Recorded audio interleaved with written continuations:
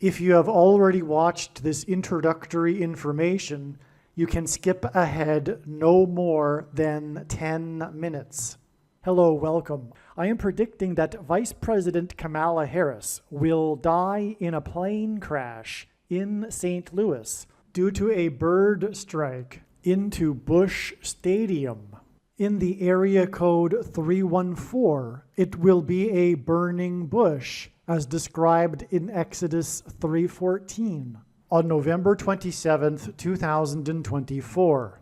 She will be replaced by Michelle Obama, and then Barack Obama will replace Michelle. I am predicting that former President Jimmy Carter will die on November 4th, and that his prophetic funeral, in which Trump will sit next to Obama, will be on November 8th. It is predicted that President Trump will die from a heart attack on January 1st, 2025. It is also predicted that Trump's heart attack will be triggered by a directed energy weapon that will target Trump through Bluetooth technology. The components inside the pointy thing that Trump took will facilitate this, and it is believed that when Barack Obama is sitting next to Trump at Jimmy Carter's funeral, Obama will obtain Trump's Bluetooth MAC address, which will be used to target Trump with a directed energy weapon.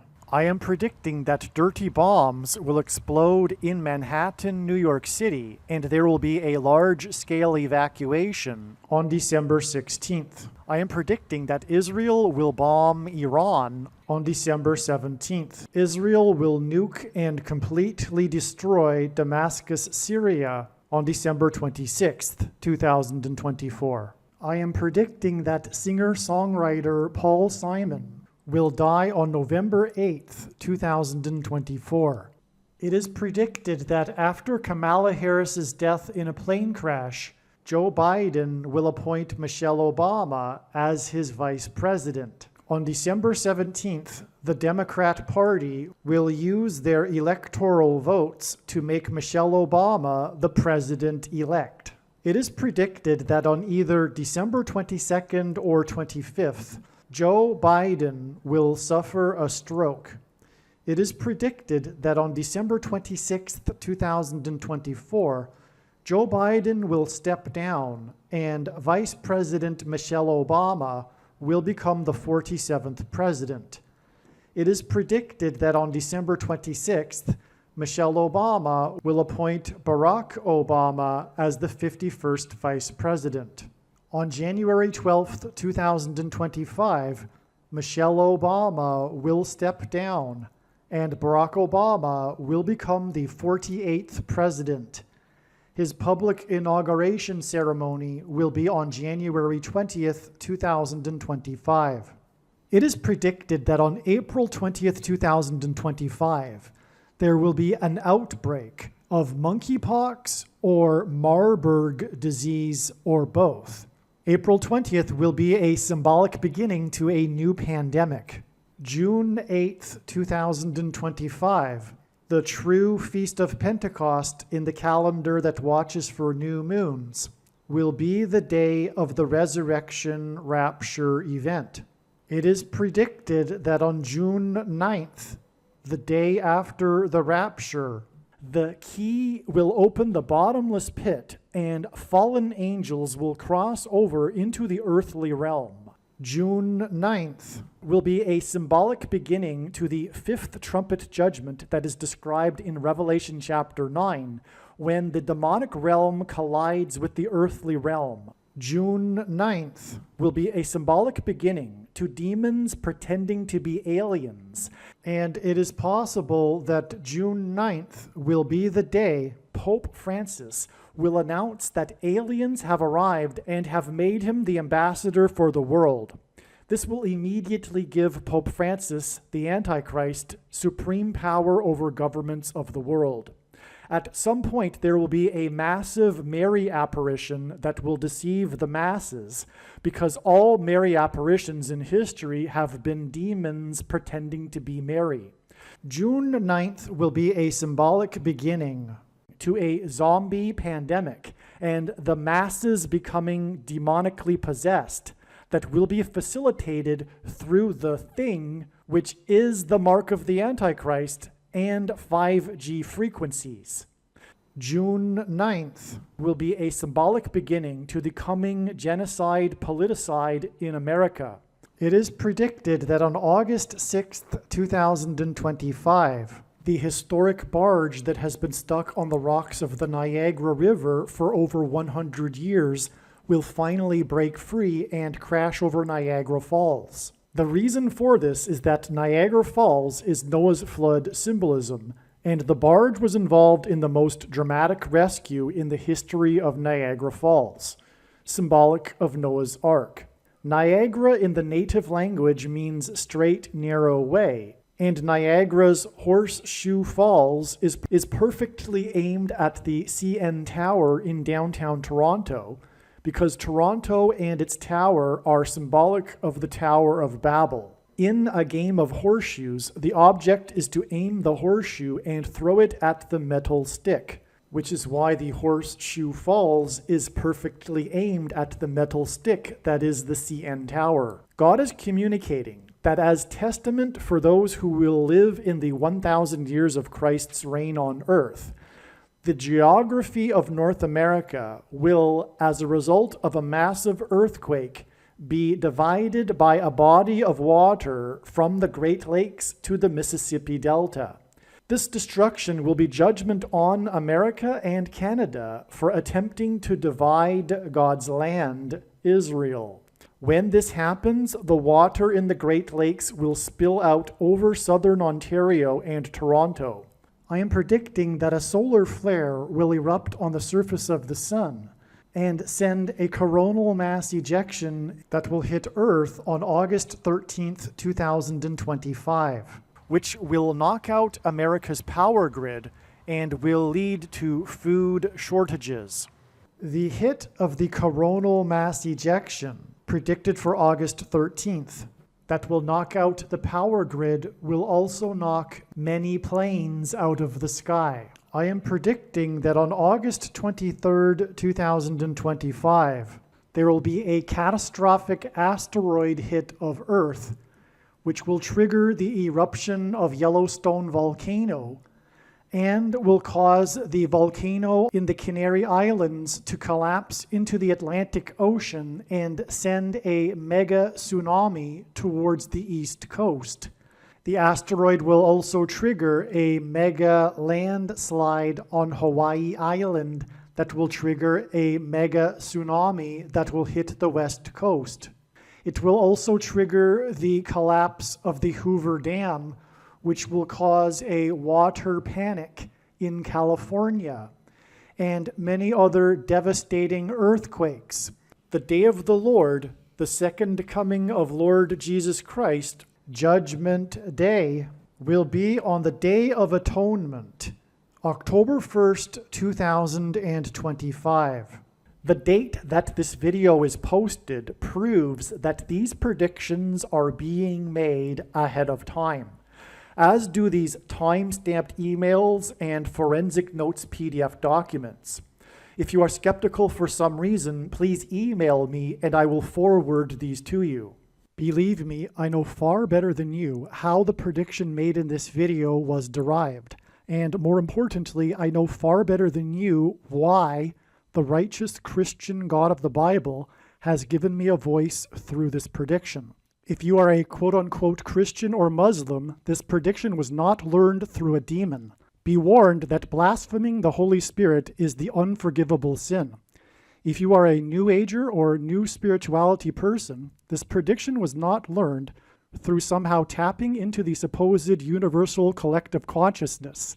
If you are a conspiracy theorist, this prediction was not learned through figuring out a supposed code that the Illuminati and Satanists are using. This prediction was learned through the Bible and through watching carefully the Lord's prophetic signs, which Jesus commanded all Christians to do. Besides proving that Jesus Christ is the Lord, the reason why God has given me a voice through this prediction is to prove that the controversial things that I am saying in the videos on this channel are the truth. Therefore, a wise person will want to watch all of the videos on this channel. What I will also do is create a video or two that summarizes some of the controversial things that the Lord will prove to be true when the prediction being made in this video comes to pass. I will leave links to these must-watch videos in the description box below this video. Again, the purpose of this prediction, that is from God, is to prove these things that I will talk about. And therefore, it would be foolish to not watch the videos that I will leave links for in the description box below this video. If you have already watched this essential introductory information in another video, you can skip ahead to the 3-hour and 33-minute mark. The information in this video is showing how God was pointing to the date July 1st in regards to the predicted death of James Earl Carter, former President Jimmy Carter. The prediction being made in this video that James Earl Carter or Jimmy Carter would die on July 1st is 100% correct. The information in this video is valid. God was pointing overwhelmingly to July 1st, 2024 with Jimmy Carter connections. Not only is the information in these videos that predicted July 1st valid, it is extremely important and must be watched. Through the connections God used to point to July 1st, God told important stories and revealed essential knowledge. These videos must be watched. July 1st ended up being a step in the trail of signs that is 10 days before Carter's predicted funeral at the National Cathedral on July 11th, 2024. All right, this email here that I'm reading was originally composed the day after July 1st, and God was also pointing to July 6th, and therefore the signs that revealed adding 10 days to July 1st was believed that it was because that would be the day of the funeral, and that July 6th would be the date of Jimmy Carter's death. It turns out that we received amazing prophetic signs on July 6th as well that confirmed all of the analysis for Jimmy Carter, and this will be explained in another video, so make sure you watch all of the Jimmy Carter videos. There will be, for example, a video dedicated to the prophetic signs that God is using to point to the extremely important prophetic sign that will be the funeral. In other words, the biggest part of the signs, the theme that God is using for Jimmy Carter is involving the funeral, and I'll explain why. It has to do with the lineup of the former presidents sitting in the pew at the funeral, okay? And anyway, it is now believed that, well, the signs confirm it as well, including this 10 days. This 10 days that was for adding to July 1st was to get to the date of Jimmy Carter's death, not his funeral, okay? So this is correct, this 10 days, and I, again, will explain how we get this 10 days from the signs that occurred on July 1st. In just a minute, I'll explain that. Now, the rest of this paragraph here, I simply speak about how this movie, which was being pointed to on July 1st, this movie named How to Lose a Guy in 10 Days, believe it or not, you'll see this is a movie God pointed to, and believe it or not, if you are new to this, even this concept of God using pop culture, well, get used to it because this is how it works. God is highly involved in the world. That's the thing that surprises people. Even Christians will be shocked to learn how involved God has been throughout the years in history. All right, and that's proven with these prophetic signs, including, and again, this movie, How to Lose a Guy in 10 Days. It's a movie about do's and don'ts, which is a hint at the 10 commandments. All right, this will be explained. Well, anyway, again, so we received the sign this movie, it hinted at adding 10 days. We get July 11th. There's far more confirmation than only that. All right, and that's the rest of this paragraph, and I'll just continue on here. All right, so what you just heard was recorded prior to July 11th. July 11th also ended up being another amazing step in the trail of signs leading to the death of Jimmy Carter. In other words, the signs that occurred on July 11th related to all of the analysis for Jimmy Carter. They were, in other words, signs related to the coming death of Jimmy Carter. The sign we received on this day, one of them was the death of Shelley Duvall, who is most remembered for her portrayal of Wendy in the movie The Shining with her co-star Jack Nicholson, which is amazing because on July 1st, 10 days earlier, was the death of Robert Towne, and Robert Towne famously won the Academy Award for Best Screenplay for the movie Chinatown, starring Jack Nicholson, which, as I'm about to explain, is how we get to the movie How to Lose a Guy in 10 Days. In other words, this wasn't expected in advance, but the 10-day interval that I just said God was pointing to between July 1st and July 11th both end up being signs involving movies starring Jack Nicholson.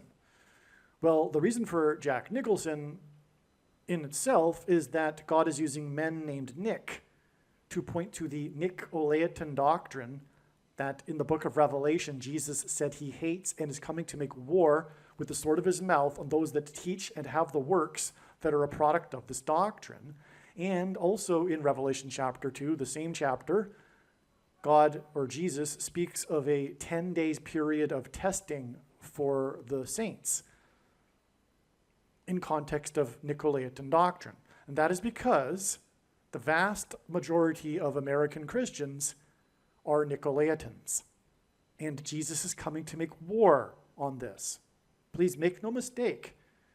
I know far better than you the reason for the purpose of this prediction that is from God for the death of Jimmy Carter. I know what is going on.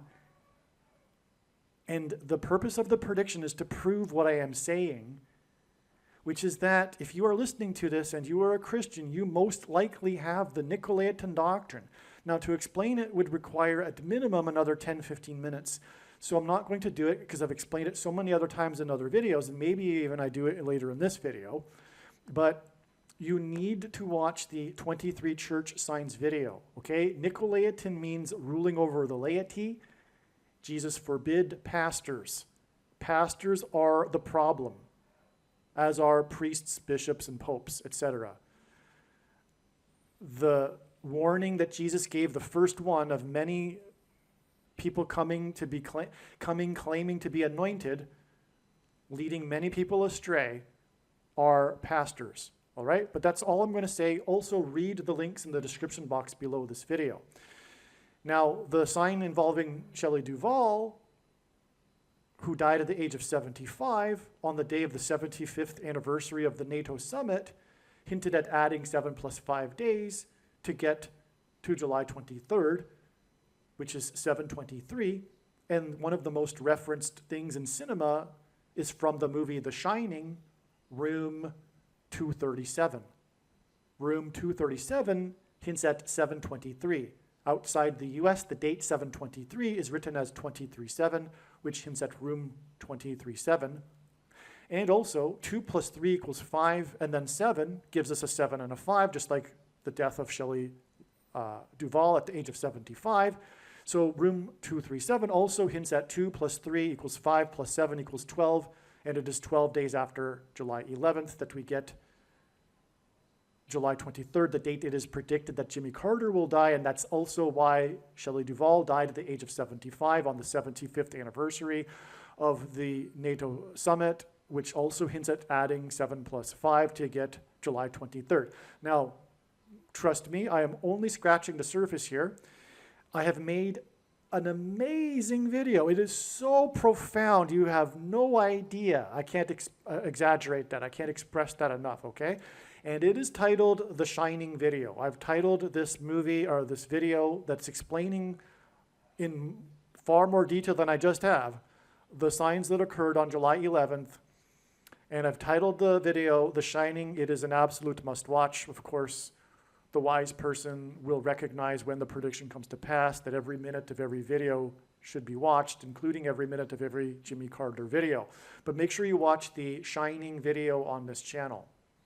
And by the way, the reason why every minute of every video should be watched is because it is through these trails of signs and these stories that God is telling through the connections of his prophetic signs that God is revealing very extremely important knowledge, information that everyone needs to know. All right, I am now recording this after July 23rd. Today is July 29th, and the prophetic signs that were expected in advance of July 23rd confirmed all of the analysis. Again, God was pointing to July 23rd in regards to the coming prophetic death of James Earl Carter, Jimmy Carter. Both James Earl Jones and Jimmy Carter are, by the way, in God's signs, king symbolism, which is why the sign we received on July 23rd involved the King of Hollywood. This is a nickname for Clint Eastwood. He also goes by the King of Western movie genre, the King of Western, the King of Hollywood, Clint Eastwood. We had more movie signs, and so much was opened up. God showed so much amazing information and revealed it through the signs that occurred on July 23rd, that another separate video will be made, and it'll be titled The Unforgiven Video. There'll be a thumbnail with a picture of Clint Eastwood on it, and it'll be titled Unforgiven. This is the movie in which Clint Eastwood directed and starred in and won many Academy Awards. And of course, the name Unforgiven is a prophetic hint at God's judgment for America and it being unforgiven, having not repented. Clint Eastwood is known for saying in a published interview that Barack Obama was the biggest hoax on America in American history. Obama is the biggest hoax on America in history. And he said this right after, just a week after, his famous speech he delivered at the Republican National Convention, in which he spontaneously pretended to be interviewing Barack Obama, sitting next to him. And he was mocked in the media for this, which is why he gave this interview to his hometown, small town in California, the local newspaper, which published this interview, in which Clint Eastwood said that the biggest hoax in American history was Barack Obama.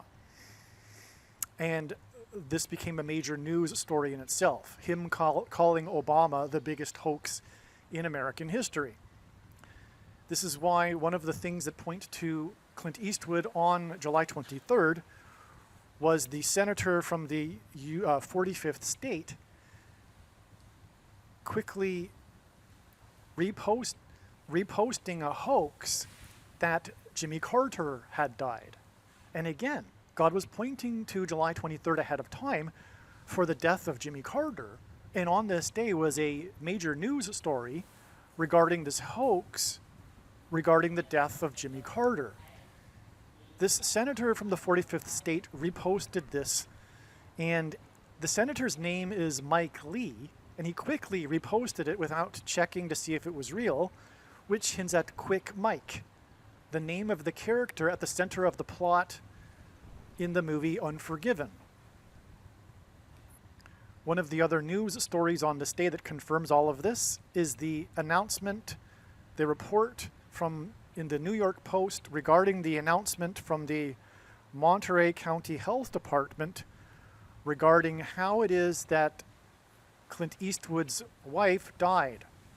I will be explaining more. I'm just going through this very superficially here. This just briefly to explain how it is that July 23rd was confirmed, the analysis was confirmed, and how it reveals adding an additional 9 days to get to the date that it is predicted that Jimmy Carter will die on August 1st.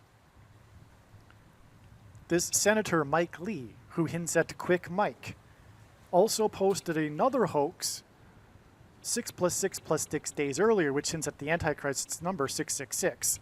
He did the same thing. He quickly reposted a hoax regarding Joe Biden's regarding a medical emergency that Joe Biden supposedly had on his Air Force One.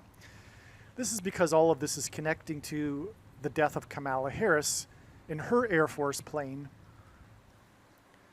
And this senator is the senator from the 45th state, and I will explain in the Unforgiving video how the 4th out of 5 Dirty Harry movies about a detective from San Francisco and Kamala Harris is from San Francisco, and as in Dirty Harry, the detective in the Dirty Harry movies in San Francisco.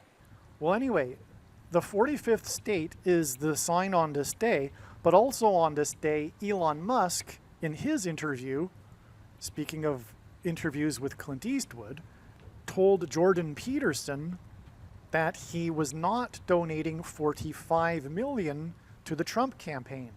And Trump is the 45th president. Jordan Peterson hints at Michael Jordan, who also wore jersey number 45, in addition to his jersey number 23, which is the jersey number that Barack Obama, the basketball president, wore in high school. Michael Jordan also wore jersey number 9 when he played for the U.S. Olympic Dream Team, in which the team outscored their opponents by an average of 44 points, which hints at the 44th president, skipping the 45th presidency. And the number 45 is the 9th triangular number. In the Unforgiven video, I will explain how the news of Clint Eastwood's wife and his death points to the death of his former girlfriend and wife, Sandra Locke, who starred with him, Clint Eastwood, in the only Clint Eastwood directed Dirty Harry movie, the fourth of the 5 Dirty Harry movies, which also hints at the number 45. And again, 45 is the 9th triangular number. And this is why it is 9 days from these signs on July 23rd to the date it is predicted that Jimmy Carter will die on August 1st. The 4th of the 5th Dirty Harry movies made $150,000.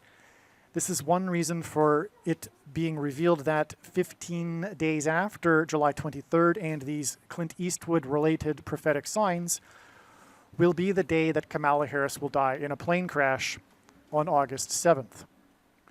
The reason why this all points to Sandra Locke, the former girlfriend and wife of Clint Eastwood, is that throughout her entire career and for her entire public life after her public,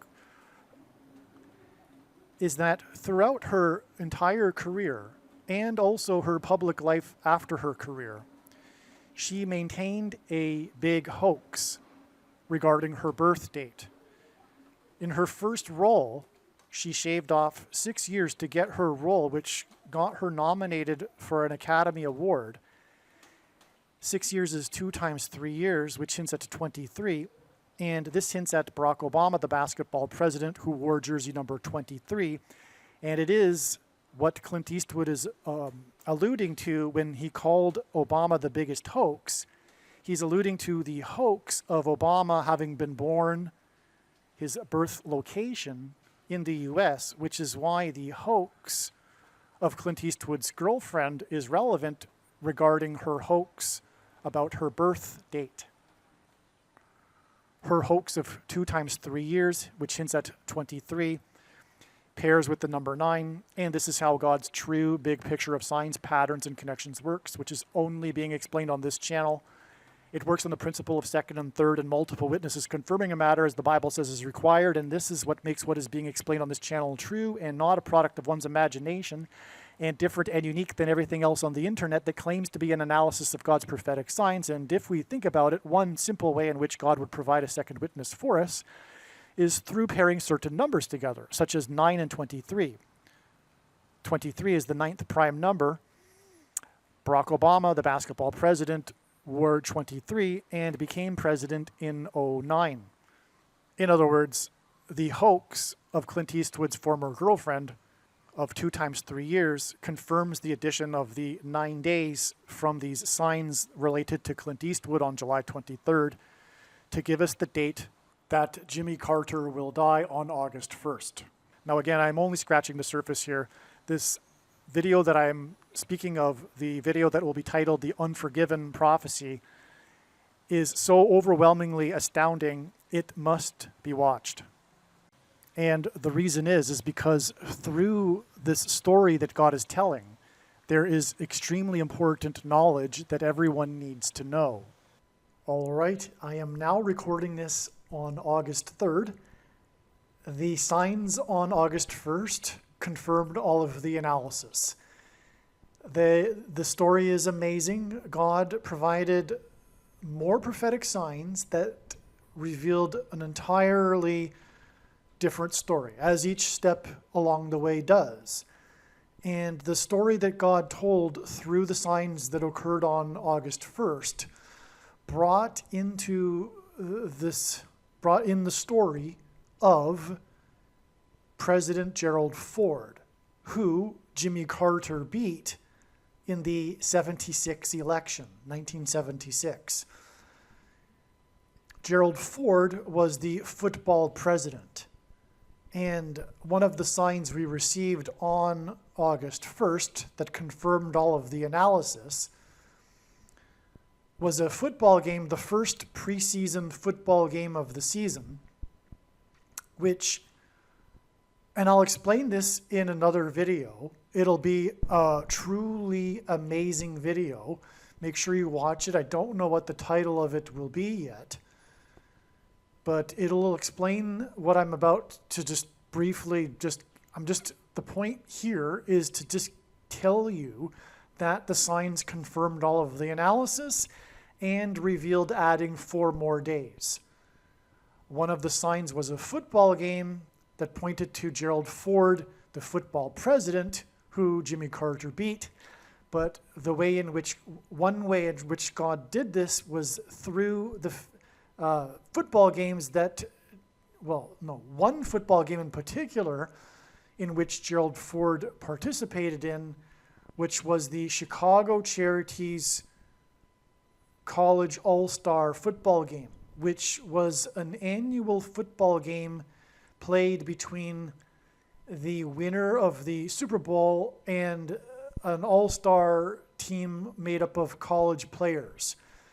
That ended in 76, the year that Gerald Ford was beaten by Jimmy Carter in the election. That was the last year of this annual tradition.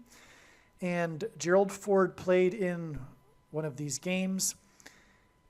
That game was against Chicago. It's also titled the Chicago Charities football game because it was played annually in Chicago, but it wasn't always involving the Chicago Bears.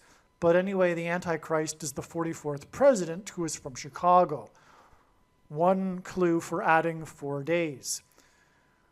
Also, the football game score, the one that occurred on August 1st, 2024, had a point difference of 4 points. The score which confirmed adding 4 days to get August 5th, the date it is now predicted that Jimmy Carter will die. The score was 21-17, and 21 hints at 3. The 17 hints at 8, which together hint at 38. Gerald Ford was the 38th president. Okay, also, the sports media story of this game regarding this first football game of the season was about how there is a new rule for kickoffs which is symbolic or hinting at the kickoff, if you will, of the end times and the destruction of America. And that is what Jimmy Carter symbolizes, which is explained in these videos. I have, importantly, well, let me see. Yes, extremely importantly, the Jimmy Carter funeral video. All of the videos that are making the prediction for Jimmy Carter's death should be watched, and the wise person will recognize this when the prediction comes to pass. But the funeral video is, unlike the other videos, it's the only one that's really talking about the prophetic signs pointing or regarding the funeral, which will be a massive prophetic sign. Anyway, Jimmy Carter is symbolic of Methuselah, and the name Methuselah means when he dies, destruction. Methuselah died in the Bible at the time of the flood, when it began. Methuselah was Noah's grandfather. Okay, so anyway, that's what is hinted at with the kickoff, but it's also hinting at the kickoff event of the demons pretending to be aliens, and Jimmy Carter is the UFO president. That's explained in other videos. Okay, so the thing about the new rule for the kickoffs in the NFL, and the reason why they made the rule, changed the rule, is because kickoffs were the most dangerous play in the game when the players rush down the entire field aiming to tackle the person that catches the ball.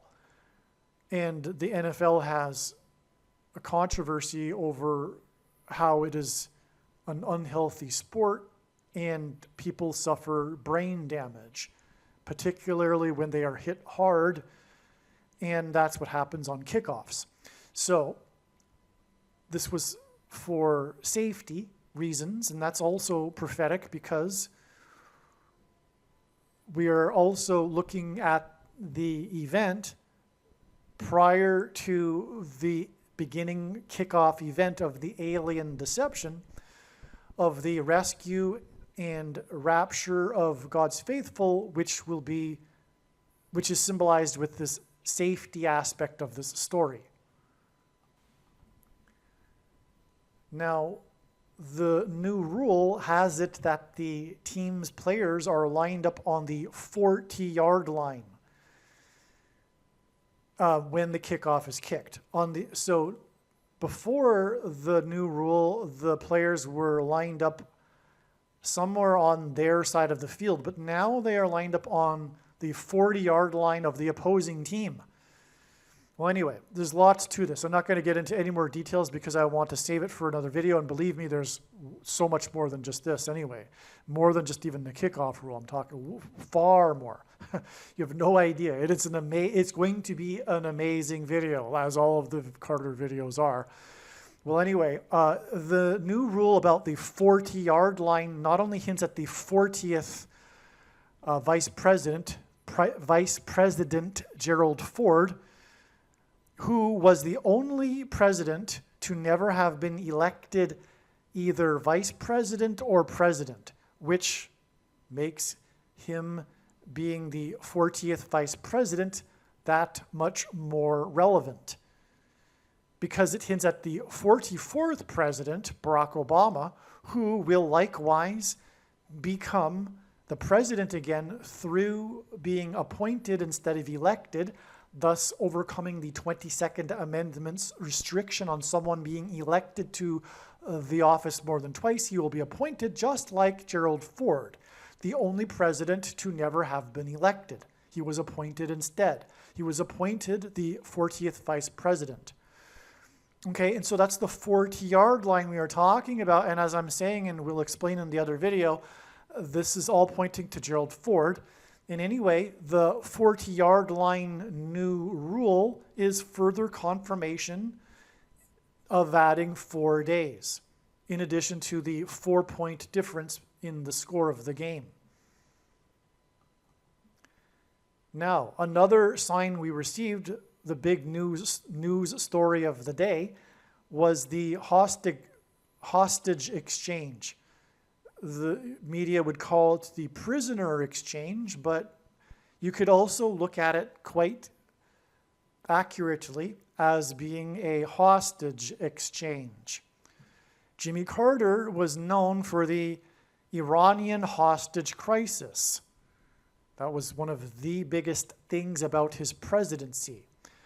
The Iranian hostage crisis, which, by the way, is an extremely prophetic sign in God's signs, and one will know this if they've watched the videos on this channel. I've talked about this in many occasions, including other Carter videos, and how it plays into God's big picture in so many different ways. But this Iranian hostage crisis is also known as the 444-day hostage crisis, because it lasted for 444 days. Furthermore, it began on the date 11/4, November 4th, which hints at 11 times 4 equals 44. Barack Obama, the Antichrist president, the 44th president, was elected on the date 11/4. Incidentally, Barack Obama, the 44th president, who was elected on the date 11/4, which hints at 11 times 4 equals 44, was elected exactly 29 years after the beginning of the 444-day hostage crisis on the date 11/4.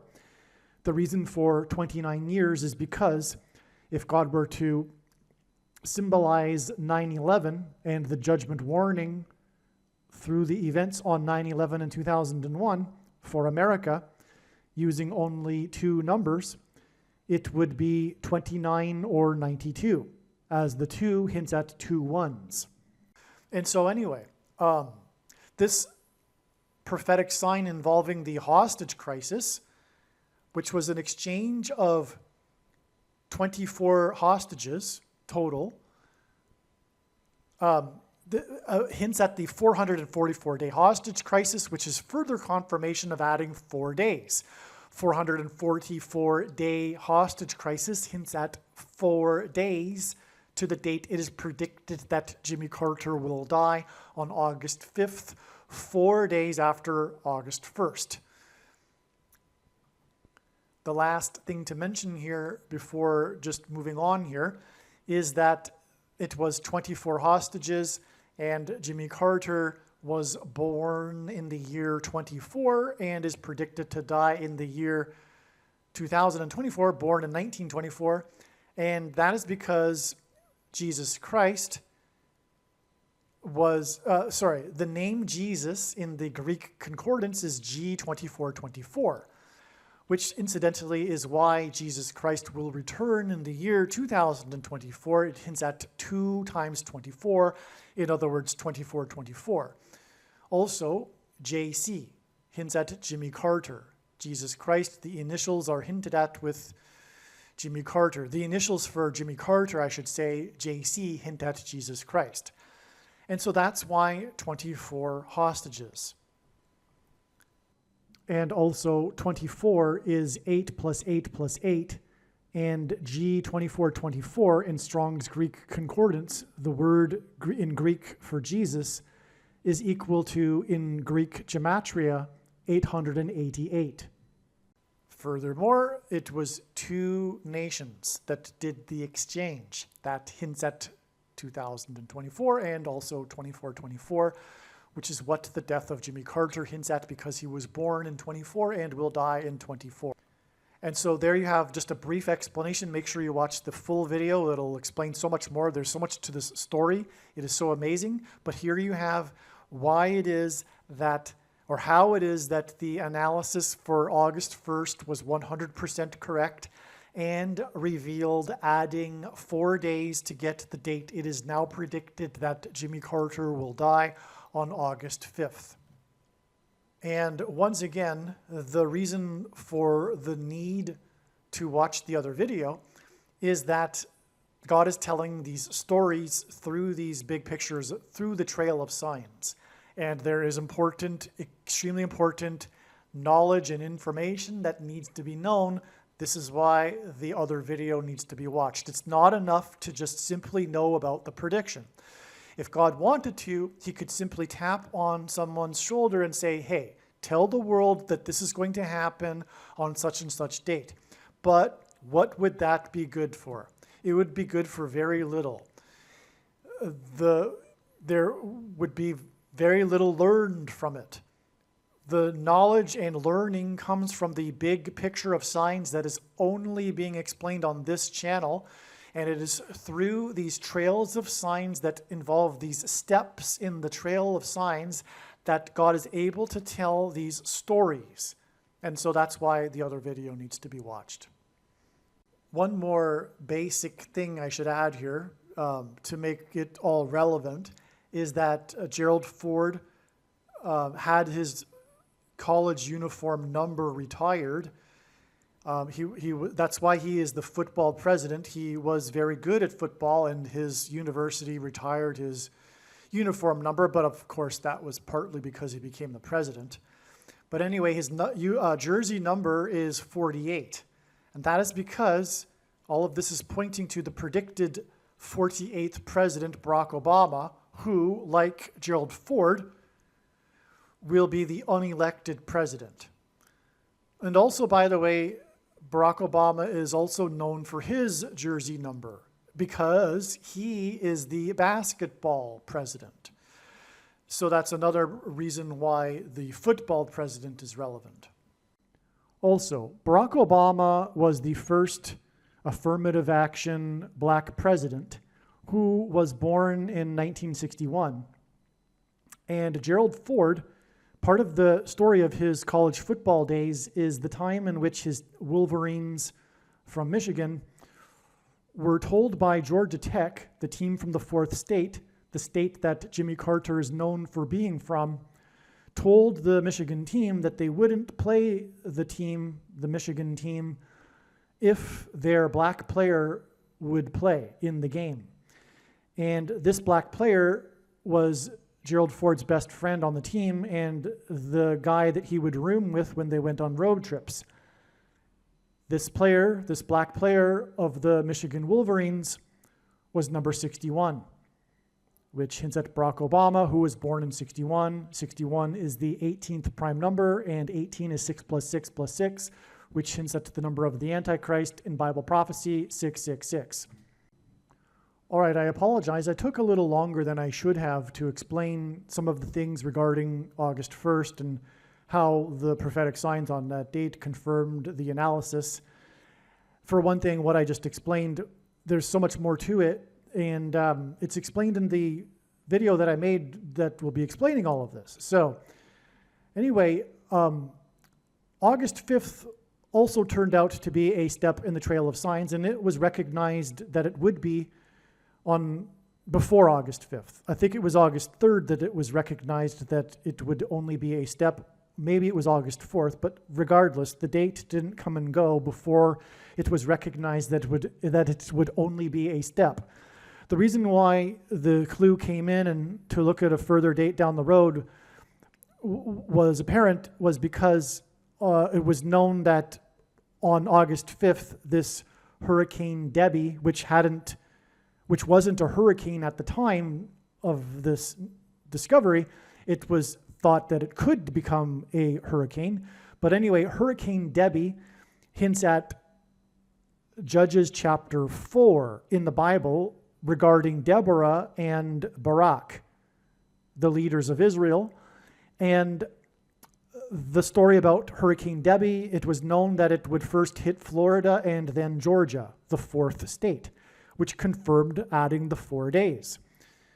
Not only that though, it hit Florida first, and Florida is the 27th state, and 27 is 3 times 9, which hints at 39 and the 39th president, who is from the fourth state.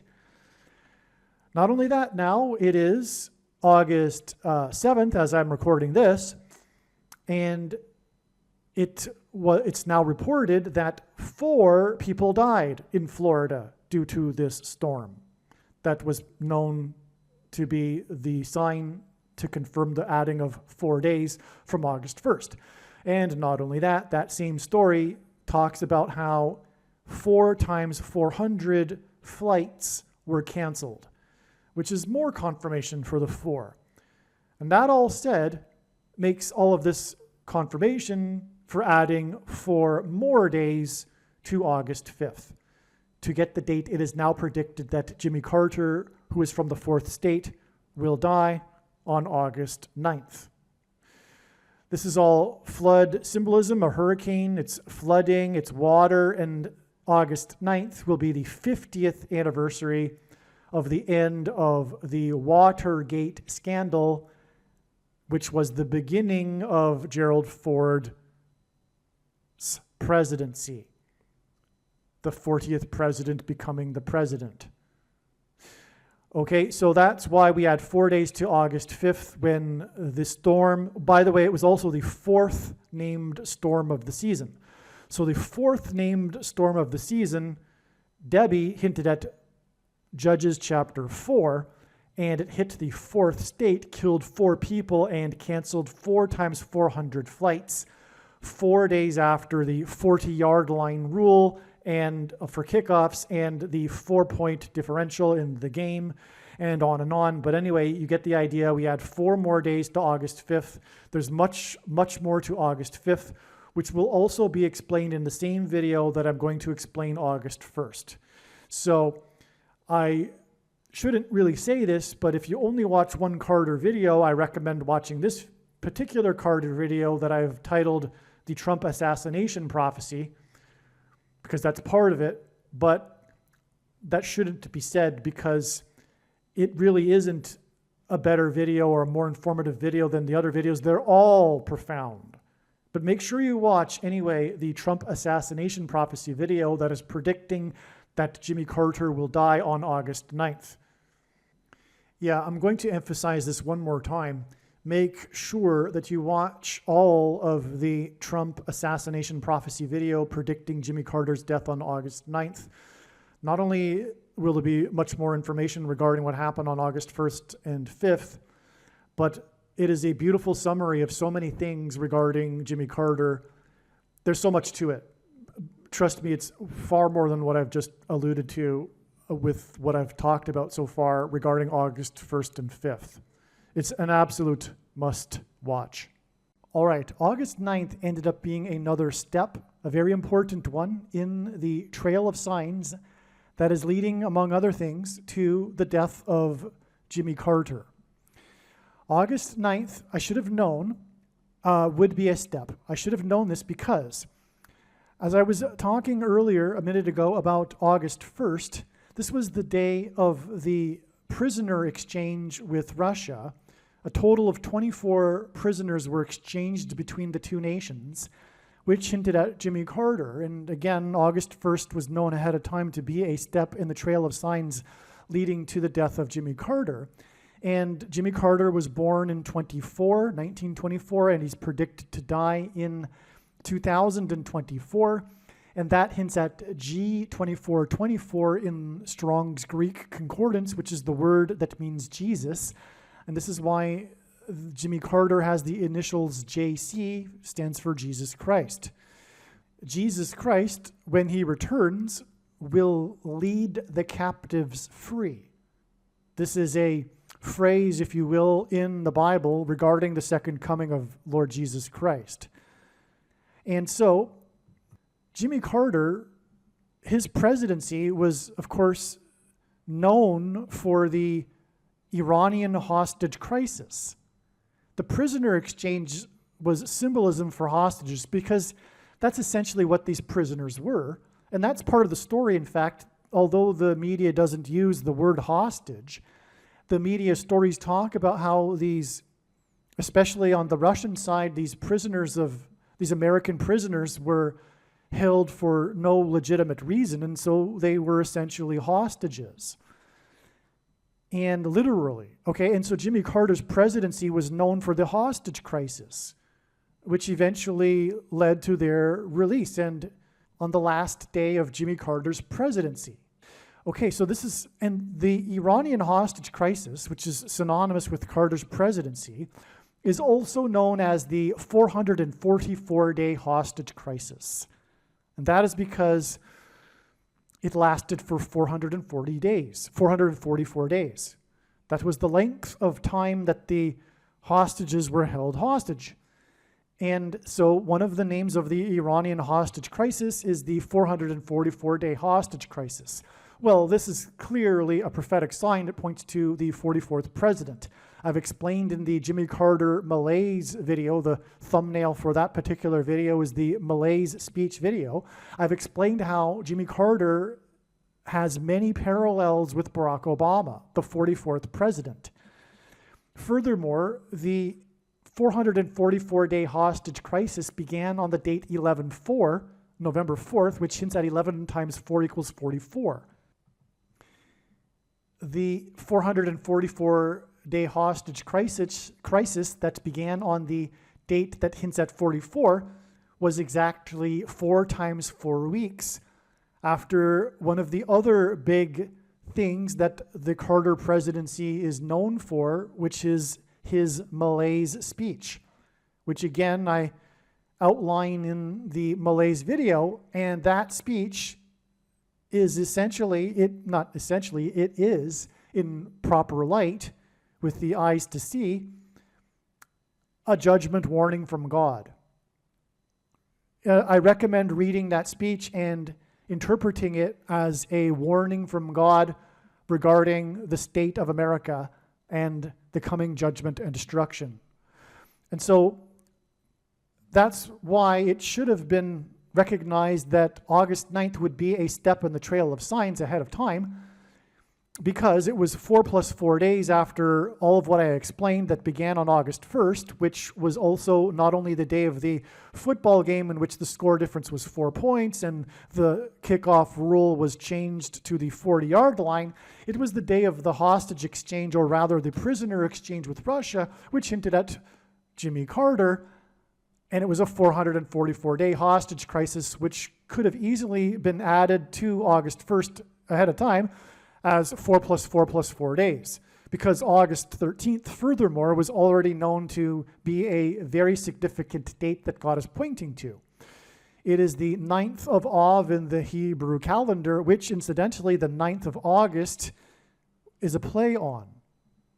And the 9th of Av is a prophetic date in the Hebrew calendar because of its association with destruction.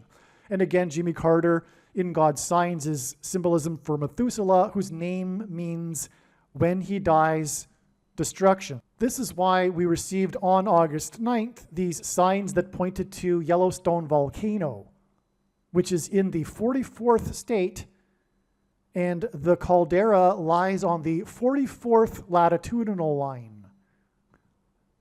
Much needs to be said about these signs that occurred on August 9th and their context regarding the coming predicted eruption of Yellowstone volcano. But this was the day that Trump's airplane made an emergency landing in Montana as it was on its way to Bozeman, which sits on top of the Yellowstone volcano plume of lava underneath. Montana is the 41st state. On this day, Kamala Harris was in the 48th state, and that is because the 48th president will be Barack Obama, the 44th president, after he replaces Kamala Harris, who is predicted to die in a plane crash, which is why the emergency landing of Trump in his plane. Now, there are so many things to say here, but I will just say this. August 13th will also be a step in the trail of signs. Although it is amazing that it is 4 + 4 + 4 days after August 1st, it is yet still another step according to the analysis and what God is pointing to and communicating.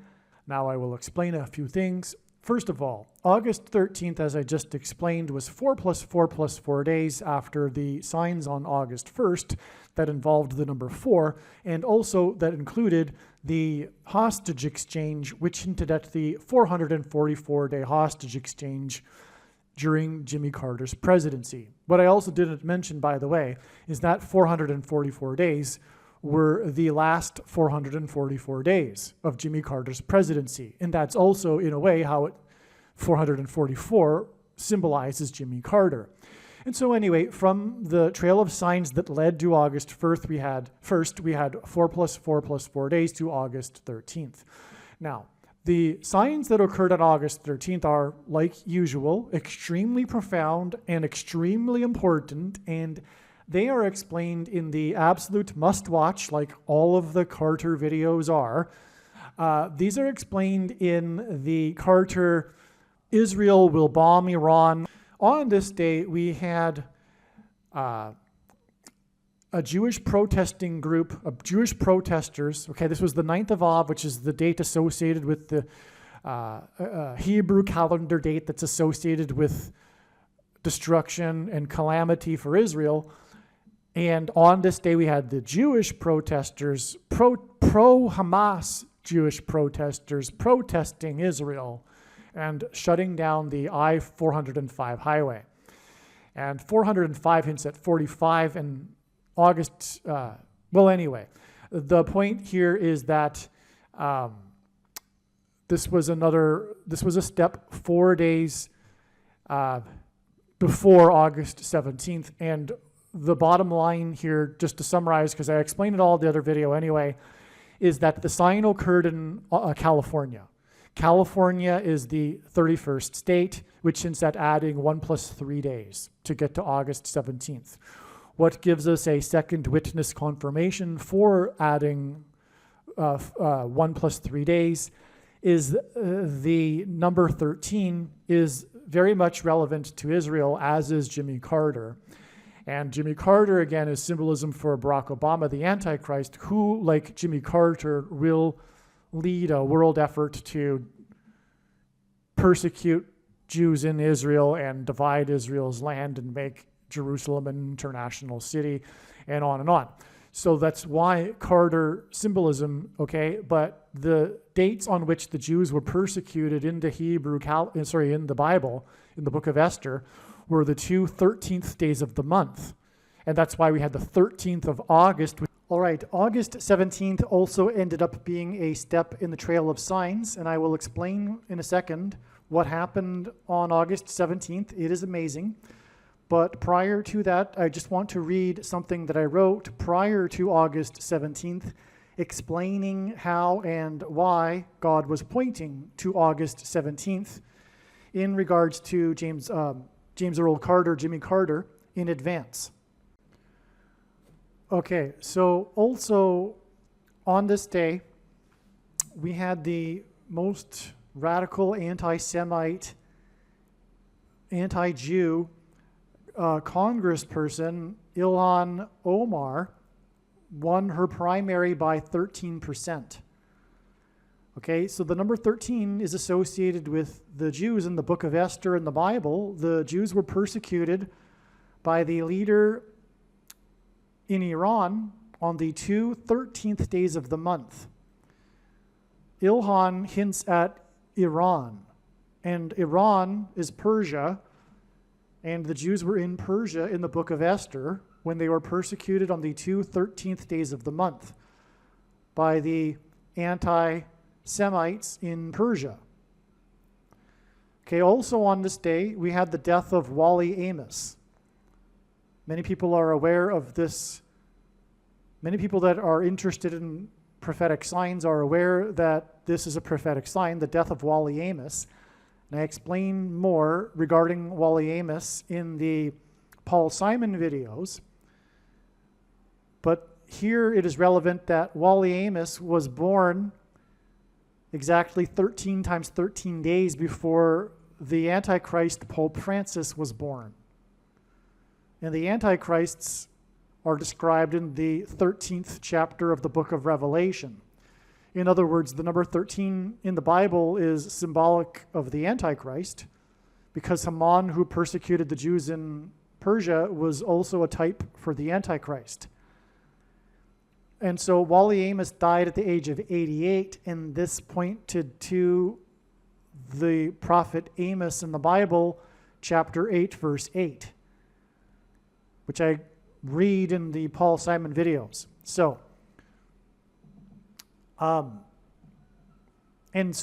again, Jimmy Carter, or James Earl Carter, is relevant to this because he is also a type for the Antichrist in persecuting the Jews in Judea, in Israel, because of the Camp David peace accords, when he pressured Israel to give back land, which was the biggest transgression against God described collectively that the nations will do in Bible prophecy in the end. So he's a foreshadow. Jimmy Carter is a type for this, as I've explained in the other videos. He is a type pointing to Barack Obama, who will do like Jimmy Carter has done, but more so. Well, so we have these 13s, in other words, okay? Again, the 13 times 13 days between Wally Amos's birth and the birth of the Antichrist. And this representative that hates Israel having won her primary by 13%. It's quite a large amount. But anyway, it's not random that it's 13%. Okay, so that's confirmation for adding the 1 plus 3 days, which also hints at 13. Okay, it occurred on the 9th of Av, this Jewish date. This is amazing. This radical anti-Semite, the symbolic anti-Semite of America, if you will, won her primary by 13%, which is a number that is symbolic of persecution of Jews, on this 9th of Av date. This 9th of Av date in the Hebrew calendar, which is this date of calamity for Jews. All of the calamities in history, the last 2,000 years, all symbolically began on the 9th of Av date. I could tell the story, but it would take a while, including the two temples. The first and second temples were destroyed on the 9th of Av. And so we have the Jewish protest, Jewish pro-Hamas, anti-Israel protesters on this date.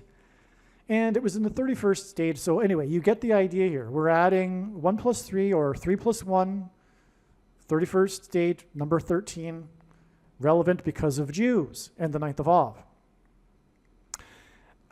That gets us to August 17th, but it also hints at 3 13s, which is 39, and Jimmy Carter was the 39th president. And so from this day, that definitely points to Jimmy Carter. And furthermore, is at the end of this trail of signs pointing to Jimmy Carter, is an easy, straightforward 39 days to the date it is predicted that the 39th president will die on September 21st. But God wasn't done. He also pointed to August 17th. And now I'm going to explain something that was written prior to August 17th that explains how August 17th is important and why God used this date in his trail of signs. So it's very important. And then I'll be right back afterwards to explain what happened on August 17th. It's amazing. And we'll continue from there. The reason that Jimmy Carter will die on August 17th is that August 17th hints at the area code 817, which is the area code for Fort Worth, Texas. Fort Worth is known for the seminary schools that churn out the nation's paid pastors that teach the heretical and Gnostic doctrines. Jimmy Carter's death on August 17th will communicate that Jimmy Carter, is a quote-unquote Christian who is not going to make it. He is symbolism for quote-unquote Christians that are not going to make it, at least not the rapture, which is the vast majority of quote-unquote Christians. Matthew 24:4-5, quote, "And Jesus answered and said unto them, Take heed that no man deceive you, for many shall come in my name, saying, I am Christ, and shall deceive many," unquote. Christ is Greek for Messiah, which is Hebrew that simply means anointed one. It does not mean Lord Jesus Christ. there are examples in the Bible of messiahs, anointed ones, that are not a reference to Lord Jesus Christ. Okay? So, and ignore the Calvinist translations, the translations that promote pastors and teachers that say the Christ. Okay? It's just anointed one. Okay? Many anointed ones will come and deceive many. There have been few people that have come claiming to be Lord Jesus Christ, and they haven't led many people astray, nor will they, because it is recognized by people that those people are in poor mental health. What has led many people astray over the centuries and continues to, and today it is more dangerous than ever to be following a pastor, is pastors, priests, reverends, and bishops and popes. Okay, so anointed is what pastors, reverends, and priests, and popes, and bishops, and popes claim to be. Jesus said in the book of Revelation that he hates the Nicolaitans and their teachings and works, and that he is coming to make war on the Nicolaitans with the sword of his mouth in the end times, which is now. Jesus' reference to Nicolaitans includes the sycophant followers of the so-called anointed ones, quote-unquote pastors. The word Nicolaitan comes from Greek and means ruling over the laity. Jesus forbid calling anyone your teacher or leader. The writings of Paul on this subject flatly contradict the writings of Jesus, Peter, and John. The question is, what are you going to make of the contradictions? Because they clearly do contradict. We have a problem here with those that believe that the Bible is inerrant. Okay? That's the issue. But if you do believe the Bible is inerrant, what are you going to make of the passages that Paul wrote that clearly contradict the other passages that Peter, John, and Jesus wrote? And I will leave a link in the description box below if you're not familiar with these passages that contradict Paul's teaching on this subject. You'll have your eyes opened. All right? Now, so Jesus forbid this. Okay? There is only one teacher and one flock, Jesus' flock. As he said, there would be one flock.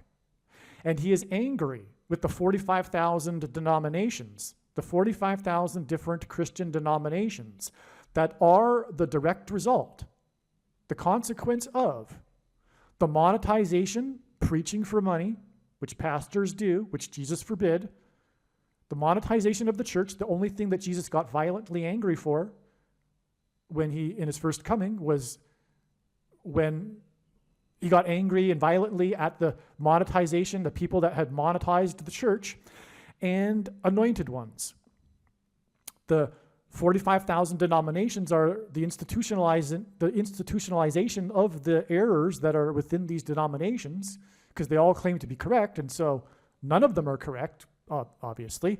And the errors that are institutionalized because of this, for the most part, would not be with us today if it weren't for the institutionalizing of these through paid pastors and,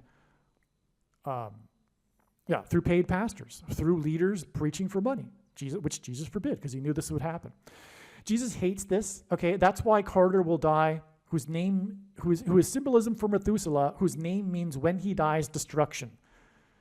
The thing is that the reason why God has given me a voice through this prediction, the reason why this channel is providing so much knowledge that other channels do not, the reason for the many predictions here, the reason why this channel knows what's happening and the other channels don't, for the most part, is because this is really the only channel that is talking about what God is really angry with. The focus of his creation is his church, and the reason for the state that America is in today is because of the church. The Nicolaitan church, the American evangelical church. It's not just evangelicals, of course, but Jesus it reproves whom he loves. And the Church of Laodicea is most definitely the American evangelical church. And it's because of the pastors and their doctrine that comes out of Fort Worth. And make no mistake, I know far better than you the reason and purpose for this prediction that Jimmy Carter will die on the date 8/17. It points to Fort Worth because God is very angry because Dallas-Fort Worth is the capital of evangelicalism. And God is coming to make, or Jesus is coming to make war with the sword of his mouth on this, on the pastor system that teaches the heretical Gnostic, and I mean that literally, and John called the Gnostics antichrists, the Gnostic doctrine, the Nicolaitan doctrine of our day. You, if you are a Christian, will know that you should, I recommend anyway, watching what would be probably the most important video on this channel for you, the 23 Church Signs video.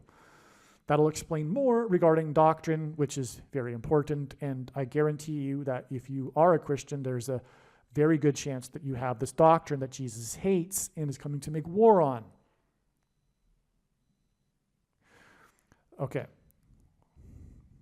Now, the 39th president is predicted to die exactly 39 weeks after his wife of 77 years died. The 39th president was inaugurated in 77.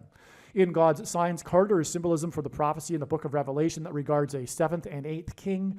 Carter is predicted to die exactly 78 weeks after he was admitted into a hospice. This connection is also 1 year, 5 months, and 30 days, which hints at 153 fish that were caught in the net in Jesus' last miracle, which was symbolism for the end of the age of fishing for men. Jimmy Carter was born in 24, and he is predicted to die in 24. G2424 in Strong's Greek Concordance is the word that for Jesus. Jimmy Carter's initials, JC, hints at Jesus Christ. Jimmy Carter is predicted to die in 24 plus 24 days, in other words, 2 days, after news regarding arrests made related to the death of Matthew Perry. This was August 15th, okay? So I explained how the Trail of Signs led to August 15th. Now I'm explaining what happened on August 15th. This is amazing, okay? Now, what I'm saying is that there was news on August 15th regarding the death of Matthew Perry. It was the arrests that were made. Perry died after playing pickleball. Pickles are food. The Antichrist will ration food. That's why God is alluding to food here.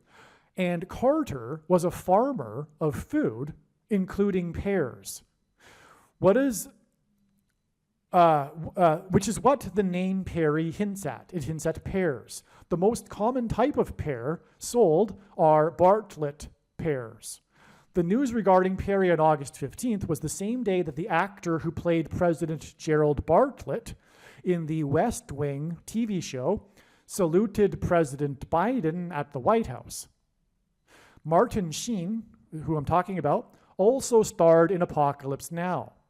And August 15th was the 45th anniversary of this movie that cost $45 million to make, and that's one of the reasons how August 15th was recognized way back in March as being the day. In fact, it was for a while believed to be the day of the rapture because of the overwhelming amount of profound connections, including this one, Apocalypse Now, which hints at the apocalypse, of course, beginning now. But it was just another step for God to tell a story through, which is the purpose of this channel and this video, and the reason why God has given me a voice through this prediction, because otherwise you will not know or learn about these stories that God has been telling through these steps in the trails of signs, which is what August 15th was, another step. As amazing as that was, because it was so convincing that it would be the day, but there needed to be more profound stories to be told. Okay. The news about Perry regards the things, okay, the things of ketamine. I'm going to use the word thing in lieu of the word that should be word used, but you know what I'm talking about, okay? How does ketamine get into a person? It's put into a person with a thing, okay? It's a thing. Okay, so the news about Perry regards the things of ketamine that were thinged, put into him, into his blood. Sheen's famous and iconic scene in the movie Apocalypse Now was unscripted when, during filming, he accidentally cut his hand, breaking a mirror. Following cutting his hand, he continued acting and improvised the scene with his bloody hand, spreading the real blood around his body and the hotel room. In the scene, Sheen's character is trapped and waiting inside a hotel room. Apocalypse Now was released in 1979, the year during the Carter administration, in which began the Iranian hostage crisis of trapped Americans waiting in their rooms for their release. Apocalypse Now was released exactly 9 times 9 days before the 444-day hostage crisis, and to confirm his signs and connections, God pairs the numbers 9 and 44 together as the 44th president became the president in 2009. And again, that's the reason why the last 444 days were the Iranian hostage crisis, is because it points to the 44th president, Antichrist. Oh, and also Persia hints at the Antichrist, which is Iran, because of the story in the Bible. And so that's further confirmation that the Iranian hostage crisis that was 444 days long pointed to the 44th president, Antichrist. Okay, now where was I?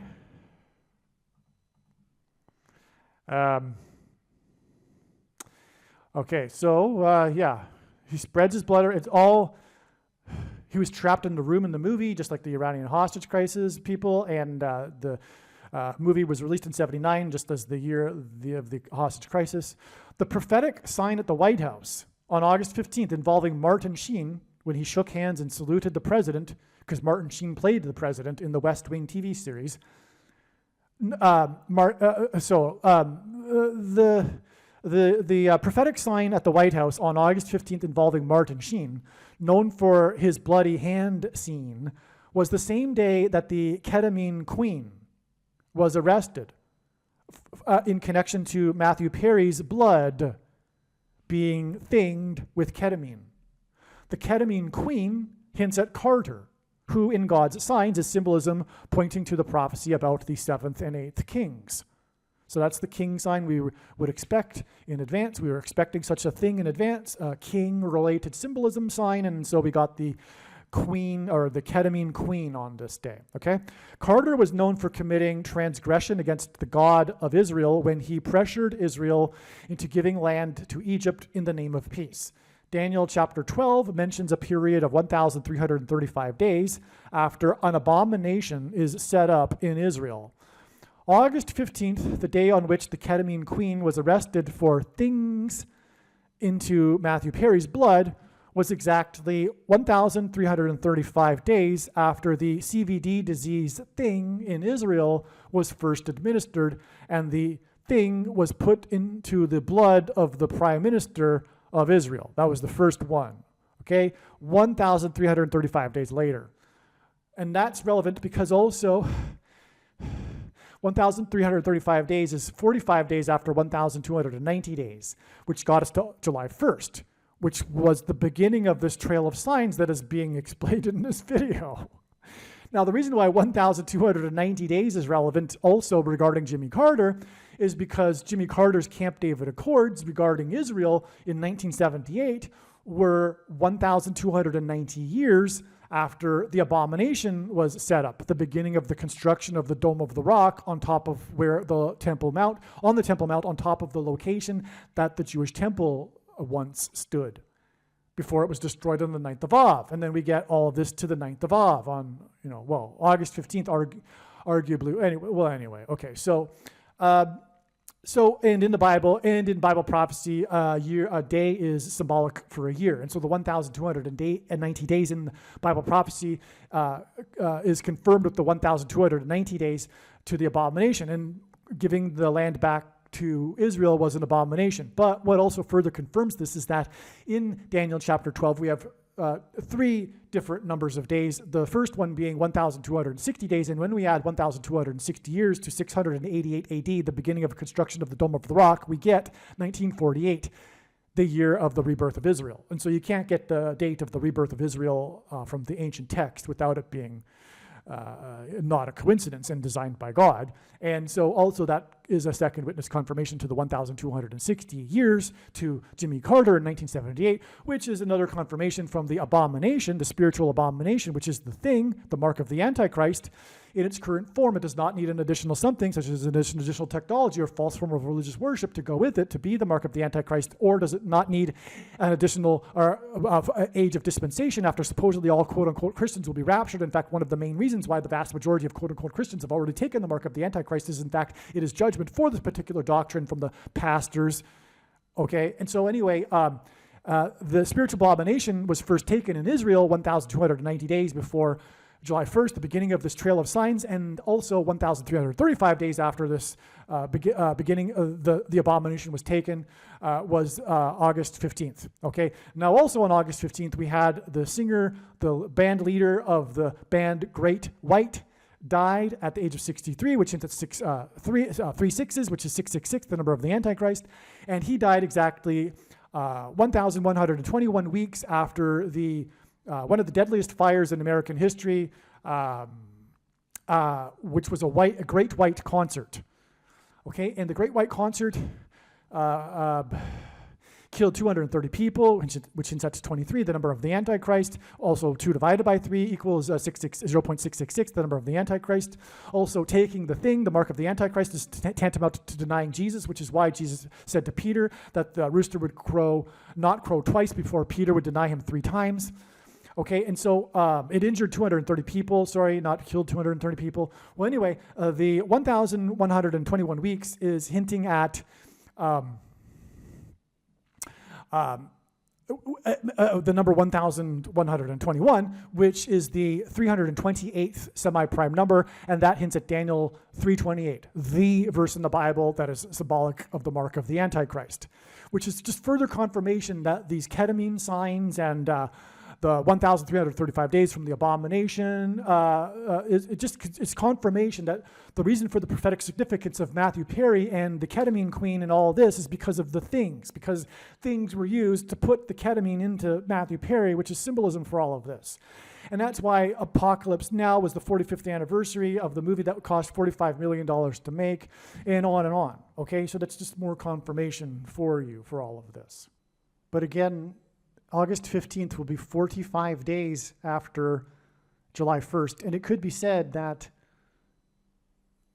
all of this trail of signs that is leading from July 1st that have gone through here, it could have all been overpassed with the connection of 1,335 days from the date in 2020 in which the spiritual abomination was first taken in Israel. We didn't necessarily need to go through the 1,260 days, and then we could have just gone even then from there to July 1st, and then 45 days to the 45th anniversary of the Apocalypse Now movie, etc., because of the 45 difference of days between the 1,290 days and the 1,335 days. But there's so much to this, and obviously that wasn't God's plan because of all of the amazing, very extremely important information that came through God telling these stories that were able to be told through these steps in the trail of signs. In other words, there's so much information, as you may know by now, regarding Jimmy Carter that came through this last 45 days. And that wouldn't have been possible had it not been for these intermediary steps, although, as I'm now explaining, weren't even necessary, including even July 1st for that matter, because we could have simply added 1,335 days from December 19th, 2020 to get August 15th, and that would be the end of the story. But that would be tantamount equivalent to God tapping someone on the shoulder and saying, tell the world that such and such is going to happen on such and such date. But what good would that be? That would be essentially worthless. It is through his big picture of signs that develops these trails of signs and steps along the way that God is able to tell these stories and thereby communicate extremely important knowledge that everyone needs to know. Which is why the wise person will recognize when the prediction comes to pass that they need to watch every minute of every Jimmy Carter video and every video on this channel furthermore. All right, now these signs that clearly point to Jimmy Carter, as I've explained now, Martin Sheen, Bartlett Pear, Matthew Perry. By the way, Jimmy Carter's name, Jimmy Carter, is equal to 45 plus 45 plus 45 in simple English gematria. And this was the 45th anniversary of the movie that cost $45 million to make. So it's clearly Jimmy Carter here, queen of ketamine, etc. Okay. Now, Jimmy Carter, as I explained, mentioned that he will die in 24. He was born in 24, which hints at G2424. August 15th will be 24 plus 24 hours before the date it is predicted that Jimmy Carter will die on August 17th. All right. So what happened on August 17th? Well, first of all, we already have in this trail of signs regarding Jimmy Carter a prophetic kick, which was the new rule for the kickoffs from the 40-yard line, as was explained earlier. On this August 17th date, we had exactly the sign that we would expect to have. We had a sign involving Dallas.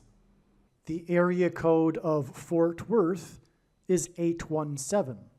Which is why this sign occurred on the date 8/17, because the area code of Fort Worth is 817. Dallas is part of the Dallas-Fort Worth metro area. Fort Worth is part of the Dallas-Fort Worth metro area. And so we had a Dallas Cowboys sign, and it was a kick. It was a field goal.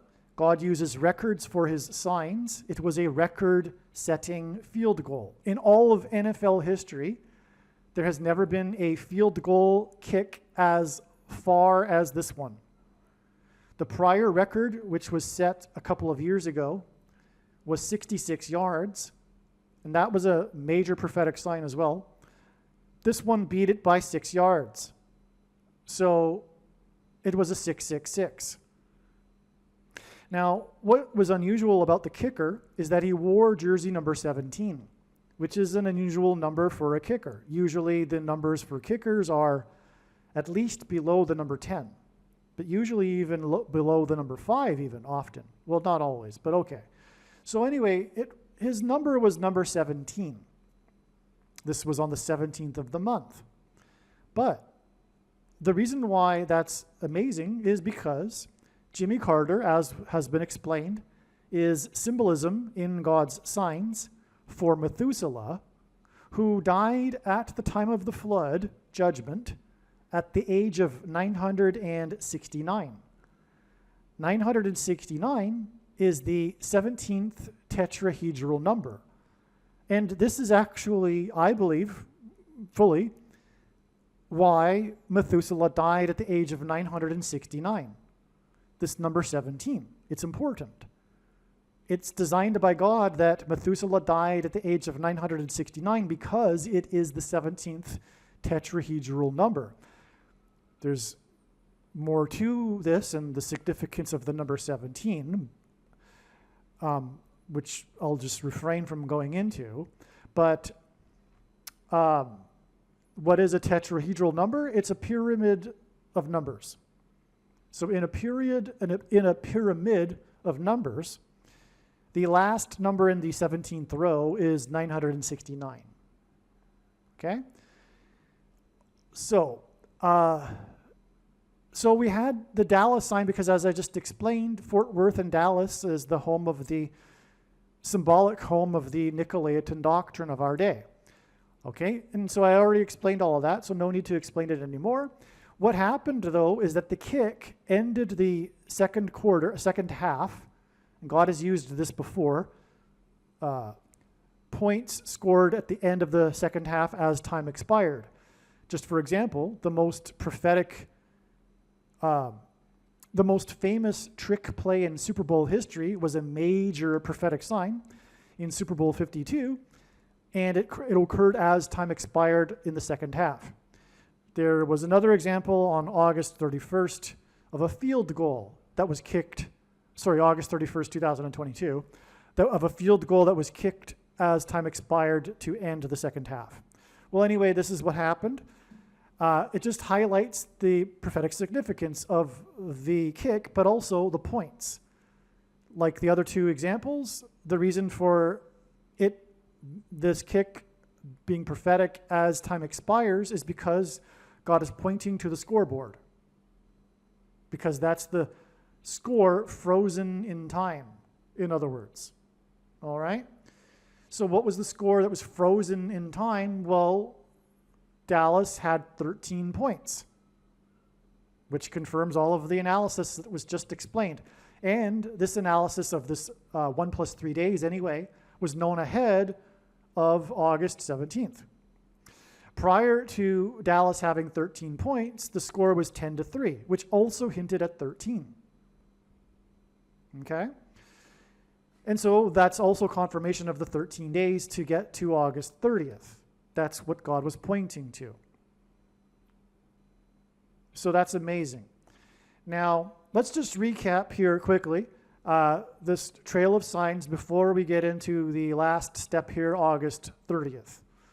So this video begins with, and it hasn't been fully explained yet because as you have seen, I kept getting interrupted. In other words, I explained what happened on July 1st, but then as I was getting into it, I had to interrupt and say, well, you know, it was just a step, and we had it point to July 11th and then July 23rd. And so eventually we're going to actually explain the rest of what happened on July 1st, and it's very, very important. But anyway, on July 1st, we had the Supreme Court justice that was appointed by the Antichrist Barack Obama say that after the ruling of the Supreme Court that America now had a king, because the Supreme Court ruled that the president is immune from prosecution while conducting his presidential duties. Okay, and also Joe Biden gave a speech to the same effect, saying that America was founded on not having a king, or something to that effect. He also used the word king. And again, Jimmy Carter is king symbolism in God's signs. Okay? He's pointing to the prophecy of the 5th through 8th kings, and that's a parallel with the presidents of 7 and 8 presidents since Jimmy Carter, who was inaugurated in 77, and the prophecy is about a 7th king, and on and on, as I will explain. Now, this was also the day of the death of Robert Towne, who produced a movie named How to Lose a Guy in 10 Days, and I'll explain why that's relevant, but that gave us the 10 days to the death of Shelley Duvall, if you recall. Her death pointed to The Shining, which was written by Stephen King, and this is an amazing video that you must watch. It also hinted at Room 237. So amazing. Make sure you watch the Shining video. It's absolutely amazing. You need to watch it. And anyway, that hinted at adding 2 plus 3 plus 7 days to get us to July 23rd, which was the day of the Clint Eastwood signs, which I explained in another video as well. And it included an Elon Musk sign and 45 million donated to the 45th president's campaign. 45 is the 9th triangular number. Through the signs here, God pointed to the 4th of the 5 Clint Eastwood Dirty Harry movies, which are pointing to the dirty Kamala Harris, who got her start in politics through being a whore. It's widely known, and that's not a conspiracy theory. And also, we had the sign involving Senator Mike Lee, who fell prey to a hoax and posted quickly. That's because of the character in Clint Eastwood's movie, Unforgiven, Quick Mike. Okay, but also Clint Eastwood said that Barack Obama was the biggest hoax in American history. He said this. It became a viral news story because he said it at the Republican National Convention in 2012. It's a big deal. So there's so much more to this. Make sure you watch the Clint Eastwood movie. It's extremely important as well. Anyway, again, 45 is the 9th prime number, triangular number in a triangle of numbers. The last number in the 45th row is number 9. Anyway, that's why we had 9 days, and we knew this ahead of time. And by the way, this is the case. All of these dates were predicted ahead of time. This trail of signs wasn't put together piecemeal after all of these things. This happened in live, real time. All of these dates were known. These connections were known ahead of time, and then the analysis confirmed the dates or the number of days in between these dates. Okay? So that got us to August 1st, and I explained the fours, which hinted at 4 plus 4 plus 4 days. And on the way, we had the fours here in the fourth state, 4 deaths, 4 times 400 flights, Hurricane Debbie. And anyway, we get ultimately, and also the Yellowstone signs, which Yellowstone's in the 44th state, 44th parallel line. And so we get to, as I have explained, August 13th. That gives us the 1 plus 3, and that gives us gets us to August 17th and the 13 points, which confirms the additional 13 days. By the way, this is equivalent to 17 days, and 17 again is a number that symbolizes Jimmy Carter, because Jimmy Carter is symbolism for Methuselah, or vice versa. And as I explained, Methuselah's number is 969, which is the 17th tetrahedral number. Okay, and I also explained already how the 39 days gets us to the date of Jimmy Carter. We're just going to do this one last step here. And one of the other signs on August 13th was the published scientific study regarding evidence at the historic Jamestown, symbolic of the founding of America, with God's hand on America. And James hints at James Earl Jones. So we had this report published regarding the heritage of the governor, whose name is West. I forget his first name now. Anyway, he arrived just as the colonists had abandoned the settlement. He met them at the bottom of the river. He was arriving from England. They were on their way back, and he said to them, "No, turn around. We're going to make this work." And the abandonment came after what's called the starving times. Okay, so that's very symbolic. The starving times is a prophetic sign. I recommend reading about Jamestown on Wikipedia, if anything. You can get a short idea what happened. But they were persecuted by the Native Indians. They were trapped, just like people will be trapped coming soon. In the Antichrist period, people that refuse to take the mark of the Antichrist, and they will be restricted from buying and selling food, and that's hinted at in the starving times.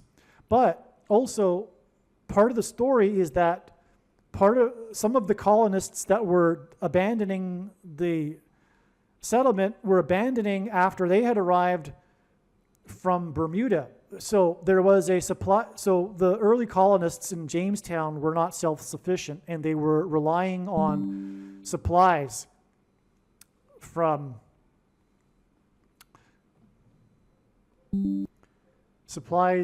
England, and the big supply flotilla encountered a hurricane, which is Noah's flood symbolism, hence the connection to Methuselah, who died at the time of the flood.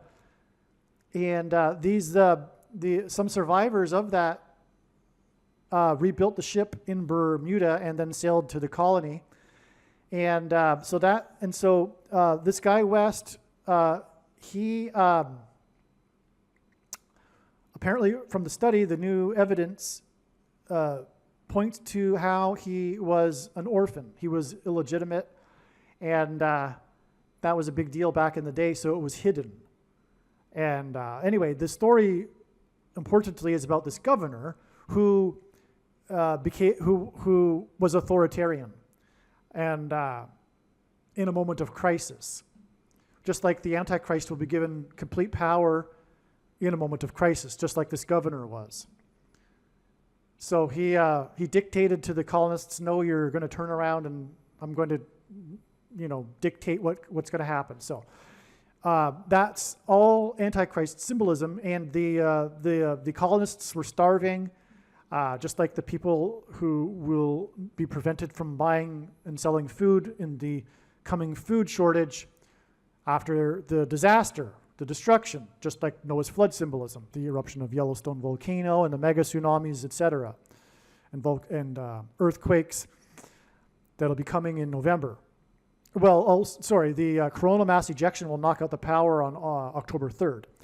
Okay, So that's that. That's why Jamestown here. Now, what happened on August 30th, which was a date we were expecting a James Earl Carter sign, was Trump, God's trumpet that he uses to trumpet and highlight prophetic signs, campaigned in Johnstown.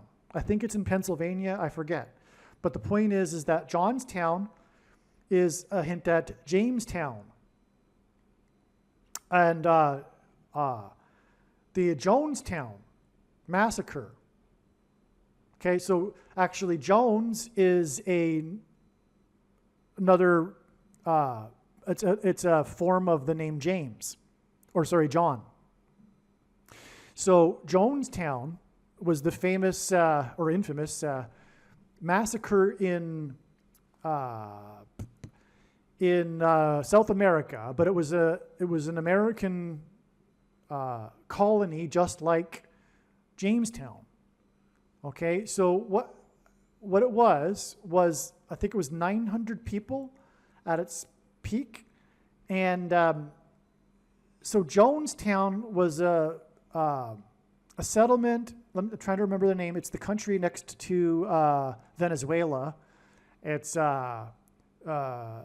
British Guinea, maybe is the name. It doesn't matter. It's a small little South American country next to Venezuela. This guy, this charismatic cult leader named Jones, Jimmy Jones. Okay, so it was in Guyana, and it was Jim Jones, the leader. He was a communist. It was a communist commune, and that is no different than a religion because, first of all, atheism is a religion, and so is communism. And so it was a cult, and the cult followers were following this guy, Jim Jones. Now, at the end, it's a very interesting story if you don't know it. At the time, and it was during Carter's presidency, and that's the point, you know what, there's lots to this, and I apologize. I just can't get it all into this video. I'm running out of time, and really, this is an hour-long video to talk about Jonestown. But anyway, the point is that it's Jimmy Carter, and I could prove that with connections, and I just forget them offhand, and I don't have time to go back into the emails to find out the connections. But it's a Jimmy Carter sign, and there was a congressman who went to Jonestown with an entourage, including journalists of the big media, and they were killed. They were shot at the airfield near the commune in a remote part of Guyana. And right after that, on the same day, Jim Jones led them in a mass suicide murder. And it was a murder also because, so they all got together in the center of the commune in an act, as they felt, of martyrdom to promote their cause of communism. And they had been practicing for this day when they might have to do a mass suicide, but it was a mass suicide murder because the people with the guns, the true believers, prevented those that perhaps didn't want to commit suicide from leaving. Okay, and so making sure that everyone either took the thing, okay, the thing that's spelled INJECTION, okay, also an NEEDLE, right? The pointy thing. This was the method in which they took the poison. It was either that or the Kool-Aid, and that's where we get the expression "drink the Kool-Aid" from. So the point here, though, is that this is all symbolism for the mark of the Antichrist, which is the thing. And when Jimmy Carter dies on this date, as I am predicting, it will prove what I am saying.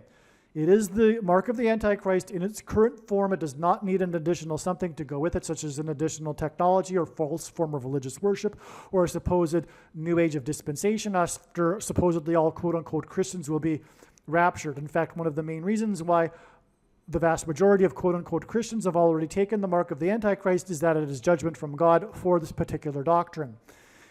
And the commonly held objections that people have based on their understanding of Bible prophecy that tells them that this couldn't be the mark of the Antichrist are answered in the must-watch snakebite video on this channel. But make no mistake, the reason why God has given me a voice through this prediction is to prove that this thing is the mark of the Antichrist, okay?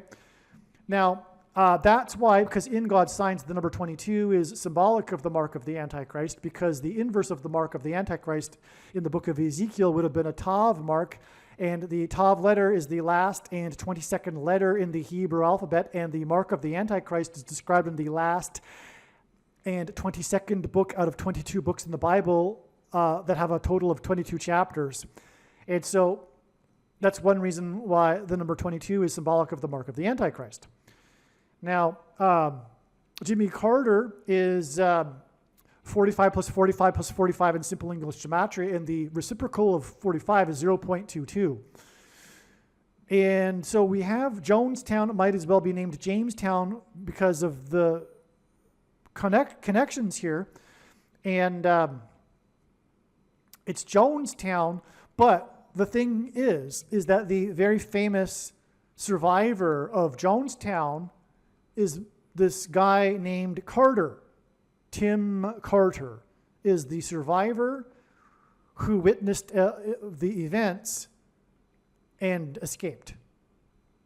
No one is the witness like Jim Carter is. So a big part of the Jonestown story, in other words, is this guy named Carter. And that's why Trumpet was in Johnstown, which ends at Jonestown, on August 30th, this date that was known in advance to be relevant to Jimmy Carter. But Jimmy Carter is about this prophecy in the book of Revelation that identifies the Antichrist, the 44th president, and the mark of the Antichrist is symbolized by the number 22, and that's why Jimmy Carter will die 22 days after this Jonestown sign. All right, September 21st was a major date in the Trail of Signs. Can't emphasize that enough. And it was being pointed to ahead of time regarding Jimmy Carter, as I have been explaining. And that's why on the signs on this date we received the relevant signs. These signs are explained in the extremely important, absolute must-watch Michael Jackson Thriller video equals Jimmy Carter will die on September 26th, which is 5 days after September 21st, and the signs we received regarding Jimmy Carter and Michael Jackson and them getting together on the date 5/5, and all of this includes the Jackson 5 and also the story of one of the 5 kids that were paid by the Jackson estate who alleged that they were assaulted by Michael Jackson when they were kids, and a payment of $500,000. Anyway, there's so much to say, and I'm not explaining it at all, but these signs revealed adding 5 days to get to the date it is predicted that Jimmy Carter will die on September 26th. So make sure you watch the Michael Jackson Thriller video on this channel that's predicting that Carter will die on September 26th.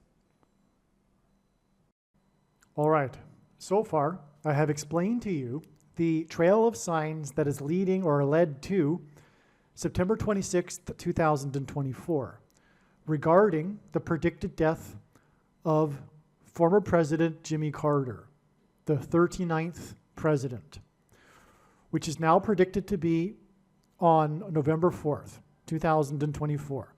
There is a lot to say as to why this is known ahead of time, but one of the first clues that this would be the case would naturally come from this September 26th date because of all of the trail of signs that had led to September 26th, as I have explained. Okay, now the death of the 39th president will be 39 days after September 26th. And this September 26th date was also the 309th. Sorry, this is a typo. November 4th is the 309th day of the calendar year. So from this step in the trail, September 26th, it is 39 days to the death of the predicted death of the 39th president on the 309th day of the calendar year.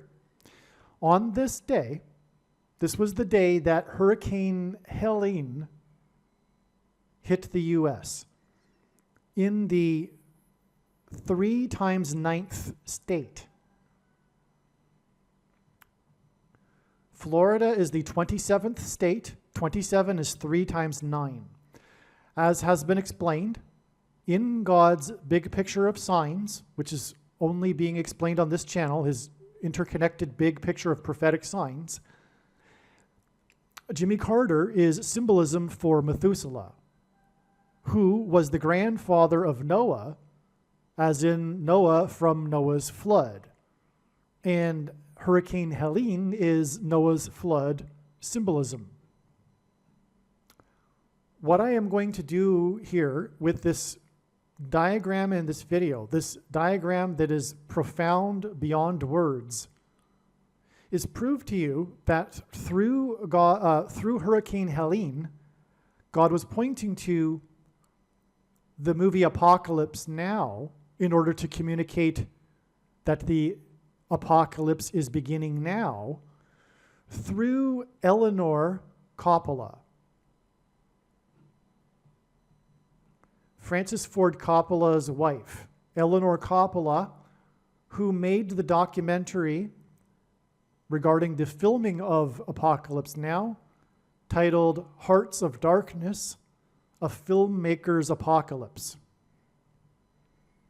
So Jimmy Carter, for that matter, in God's signs, is also symbolism for the beginning of the apocalypse. The name Methuselah means when he dies, destruction, which is why the timing of the death of Jimmy Carter is so very important in God's big picture of signs. As is also, for example, the death of Paul Simon, who is predicted to die 4 days after Jimmy Carter's death in the 4th state, on the 4 times 4th anniversary of the election of the 44th president, and the 45th anniversary of the 444-day Iran hostage crisis. That's one of the other names for it, the 444-day hostage crisis, which was the last 444 days of Jimmy Carter's presidency. Simon is symbolism for the sound of silence, his song that launched his career, which hints at Revelation 8:1 and the period of silence that was heard in heaven before the 7 trumpet judgments of destruction began. And that's why Paul Simon's most recent album was released at the age of 81, 7 Psalms. Simon's death on the date 11/8 will hint at Revelation 8:1, and that's why his death will be 11 plus 8 days, as in Revelation 8:1, to the predicted death of Kamala Harris in a plane crash, which will be the beginning of the destruction. In other words, Paul Simon's death will symbolize this brief period of calm, the calm before the storm, before Kamala Harris's predicted death. So that's the prophetic significance of the timing of these two, of the deaths of these two men in God's signs that are predicted. And that's also the significance of why God has brought into all of this the movie Apocalypse Now. And as I am going to explain, it is through, in this diagram, Eleanor Coppola, that is pointed to with Hurricane Helene. Helene hints at Eleanor. That's the play on the two names there. Helene, Eleanor. All right? And Eleanor Coppola died 169 days, which is the 39th prime number before Hurricane Helene hit the 3 times 9th state 39 days before the 309th day of the year and the predicted death of the 39th president. Now, what is astounding also is that, and more confirmation for all of what I am saying, and by the way, this is how God's true big picture of signs, patterns, and connections works, which is only being explained on this channel. It works on the principle of second and third and multiple witnesses confirming a matter, as the Bible says is required, and this is what makes what is being explained on this channel true and not a product of one's imagination and different and unique than everything else on the internet that claims to be an analysis of God's prophetic signs. And one thing that God is doing regarding Jimmy Carter is he is using him as a parallel to point to the prophecy in the book of Revelation, chapter 17, regarding the 5th through 8th kings. This 5th through 8th kings prophecy is also a series of 7 kings, and that's why Jimmy Carter was inaugurated in the year 77, which began this parallel of 7 presidents paralleling the 7 kings.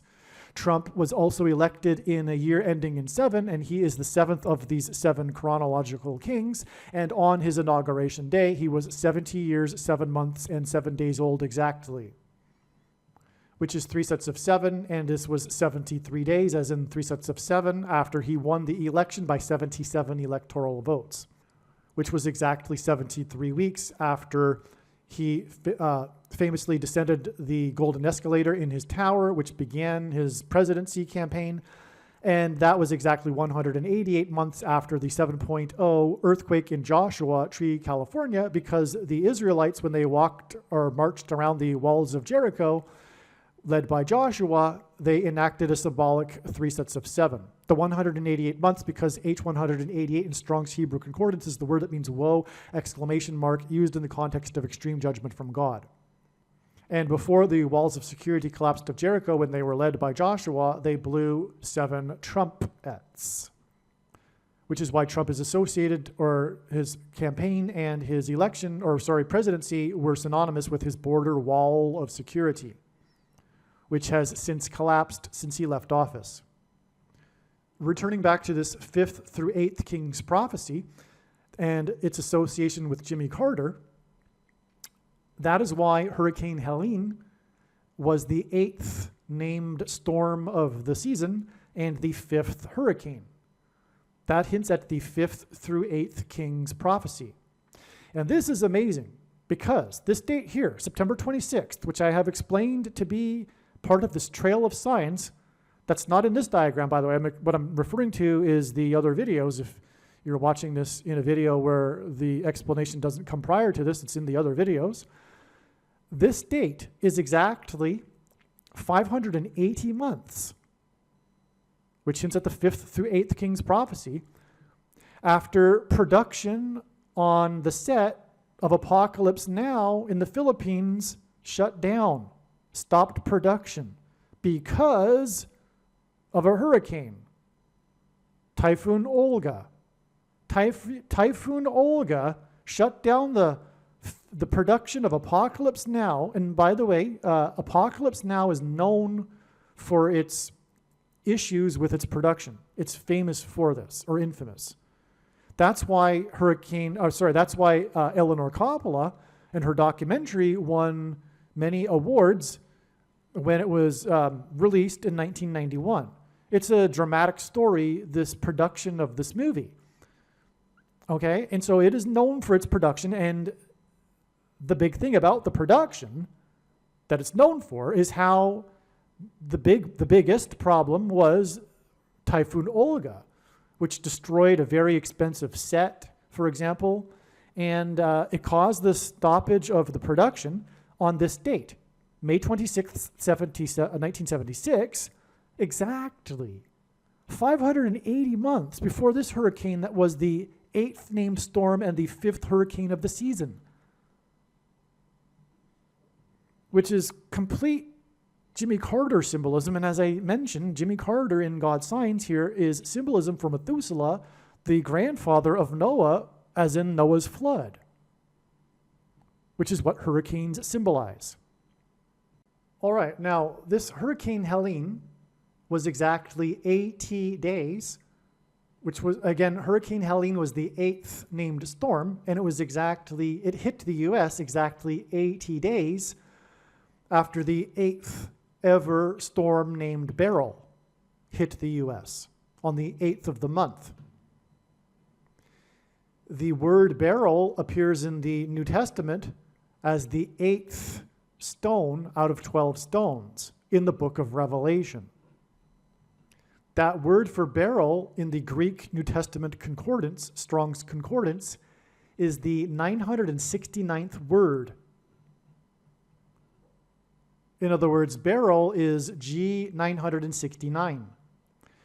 969 is the age at which Methuselah died. In fact, it was July 8th, that it was first realized that God was using Jimmy Carter as symbolism for Methuselah, which is why it makes it even more astounding to have this exact 80 days connection from the 8th ever storm named Beryl to the 8th storm of the season, Hurricane Helene, which again is part of this trail leading to the death of Jimmy Carter, who is symbolism for Methuselah. Okay, one thing I forgot to mention here is that the 5th through 8th King's prophecy is in Revelation 17:11, and the number 1711, is the 58th triangular number. In a triangle of numbers, the last number in the 58th row is 1711, which is at Revelation 17:11 regarding the 5th through 8th kings. Now, returning to the date, there's more to all of this, which confirms everything, and that's how it works. It's an interconnected web, God's true big picture of signs, filled with multiple confirmations in many different directions that confirms all of the analysis. And so this Typhoon Olga date, that, or rather when Apocalypse Now stopped because of Typhoon Olga, it connects with 239 days to the election of Jimmy Carter. Speaking of Jimmy Carter and him being relevant to all of this. This 239 days is relevant because, for one, God pairs certain numbers together, and if we think about it, one simple way in which he would provide a second witness for us is through pairing certain numbers together, and I know which numbers he pairs together because I've been studying his big picture of signs from morning until night for more than full-time hours for more than 6 years. And the two numbers frequently he uses to pair together are 9 and 23. Not only is 23 the 9th prime number, but the Antichrist was inaugurated in 2009, and he is the basketball president who wore jersey number 23 in high school. And that's just scratching the surface. But also, 239 is the 52nd prime number. God uses the number 52 in his signs to symbolize 2 times 26, and the 226th word in Strong's Hebrew Concordance, which is the word that means prophetic sign. Okay, so that, in other words, means this is a confirmation also that this is relevant, and this connects, and therefore this connection is relevant. Now, ultimately, Jimmy Carter in this prophecy is identifying the Antichrist, the 8th king, which is another reason why this number that symbolizes Obama is relevant to the inauguration of Carter in 77, which, as I mentioned or explained, is the beginning of this 7 kings chronology that parallels, or 7 presidents that parallels the 7 kings prophecy. This 239 days is also broken down into this because it is 4 times 40 days, which hints at the 44th president. And by the way, God pairs these 3 numbers together, 9, 23, and 44, because the 44th president was inaugurated in 2009 and he wore 23. Okay, to the election of Jimmy Carter. And this is also 22 weeks and 6 days, which again hints at this word in the concordance that means prophetic sign. Okay.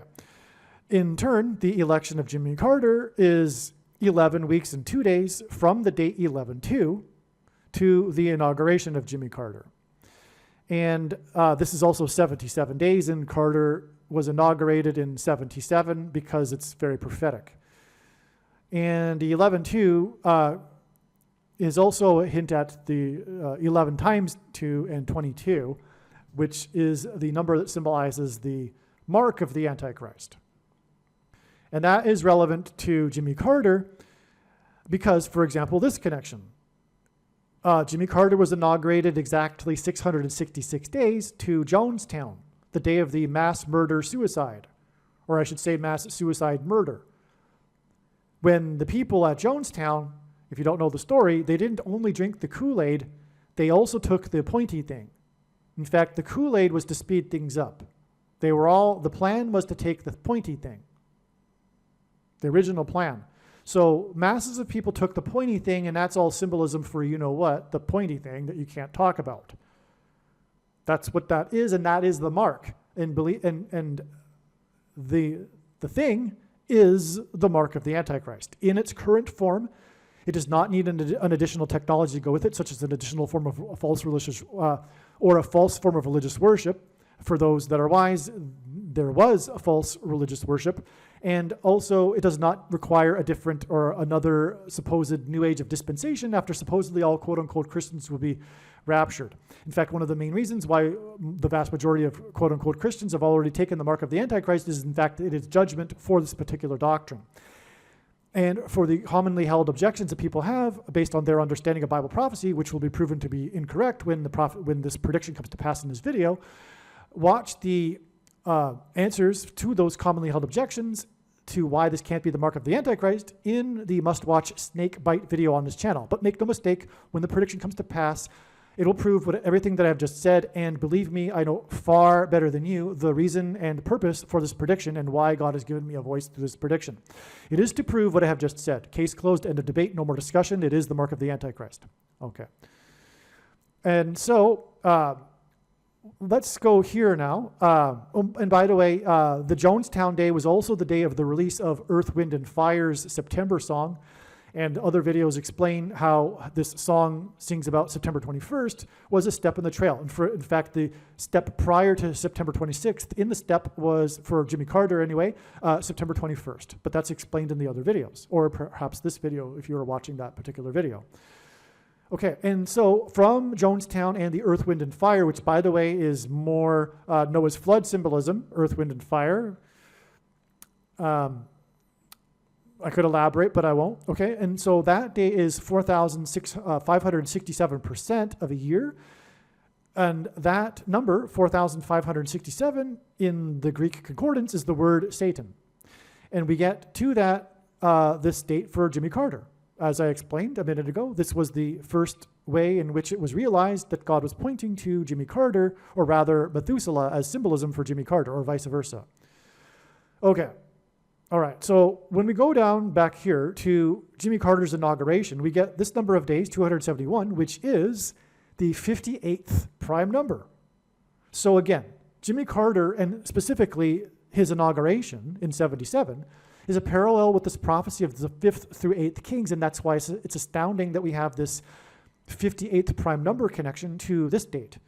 What's important about this date? Well, this was the day that the Yankees won the World Series against Los Angeles, which is, by the way, the reason why Los Angeles is playing the Yankees this year in the World Series, and this was predicted to happen before the playoffs began. But this was the day in which player number 44 hit his record 5th home run. He ended up winning the MVP of the World Series. He hit 5 home runs in the World Series, which was a record, and this sits at 45. The movie Apocalypse Now infamously cost $45 million to make. And in a minute, I'll talk about this 45 years connection here, which was big time, known ahead of time to be an important date, and because of this 45 years connection. All right?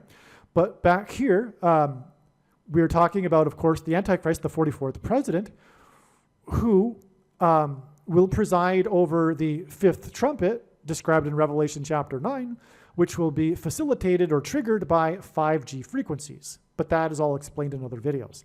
But also, the movie Argo, the movie that won, I think it was either Best Director or Best Picture. I think it was Best Director, Ben Affleck.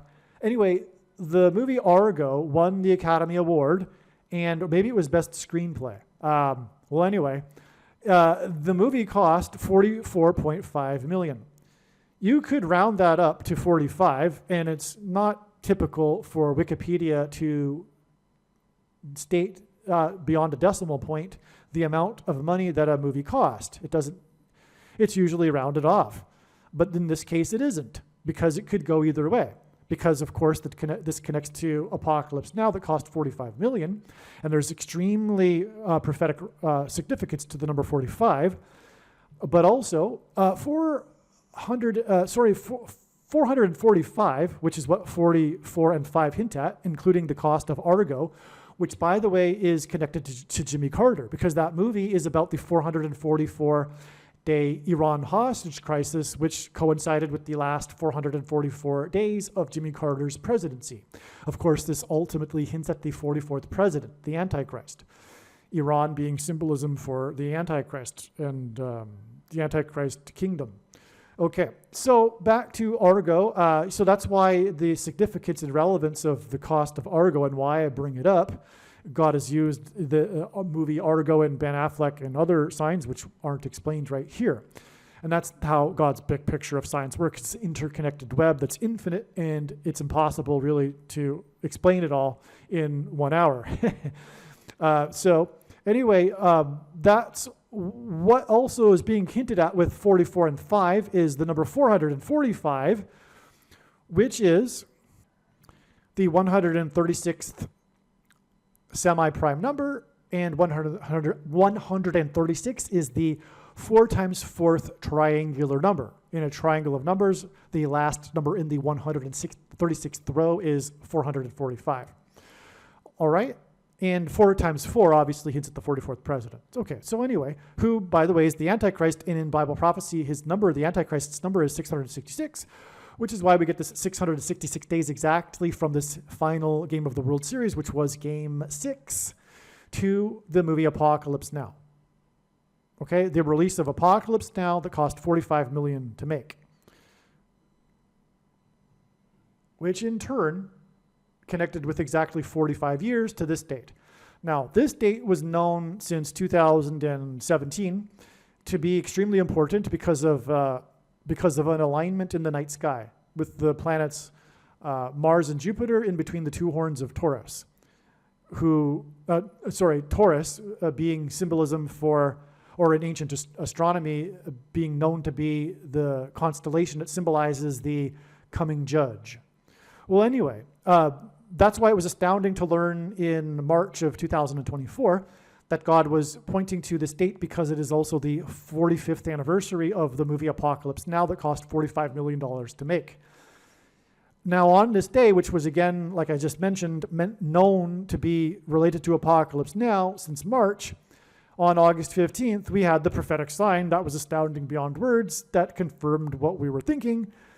This was the day that Martin Sheen, the star of Apocalypse Now, shook hands with Joe Biden, the president. That was a news story because, of course, Martin Sheen plays the president in the television series West Wing. He's arguably more famous for his role as the president in West Wing than he is for his role in the movie Apocalypse Now. But what's also interesting is that in Apocalypse Now, the famous scene is when he unintentionally, as he was acting, cut his hand when he punched the mirror. He did not intend to cut his hand. He punched the mirror, and then he famously went with it. He didn't stop filming. He just continued to act, and then used the blood as a prop, and he spread it around his body and around the hotel room that he was in. And this became part of the movie. That's also in the documentary how it was not scripted, and how Martin Sheen just went with it after he accidentally cut his hand pretty badly while he was being filmed. Okay, and that's why it's astounding that the story on this day is that he shook hands with the president. Furthermore, the mark of the Antichrist in Bible prophecy regards a person's hand and what they do with it. It's symbolism for their actions. The mark on the forehead and the right hand is symbolism for one's thoughts and deeds. Okay, it's not literal, okay? Which is one of the objections that people have. It's not literal. We can know this from the book of Deuteronomy as well, because in Deuteronomy, the forehead and hand is symbolism for one's actions and deeds. Okay, now the name of Martin Sheen's character in The West Wing is Bartlett. He's President Bartlett. Bartlett is a type of pear. It's the most commonly sold type of pear. And on this day, we had the sign regarding Matthew Perry, which God is using for another reason, which is the coming restriction of food to only those who have taken the mark of the Antichrist, which, by the way, corrupts a person's blood, which is why the bloody hand in Apocalypse Now shook hands with the president. Get that? Okay, so the mark of the Antichrist gives a person blood disease, and Martin Sheen cut his hand, and the hand is associated with the doing in Bible prophecy regarding the mark of the Antichrist. And he shook hands with the president, and the president, the future president, the 44th president, who will become the president again, will enforce the mark of the Antichrist. And then he will restrict the rationed food to only those who have taken the mark of the Antichrist, the good, supposed so-called good citizens. And that's why Perry, okay, who died just after playing pickleball, because it's a type of pear, and pickleball is hint at food as well. And okay, so anyway, that's why on this day we had the sign involving the things. The things that Matthew Perry took that caused his death was in the news on this day, which corrupted his blood, which is why Martin Sheen on this day, okay? They were the 5 arrests of the people that were supplying him the ketamine things, the pointy things, okay? And it was the ketamine queen, which hints at Jimmy Carter, who again is symbolism for this king's prophecy, all right? Now on this same day, there was a hit and run right near the arrests of the suppliers of things for Matthew Perry, near where Matthew Perry died, of the hit and run of the guy named Perry Kurtz. Kurtz hints at Antichrist curse.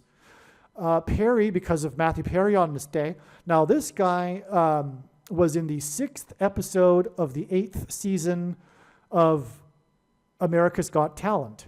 That hits at 68. The number 68 is the equivalent in simple English gematria of the name Barack Obama. But also, it hints at the 6th and 8th kings, because Barack Obama is the 6th and 8th king in the parallel. Okay? All right. Now, what is amazing, though, is that Perry Kurtz started his career in comedy. He was a staple at the Comedy Store in Los Angeles. His name is on the exterior wall of the location. Okay? And he started his career in his local town with a competition. His local city, I forget which city he's from. I think it might be St. Louis. But anyway, where he won the competition, won $250, began his career as a comedian, and that was for singing. Oh, maybe that's why I got it mixed with St. Louis, because he was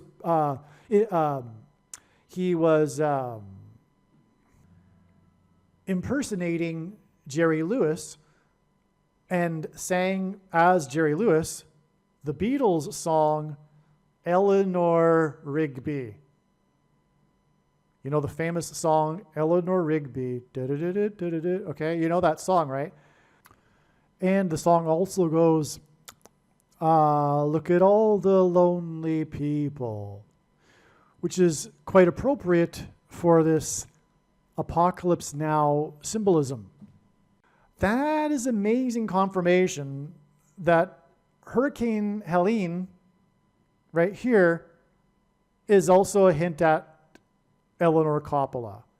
In other words, this was the 45th anniversary of the release of the $45 million Apocalypse Now, filmed by Coppola, and his wife is named Eleanor, who made the documentary about the movie, and that's why this is an Eleanor Coppola sign, how Perry Kurtz sang Eleanor Rigby.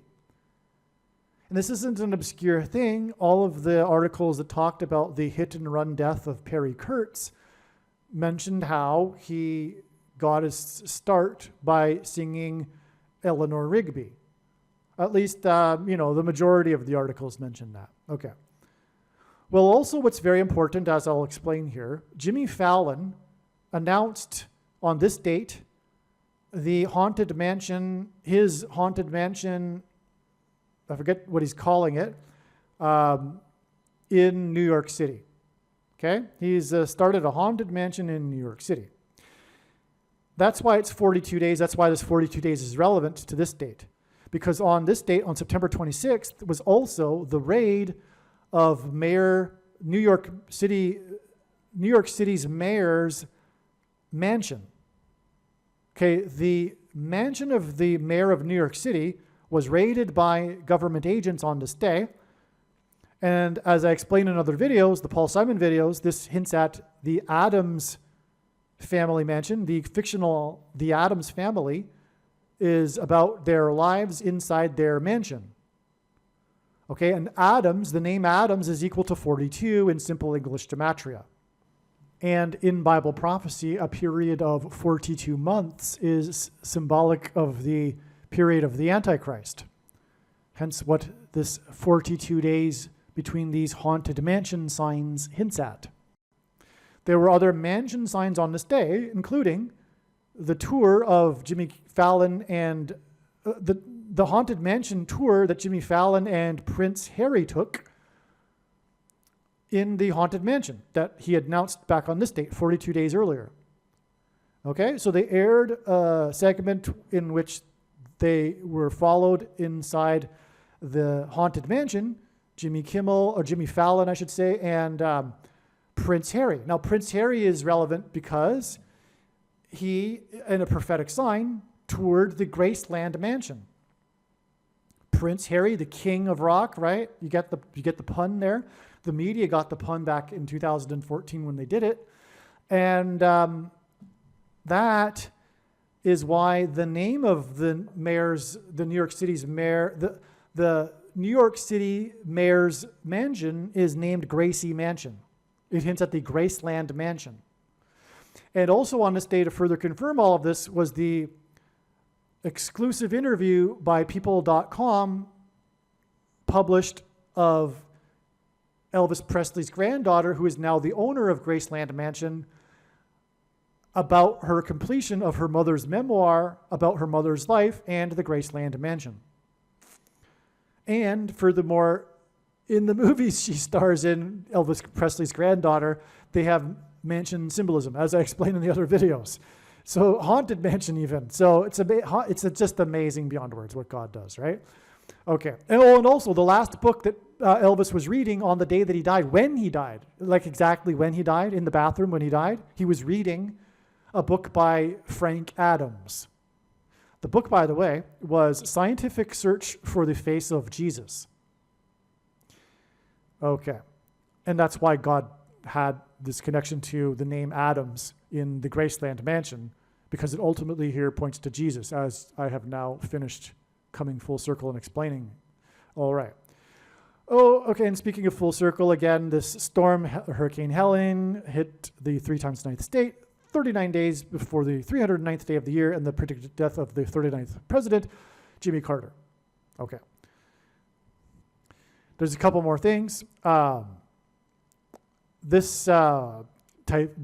shutdown of Apocalypse Now was 1,176 days prior to the release of Apocalypse Now, and 1,176 is the 48th triangular number, because the Antichrist will become the 48th president after it is predicted that Kamala Harris will die in a plane crash. All right. Now, and that'll be, as I mentioned, 11 plus 8 days after the death of Paul Simon on the date 11/8. This is also 23 days in the Antichrist wore jersey number 23. Okay, so, but also this 1,176 days is 3 months, 3 years, 2 months and 20 days, which hints at 322, or Genesis 3:22. And that's why Jimmy Carter became the longest living president in U.S. history on the date 322, March 22nd in 2019. And that is because the first lie ever told at the beginning of the age by the serpent to Eve in the garden was she that surely will not die, which is symbolized in Genesis 3:22, which will be the lie at the end of the age with the coming demons pretending to be aliens and the promise of immortality without God, just like the serpent promised in the garden. All right, so that gets us all of this now. Okay, and again, the $45 million apocalypse now and the 45-year connection is also relevant to Jimmy Carter because his death, and God was pointing to this through this, exactly 45 years after the 444-day hostage crisis, which coincided with his final 444 days of his presidency. Now, the reciprocal of 45 is 0.022, which hints at the second coming and the second presidency of Barack Obama, and also 22 is symbolic of the mark of the Antichrist. The inverse of the mark of the Antichrist in the book of Ezekiel would have been the Tav letter, and the Tav is the 22nd and last letter of the Hebrew alphabet, and the last book of the mark of the Antichrist is described in the last book of the Bible, the 22nd out of 22 books in the Bible that have a total of 22 chapters. Now, the grand finale here, it's not really, I got a couple more things, but this is amazing because on this day, the New York Yankees in New York, we had, again, the signs in New York, including the Haunted Mansion tour, but also the raid of Adams' mansion, Mayor Eric Adams. The Yankees played in New York City, and they played the Baltimore Orioles, which is a type of bird, and Kamala Harris is predicted to die from a bird strike and then crash into the baseball stadium. And the Baltimore Orioles, which is who the Yankees were playing, used to play in St. Louis, and her crash will be in St. Louis. Now, the score was 7-9, and that's why this date is exactly 7 times 9 days to the date it is predicted that Kamala Harris will die in a plane crash. But what's all relevant here, too, regarding all of this and Jimmy Carter is that 7 times 9 hints at 79, the year of the 444-day hostage crisis and the release of the movie Apocalypse Now, which, by the way, is 11 weeks and 4 days before the 45th anniversary is 11 weeks and 4 days before the date 11/4, which again hints at 11 times 4 equals 44 because it is 4 times 4 years after the election of the 44th president, and Jimmy Carter will die in the 4th state 4 days before the predicted death of Paul Simon. Okay. One last thing here too, though, is speaking of Paul Simon and the movie Apocalypse Now, one of the other stars of the movie, Dennis Hopper, was on Saturday Night Live with Paul Simon, and they did a commercial to promote that Saturday Night Live on this date. Okay, this commercial was released on this date. What makes confirmation of the prophetic significance of the date of the commercial is that in the commercial, Paul Simon lifts up a newspaper, a New York Times newspaper, and says, look, this is the date, to prove that this is the date. Okay, and the show was 2 days later. But Paul Simon, in other words, was standing next to Dennis Hopper in a commercial. Dennis Hopper here, of course, is symbolism for Apocalypse Now. And that's why this commercial was exactly 405 months before the 45th anniversary of the movie Apocalypse Now. And the sign involving Martin Sheen, the other star from Apocalypse Now. 405 months exactly. Now, the number 45 is the 9th triangular number. And also the number 9 is the most important number in God's signs. That's from the Bible. It symbolizes God's judgment. It's exactly 9 months from the commercial with Dennis Hopper from Apocalypse Now and Paul Simon to Paul Simon's prophetic concert in Central Park, the huge concert, and which attracted 500,000 people, and Paul Simon's name in Hebrew gematria equals 500, but that's another story. But that, in turn, is 2 times 52 days, which hints at 2,520 days, the number in Bible prophecy that symbolizes the period of the end and the Antichrist, the end times. 2, this date, the release of Hearts of Darkness, a filmmaker's apocalypse. The documentary that won awards, I think an Academy Award. That's amazing, coming full circle. because of Hurricane Helene. I'm explaining again the theme of this video is September 26th, how it was a step in the trail, and how Hurricane Helene was in fact pointing to Eleanor Coppola, which points to Apocalypse Now because of her documentary. This release of the documentary is in turn exactly 9 times 44 months to the date it is predicted that the apocalypse will now begin, with the predicted death of Kamala Harris in a plane crash. It's exactly 9 times 44 months. The 44th president was inaugurated in 09. I already explained how God pairs 9 and 44 together. This is a prime example. Also, God repeats a number 3 times for emphasis of its symbolic meaning. I've explained or touched upon this theme of mansions in God's sign, and ultimately this points to the White House mansion in which the Antichrist will occupy. The White House has 44 plus 44 plus 44 rooms in it, because ultimately it's set up for the Antichrist to dwell in, the 44th president. And 9 times 44 months is also 44 plus 44 plus 44 plus 40 plus 44 plus 44 plus 44 plus 44 plus 44 months, okay? In other words, 44 plus 44 plus 44 times 3 months. Okay. Also, it is exactly 11 times 3 years. And that hints at a couple of things. One is the 113th word in Strong's Greek Concordance, which is the word that means lawless, unprincipled men, the Antichrist. Also, it's also a hint at Joe Biden. God is using pairs of 11 and 3 to hint at Joe Biden, because Joseph was the 11th son of the 3rd patriarch. That's just a thing that God is doing in his signs. And also, G131 is another reason why God pairs 11 and 3, because G131 is the word that means blood disease, which is what a person gets when they take the mark of the Antichrist. The question is, how did God point to this movie, How to Lose a Guy in 10 Days?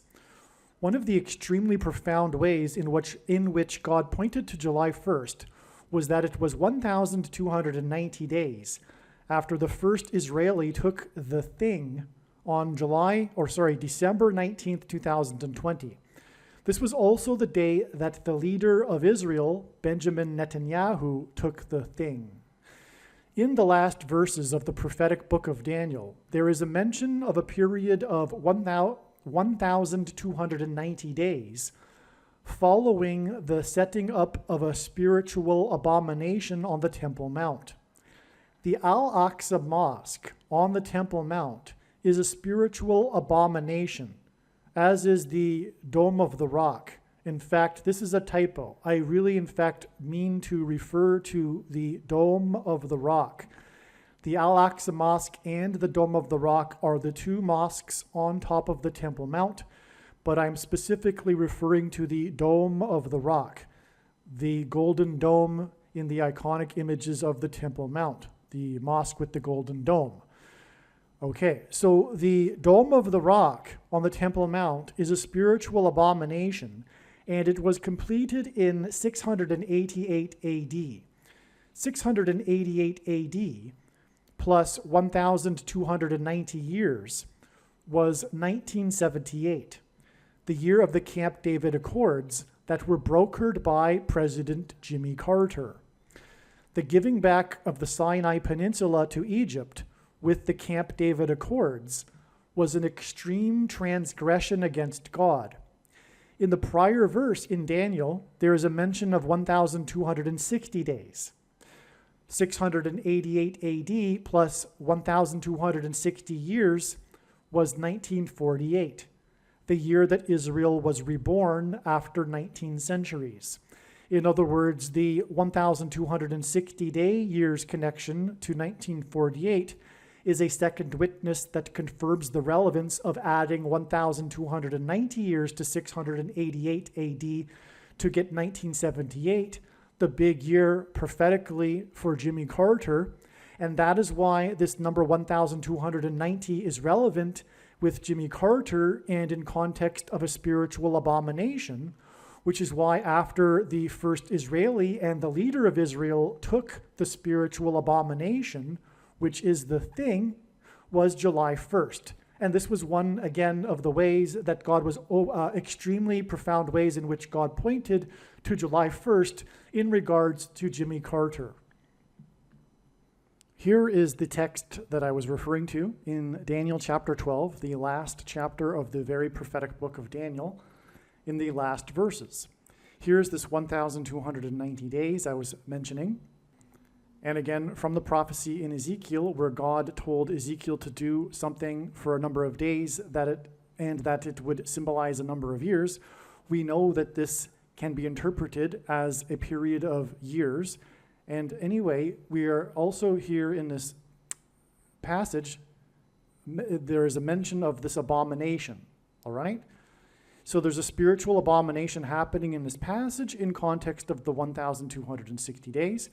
What I am referring to, of course, is not the primary fulfillment of this prophecy. This is just a symbolic secondary fulfillment that God is using in his big picture of science. It's very important. We are talking about the mark of the Antichrist, and then 1,290 days later, we get July 1st, but that's a parallel with the abomination, because this is talking about the Temple Mount. It's talking about the regular burnt offering, which is what the ancient Jews used to do on the Temple Mount. It's talking about the temple, the Jewish temple, and it's talking about an abomination. And today, the Dome of the Rock sits directly on top of where the former Jewish temple stood. The Jews would love, or the Orthodox religious Jews would love to rebuild the temple, and they can't because the Dome of the Rock is there, because it is an abomination. And that was completed in 688 AD, and when we add the 1,290 years, we get 1978, which was the year of the abomination orchestrated by Jimmy Carter, with the pressure to have Israel return land for peace, the biggest transgression against God. Here is the 1,260 days I mentioned. It's mentioned 7 times in Bible prophecy. Sometimes it's mentioned as 1,260 days, and sometimes it's mentioned as time, times, and a half time. That's because the time is 1 year, and times is 2 years, and a half time is a half year. So that's a total of 3.5 years. And in biblical prophetic years, year is 12 months of 30 days each. And so 3.5 years is 1,260 days. And if we add this to the Dome of the Rock, just like we added the 1,290 days, we get 1948, the year that Israel was reborn. And you can't get 1948 in the Bible unless it is the inspired word of God. What I meant a minute ago about what Jimmy Carter did with the Camp David Accords, which is when Israel gave back the Sinai Peninsula to Egypt. What I meant by it being the biggest transgression is that this is the biggest transgression that the world collectively will do in the end. The division of Israel and the making of Jerusalem an international city, led by a world body led by the Antichrist, Pope Francis and Barack Obama. There are 2 Antichrists. Now, upon further consideration, I need to be more precise about what I said earlier about this 1,290 days that I'm describing not being the primary fulfillment. What really needs to be said is that, contrary to what most people that are interested in Bible prophecy still believe, is that these numbers of days are actually literal, and they are to have a literal fulfillment. They are only symbolic, and they are used in multiple ways. And this is, again, one way. And I would actually say that this is the primary way, because of what is now known, which is that the 1,290 days before the Day of Atonement, the day of the Lord's return, was in 2021. And there was no symbolic beginning. There was a symbolic 1,260 days beginning on May 2nd, 2021, which is explained in other videos. But this is actually a primary fulfillment. And one thing to add to this is because the next verse speaks of this 1,335 days, And what it is referring to is the date, the event of the resurrection rapture. And that will be 1,335 days after the same starting point that we add the 1,290 days to, which again was December 19th, 2020, the date that the first Israeli and the Israeli leader took the spiritual abomination, the mark of the Antichrist. 1,335 days after that date is August 15th, and that will be the date of the resurrection rapture, the first of two raptures, the first fruits rapture. The second rapture will be on September 5th. And the prediction being made in this video will prove this, and this is the purpose of this prediction that is from God. Make no mistake, I know far better than you the reason for this prediction. It is to prove that the resurrection rapture event will be on August 15th, 1,335 days after December 19th, 2020. And anyway, this is how important July 1st is. God pointed to this, you'll see, as I will explain. And it is, July 1st was 1,290 days after the spiritual abomination in Israel. And also, this is how creative God is. If we think about it, this is one major reason why God established July 1st as a step in the trails of signs that are leading to the death of Jimmy Carter. Like I said, it was clear God was pointing to July 1st, and you'll see, I'll explain what happened on July 1st, and you will agree. But one reason being for doing that is in order to establish this, what I just mentioned, the extra 45 days. God needed to establish July 1st in order to add the 45 days, which will also be explained, by the way, in these videos. And that could only have come through establishing July 1st and this 1,290 days connection related to Jimmy Carter. In other words, God wanted to establish and prove that the resurrection rapture event will be on August 15th, 1,335 days after the abomination was taken in Israel, the first one, and that needed to be done with this context of the abomination and the 1,290 days getting us to July 1st. So there you have it. That's one reason for what I'm about to be explaining, which is what happened on July 1st. All right, before we continue with this explanation, this truly amazing and very essential, important, necessary explanation for what happened on July 1st, there's more to be said. That is that it is now known that August 15th, the end of the 1,335 days from the date that the thing was first taken in Israel, the spiritual abomination, the mark of the Antichrist, will not be the day of the rapture. That has been known for a while now, and it will instead be the date that it is predicted that Jimmy Carter will die. This is amazing. It will be the 45th anniversary of the release of the movie Apocalypse Now that cost $45 million to make. And what I'm going to do is read a brief paragraph here before continuing with this explanation for what happened on July 1st. I'm just going to explain a few more things here that are truly profound.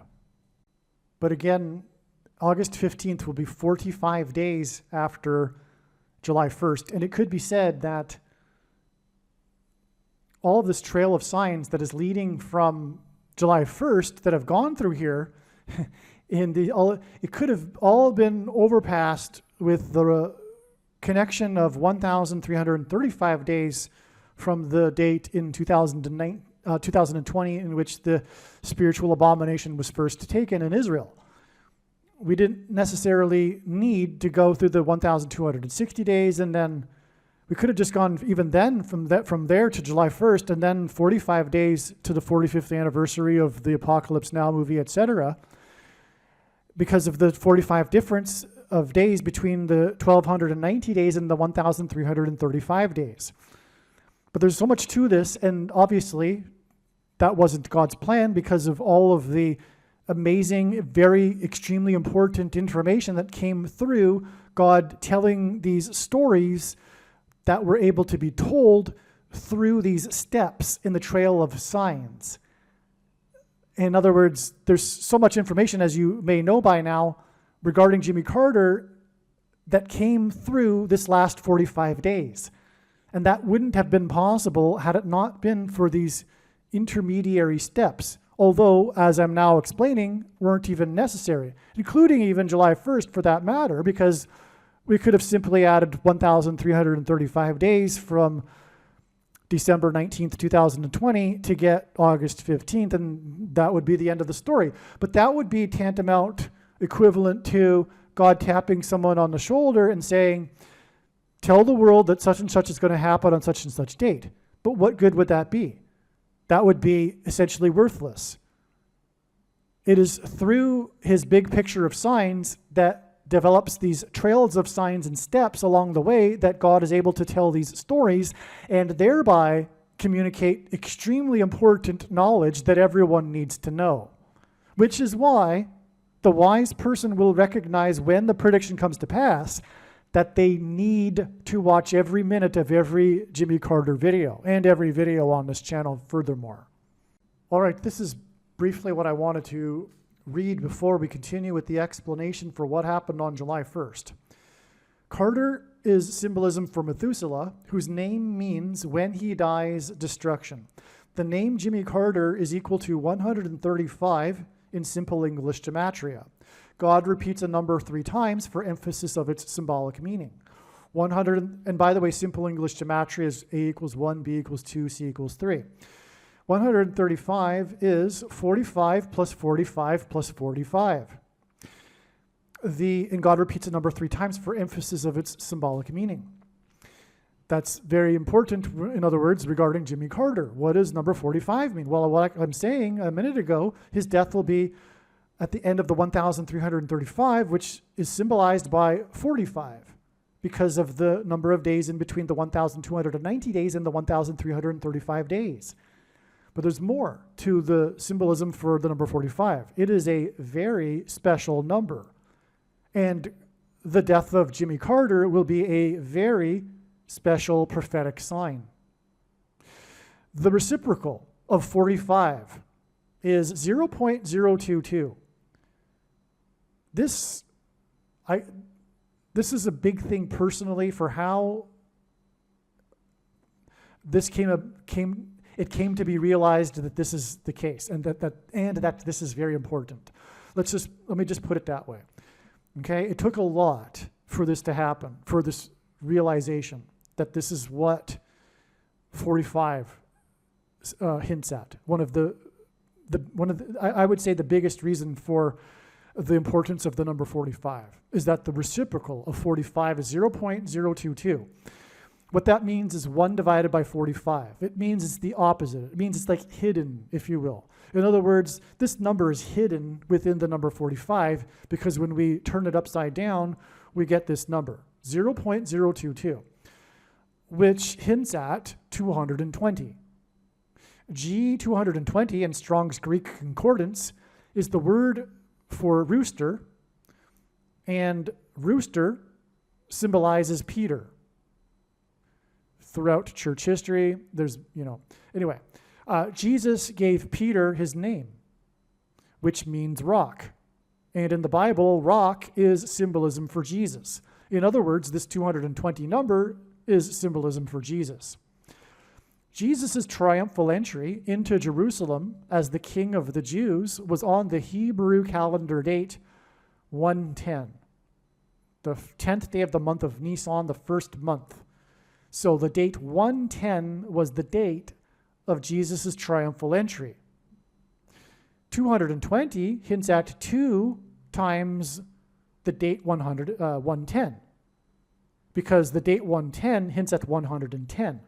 And 2 times 110 is 220. And so therefore, the number 220, which hints at 2 times the triumphal entry, hints at the second coming and the second triumphal entry of Jesus into Jerusalem at his second coming. This is why Jimmy Carter's name gives us 45 plus 45 plus 45, and why he is symbolic of Methuselah, whose name means when he dies, destruction. because the wrath of God and destruction precedes the second coming. This is why Carter is predicted to die on the 45th anniversary of the release of the movie Apocalypse Now, a movie that cost $45 million to make, $9 million of which was spent on promotion, and 45 is the ninth triangular number. In a triangle of numbers, the last number in the ninth row is 45. Carter's death will coincide with the timing of the prophetic 9th of Av date in the Hebrew calendar that is associated with destruction. Carter's death, and by the way, destruction on Temple Mount, and the abomination, like I just explained a minute ago, the abomination that's set up, the primary reference of that is regarding the Temple Mount. But in the New Testament, God's temple is the body of a follower of Christ, which is why the mark of the Antichrist that was put inside people's temples was a spiritual abomination. Carter's death will also be on the 79th anniversary of Victory Day at the end of World War II in 1945. The number 79 is the 22nd prime number, 22. World War II ended in 45, which hints at 0.022, and hints at the second coming, as in the second coming. 2, as in World War II, as in 79 years, 22nd prime number. To confirm his signs and connections, God pairs 9, 23, and 44 as the 44th president and basketball president who wore jersey number 23 became the president in 2009. Carter's predicted death on August 15th will be 2 times 3 days after the related prophetic signs on the 9th of August, which hints at the 9th of Av, involving Yellowstone volcano in the 44th state. The 9th of Av was the 79th. The 9th of August was the 79th, as in 22nd prime number, anniversary of the second of 2 bombs dropped in Nagasaki in 45, the 9th triangular number. I'll repeat that. So there were 2 bombs, and the second of the 2 bombs was dropped exactly the 22nd prime number of years before August 9th, 2024. And again, that's another 45 because Nagasaki was bombed in 45. Nagasaki is the location of the Hidden Christians UNESCO World Heritage Sites, which God will hide, as in Rapture, his faithful Christians from the Antichrist and tribulation on the date 9/5, September 5th in 2024, and 9 times 5 equals 45, which hints at the second coming, which is why the rapture, the resurrection rapture event in the second coming will be on the date that hints at the number 45. September 5th, 9/5, because 9 times 5 equals 45. In the final prophecy in the book of Daniel that regards the quote-unquote time of the end. Sorry, that's typed, written incorrectly. The final prophecy in the book of Daniel regards the time of the end. This prophecy describes a period of 1,290 days from the time that an abomination is set up on the Temple Mount in Jerusalem, as well as a period of 1,335 days from this time that an abomination is set up on the Temple Mount. The difference between 1,290 days and 1,335 days is 45 days. Jimmy Carter pressured Israel to give land to Egypt in exchange for so-called peace. This was transgression against God, as clearly outlined in the Bible. In Bible prophecy, 1 day can be symbolic of 1 year. The Camp David Accords were brokered by Carter in 1978, 1,290 years after the year 688, when construction began on the Dome of the Rock, which is an abomination, on the Temple Mount in Jerusalem, directly on top of the location where the ancient Jewish temple stood. This period of 1,290 days from the setting up of the mentioned abomination in the book of Daniel hints at G129. Okay, so again, in the prophecy, a period of 1,290 is in context of the setting up of the abomination, which is why from the setting up of the abomination, the Dome of the Rock, we get Jimmy Carter and him pressuring to give land back to Egypt. Okay, so, but this 1,290 number in this setting up of the abomination prophecy hints at G129 in Strong's Greek Concordance, which is the word for blood. The mark of the Antichrist is a spiritual abomination, and it is the CVD thing that affects people's blood. In the New Testament, it is said that God's temple is the physical body of a follower of Christ. The first injection administered into a human body in Israel was on December 19th, 2020. On this day, the Prime Minister of Israel publicly took the thing. The word abomination hints at Obama nation. 1,290 days after December 19th, 2020. Oh, and you know what? If you have the eyes to see it, that date hints at 1,290 and 129. Look at it.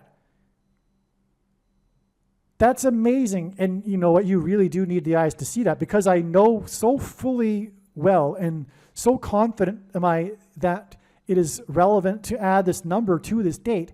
I'm now able to see it. That date, the 12 and followed by the 9, cancel out the 1 because it's repetitive, and cancel out the 2 and the 0 because it's repetitive. Well, zeros cancel out anyway because they're zeros. You've got 129. Anyway, so 1,290 days after December 19th, 2020 was July 1st, 2024, which I'm about to continue explaining. The day that Obama's Supreme Court pick, Justice Sotomayor, in response to the Supreme Court's decision regarding immunity for the 45th president, said that America now has a king. Likewise, on July 1st, Biden delivered a speech in response to the decision and said that America was founded on the premise that it does not have a king, which is rich given that he is a dictator king because of everything that he is and the shoplifted referendum. God is using Jimmy Carter as a prophetic sign that points to the prophecy in Revelation chapter 17, verse 11, that regards a series of successive kings. This prophecy regards 5 kings and a 6th and 7th king that are followed by an 8th king. The number 1,711 hints at Revelation 17:11 that regards the 5th through 8th kings prophecy. 1,711 is the 58th triangular number, and 58 hints at this prophecy in Revelation 17:11 regarding the 5th through 8th kings. The reciprocal of the number 89 is 0.01123, and 1,123 is the 188th prime number. And God uses this in his connections to point to H188, the word in the Hebrew concordance that means woe, exclamation mark. This word is used in the Bible in the context of extreme judgment from God. July 1st in 2024 was also the day that Robert Town died at the age of 89, 1,711 days after Robert Evans died at the age of 89, which hints at whoa exclamation mark, as I just explained. The two men worked together on the famous movie Chinatown, which in turn hinted at the Manchurian Candidate, who is Barack Obama, Obama Nation. July 1st was 1,290 days after the first abomination that affects a person's blood was put into a human temple in Israel. July 1st, 2024, and the court's decision regarding the 45th president is 45 days before it is predicted that former President Jimmy Carter will die, the president who pressured Israel to give land to Egypt.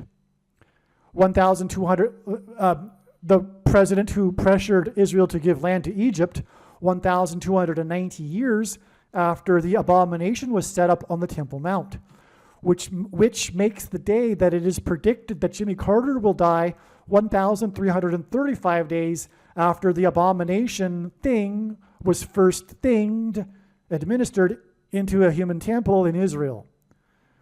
Daniel 12, verses 11 through 12, quote, "And from the time that the regular burnt offering is taken away and the abomination makes desolate is set up, there shall be 1,290 days. Blessed is he who waits and arrives at the 1,335 days. Now, again, the 1,335 days completion on August 15th is no longer believed to be the date of the resurrection rapture, which is what, of course, is being referred to by blessed is he who waits and arrives at that date. But it will be at the end of the 45 days and also 1,335 days, which I have now explained symbolizes or is symbolism for 45 days and the other way around and vice versa. And that is because the resurrection rapture event will be on the date that hints at the number 45, September 5th. 9 times 5 equals 45. And in the Bible, 3 sets of 7 is symbolic of destruction. The Israelites enacted a symbolic 3 sets of 7 when they marched around the walls of security of the ancient city of Jericho before the walls of security collapsed in God's judgment, which is why it was 7 times 7 times 7 firefighters that died when the World Trade Center towers collapsed. And by the way, it was 2 110-story towers, which hinted at the second coming, as I explained, the number 220, 2 times 110 stories, which again is hinted at with the number 45. Also, the second plane had 7 plus 7 times 7 passengers, and in fact, the symbolic enacting of the 3 sets of 7 in the book of Joshua by the Israelites before the walls of security collapsed on Jericho was in fact more accurately a 7 plus a 7 times 7. From the date it is predicted that Jimmy Carter will die, and again, when he is symbolism for Methuselah, which means when he dies, destruction, it is 7 plus 7 plus 7 days to the resurrection rapture event, which is why we have the 1,335 days connection to the date it is predicted that he will die, which again hints at the resurrection rapture event because that's what the 1,335 days refers to in Bible prophecy. And then it is 7 plus 7 plus 7 days to the resurrection rapture on the date that symbolizes 1,335 because the number 45 symbolizes 1,335. All right, now I'm going to continue with the explanation for what happened on July 1st that was written shortly after July 1st. Because of this connection, it was expected that there would be a prophetic sign involving a spiritual abomination and the Antichrist if Jimmy Carter were to not die on this date. So if Jimmy Carter if it isn't the end of the trail of signs leading to the death of Jimmy Carter, it means that it would be a step, and therefore we would expect a sign involving a spiritual abomination and the Antichrist on this July 1st date. God is demonstrating that Jimmy Carter is symbolic of the first of 7 kings in Bible prophecy. In Revelation chapter 17:11 in the Bible, there is a mention of a series of 7 kings followed by an 8th king. A secondary fulfillment, I should say a secondary symbolic fulfillment of this prophecy, not the primary fulfillment of this prophecy, is Jimmy Carter, who was inaugurated in 77, as in 1977, began a succession of 7 presidents that leads to the identification of the Antichrist, who is the 6th and 8th presidents, and therefore the symbolic 6th and 8th kings in the prophecy. The name Barack Obama is equal to 68 in simple English gematria, which is A equals 1, B equals 2, C equals 3, etc. And therefore, his name in a succession of presidents that begins with Carter, Barack Obama is the 6th president and is predicted to become the 8th president, which is why his name equals 68 in simple English gematria. Trump is the 7th president after Carter was inaugurated in 77, which is why Trump was elected by 77 electoral votes, and on Trump's inauguration day, in the year that ended in the number 7, he was exactly 70 years, 7 months, and 7 days old. 77 days after his inauguration, Trump launched 59 missiles into Syria. 59 is the 7th superprime number. The 17th prime number is 59, and 17 is the 7th prime number, making 59 the 7th superprime number. Ancient Rome was founded after a period of 7 kings that ended in 509 BC, which is why, incidentally, the reason for the 7 kings in this Bible prophecy is it is because the primary fulfillment of it identifies Rome. Okay, so in ancient Rome, it is widely known in ancient history, or rather, it is widely known that ancient history tells us that ancient Rome was founded after a period of 7 kings that ended in 509 BC. 509 hints at 59, the 7th superprime number. At Carter's funeral, the presidents will be lined up in chronological order, which will point to this prophecy in Revelation about a chronological order of 7 kings, followed by an 8th king. Trump, the 7th king, and Obama, the 8th king, are predicted to sit next to each other at Carter's funeral. In the prophecy, it is said that the 8th king was, is not, and will be again. Obama was the president, is not the president, and it is predicted he will become the president again on August 25th, 2024. The predicted funeral on July 11th will be exactly 509 days after Carter first went into a hospice, and this hints at the succession of kings in Rome that ended in 509 BC. George W. Bush will also be sitting in the row of presidents at Carter's funeral, and Bush will turn 78 years old. In other words, his 78th birthday will be the date it is predicted that Jimmy Carter will die on July 6th. His age of 78 will hint at the 7th and 8th kings in the prophecy. George W. Bush is the 5th king in this fulfillment of the prophecy, and it's only symbolic, and it's a secondary to the primary one, as I said, but George Bush was the 5th king after Carter in this fulfillment of the prophecy, and the prophecy speaks of the first 5 kings being similar and having left the scene before the 6th through 8th kings. As mentioned, on July 1st, it was expected that either Jimmy Carter would die or there would be prophetic signs that provided king and spiritual abomination symbolism.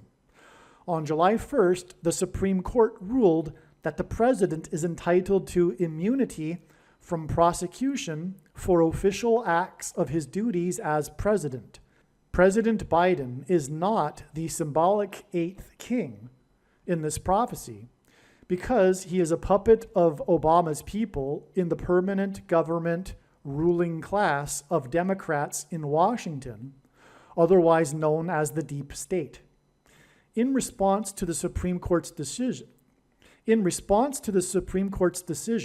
acting President Biden delivered a speech about how America was founded on the notion that it would not have kings, which is ironic and prophetic because, like everything the left claims these days, the opposite is true, and Biden, the puppet of Obama and his people, is America's first king dictator.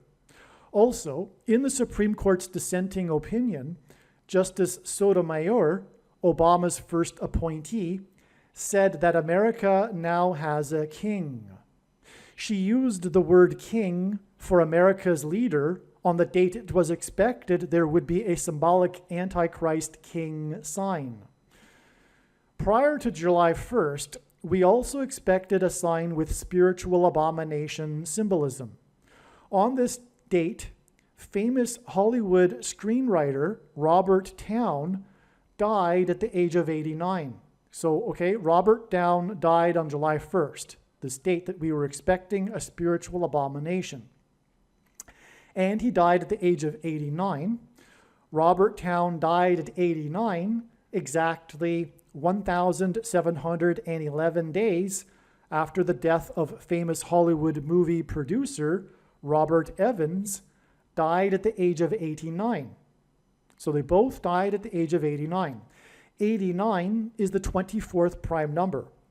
These two men worked together in Hollywood, and their two deaths at the age of 89, which hints at the 24th prime number, hints at Jimmy Carter, who was born in 24, as in 1924, and will die in 24, as in 2024. Jimmy Carter's initials, JC, hint at Jesus Christ, and G2424 in Strong's Greek Bible Concordance is the word Jesus. Robert Towne's death on 7/1, July 1st, 7/1, 1,711 days after the death of Robert Evans, hints at the prophecy in Revelation 17:11 about the 7 kings followed by an 8th king.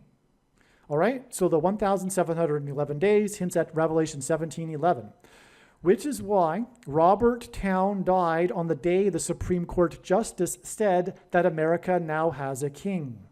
This hints at the coming Antichrist king, who will be defeated by the King of Kings at his second coming in 2024.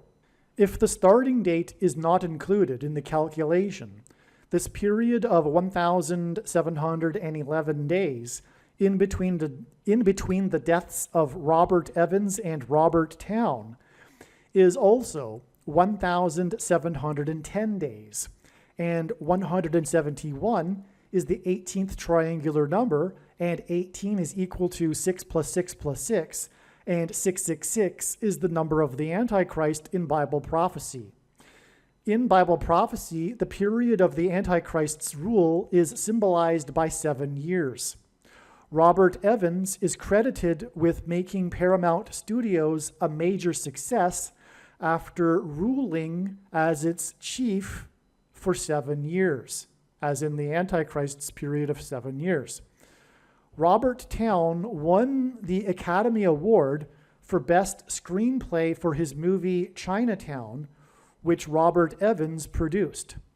The movie starred Jack Nicholson, and during its production, Nicholson learned from a reporter that his deceased sister and mother were in reality his mother and grandmother, which was an eerie coincidence given that in the movie, which Nicholson was filming at the time of him learning this, Nicholson's character learns the shocking secret that Faye Dunaway's character is both the sister and the mother of another character as a result of incest with her father at the age of 15.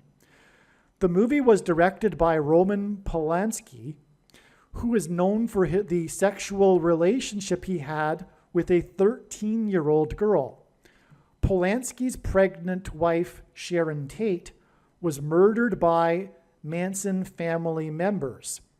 Polanski directed the movie Rosemary's Baby, which Robert Evans also worked on.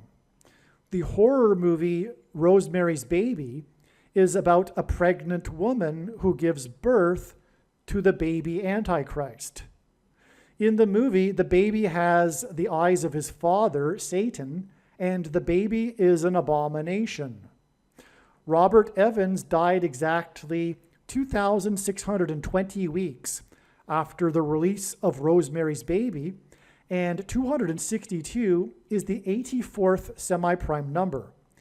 The name Obama is equal to 84 in Hebrew gematria, and Obama was born, the Antichrist was born, as in Rosemary's Baby's Antichrist birth, on the date 8/4.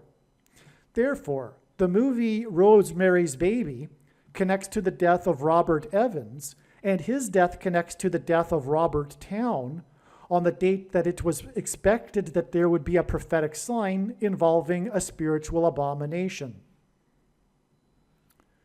Robert Evans's last movie that he produced was How to Lose a Guy in 10 Days, which is why it is predicted that Jimmy Carter's prophetic funeral, in which the presidents will be lined up in chronological order, will be 10 days after the death of Robert Towne, which was the same day that the Supreme Court Obama appointee said that America now has a king, as in the Antichrist king, Barack Obama. What is also amazing is that on July 1st, the date that we were expecting a sign involving Jimmy Carter and his death, was the day that the Jimmy Carter Presidential Library announced that for Jimmy Carter's 100th birthday celebration, the library is planning to have a film festival, a movie festival, and the festival will be running from 10 a.m. until 10 p.m.,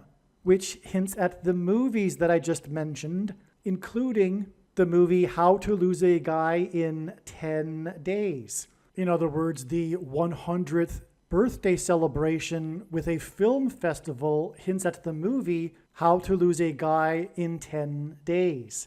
100 hints at the number 10. What is also interesting too is that Jimmy Carter set up the Georgia State Film Office after the success of the movie Deliverance during the time that Jimmy Carter was the governor. Georgia went on to become a place where movies are made, and this started when Jimmy Carter was the governor of Georgia. Deliverance hints at the deliverance from the Antichrist of God's faithful through JC, which is why Jimmy Carter's initials, JC, hint at Jesus Christ.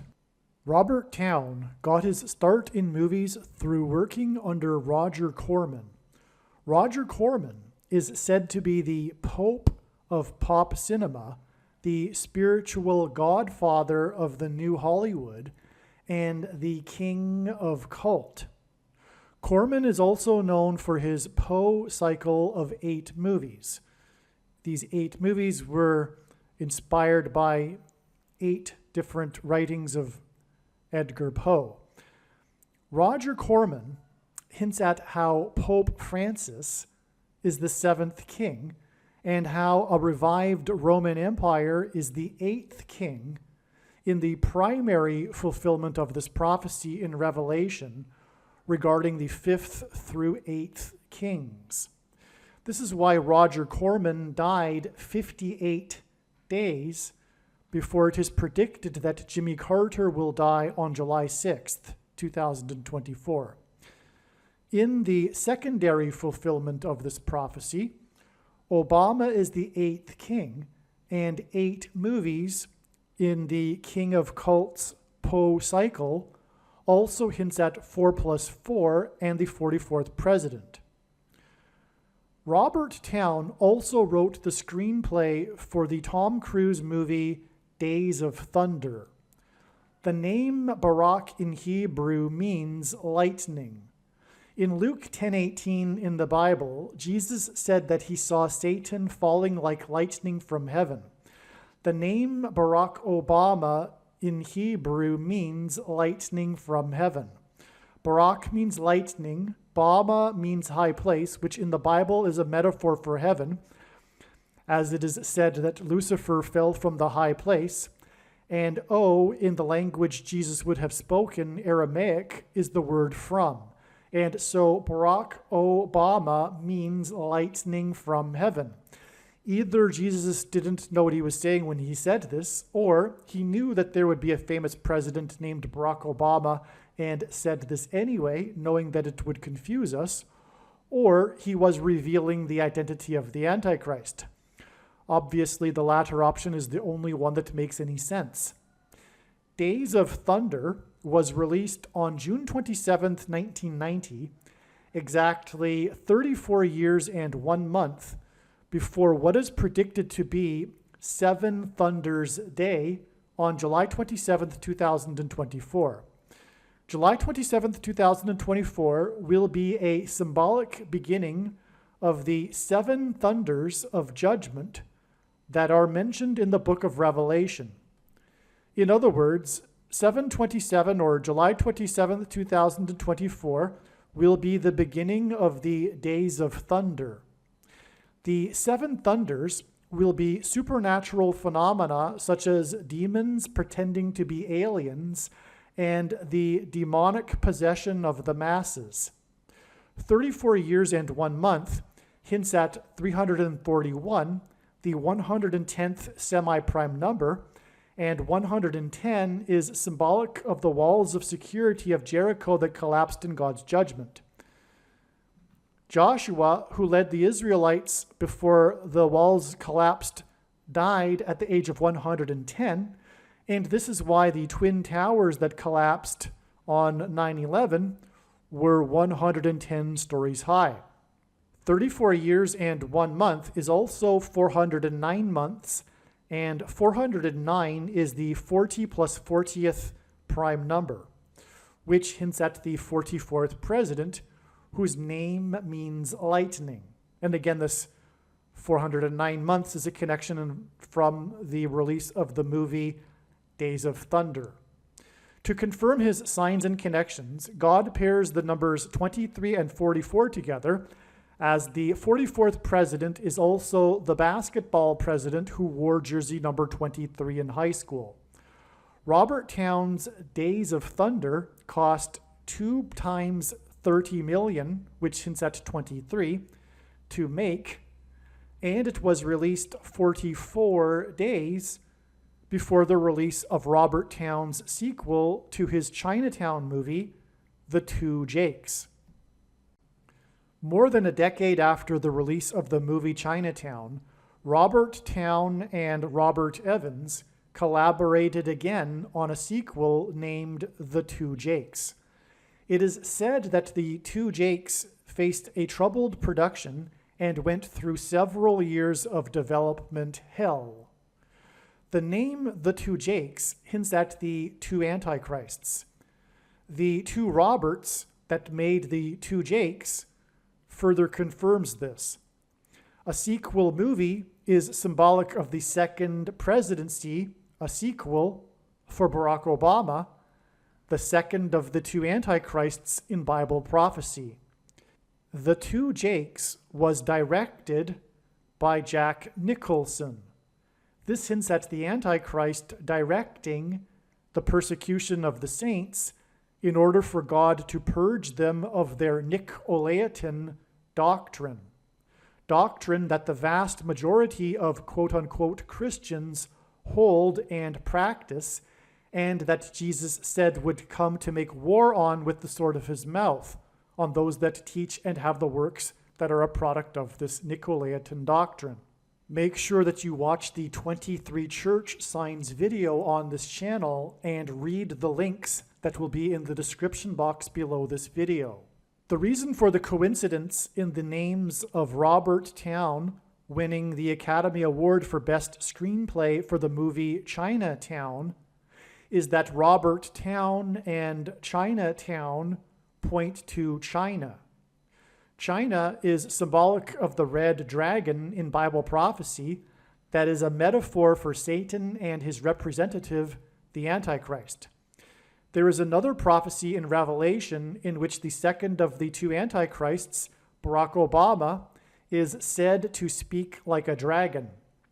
This is because Barack Obama and his allies on the political left constantly speak lies while accusing their opponents of lying and doing the very things that they are doing, which is textbook communist strategy that Barack Obama learned from his days studying radical, subversive, leftist political strategy.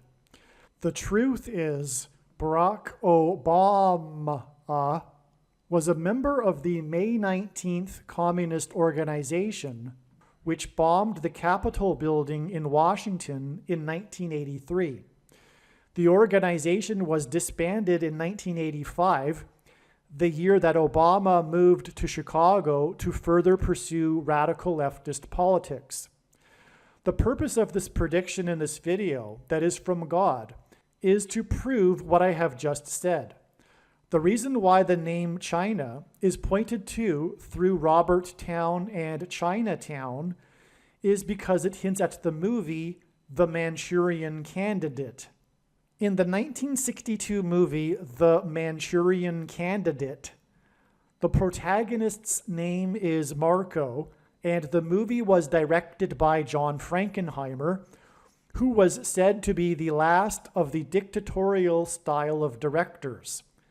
The name Frankenheimer hints at Frankenstein, and he also directed Island of Dr. Moreau, about genetic experiments that create half-human, half-animal creatures. The production of the movie Island of Dr. Moreau is said to have been the most cursed movie ever made, and interesting documentaries have been made about this.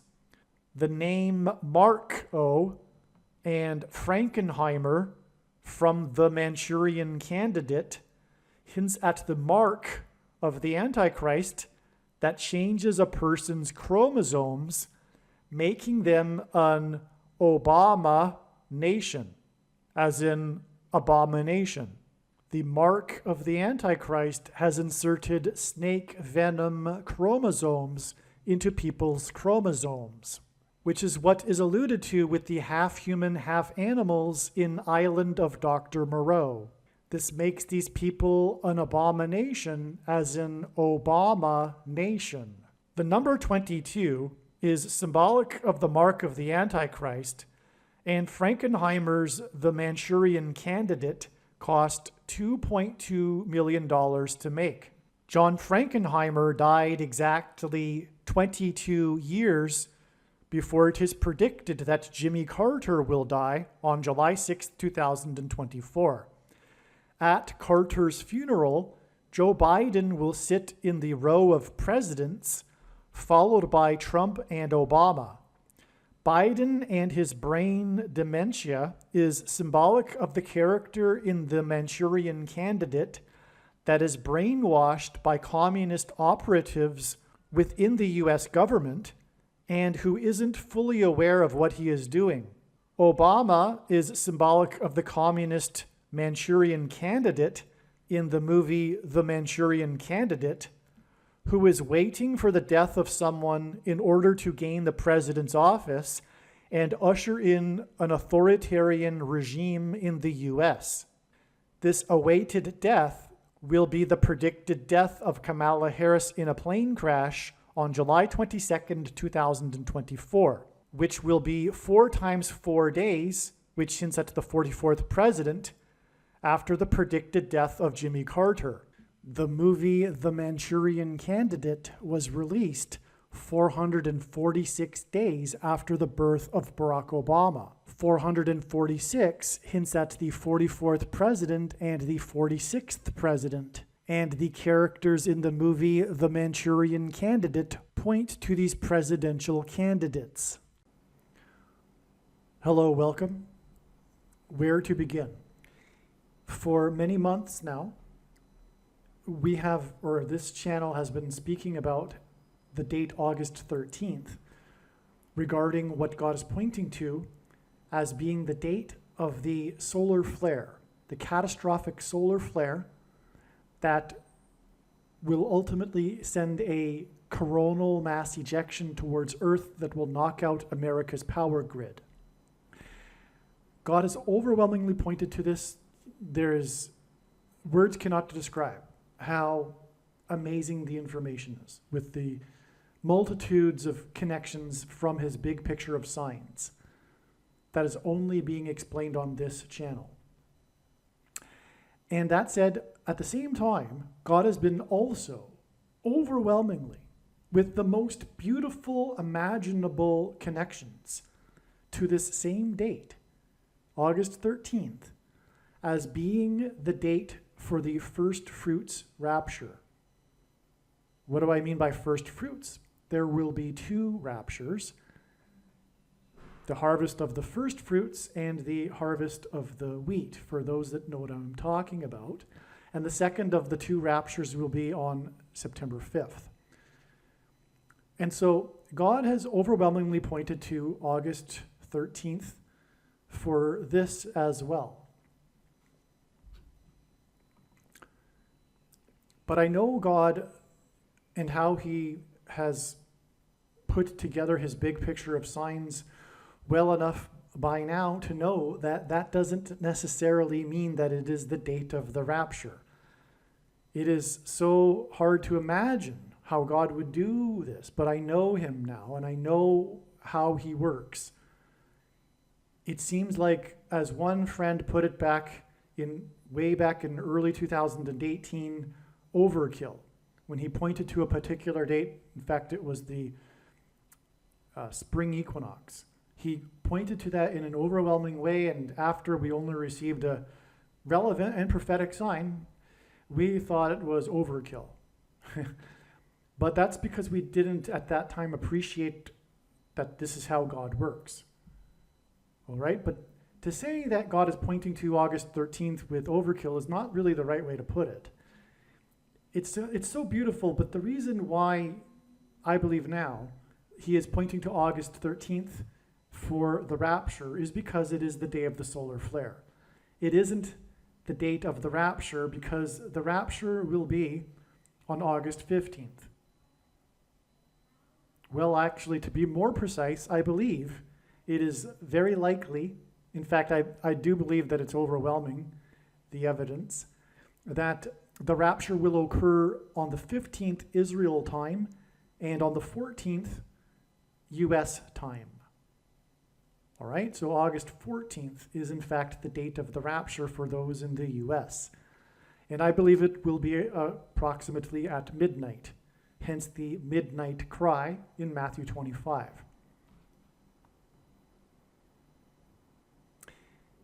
It is said that solar flares, or rather coronal mass ejections that are a result of solar flares, speed through space and they take time to reach Earth. The fastest ones take 15 to 18 hours is what I have read.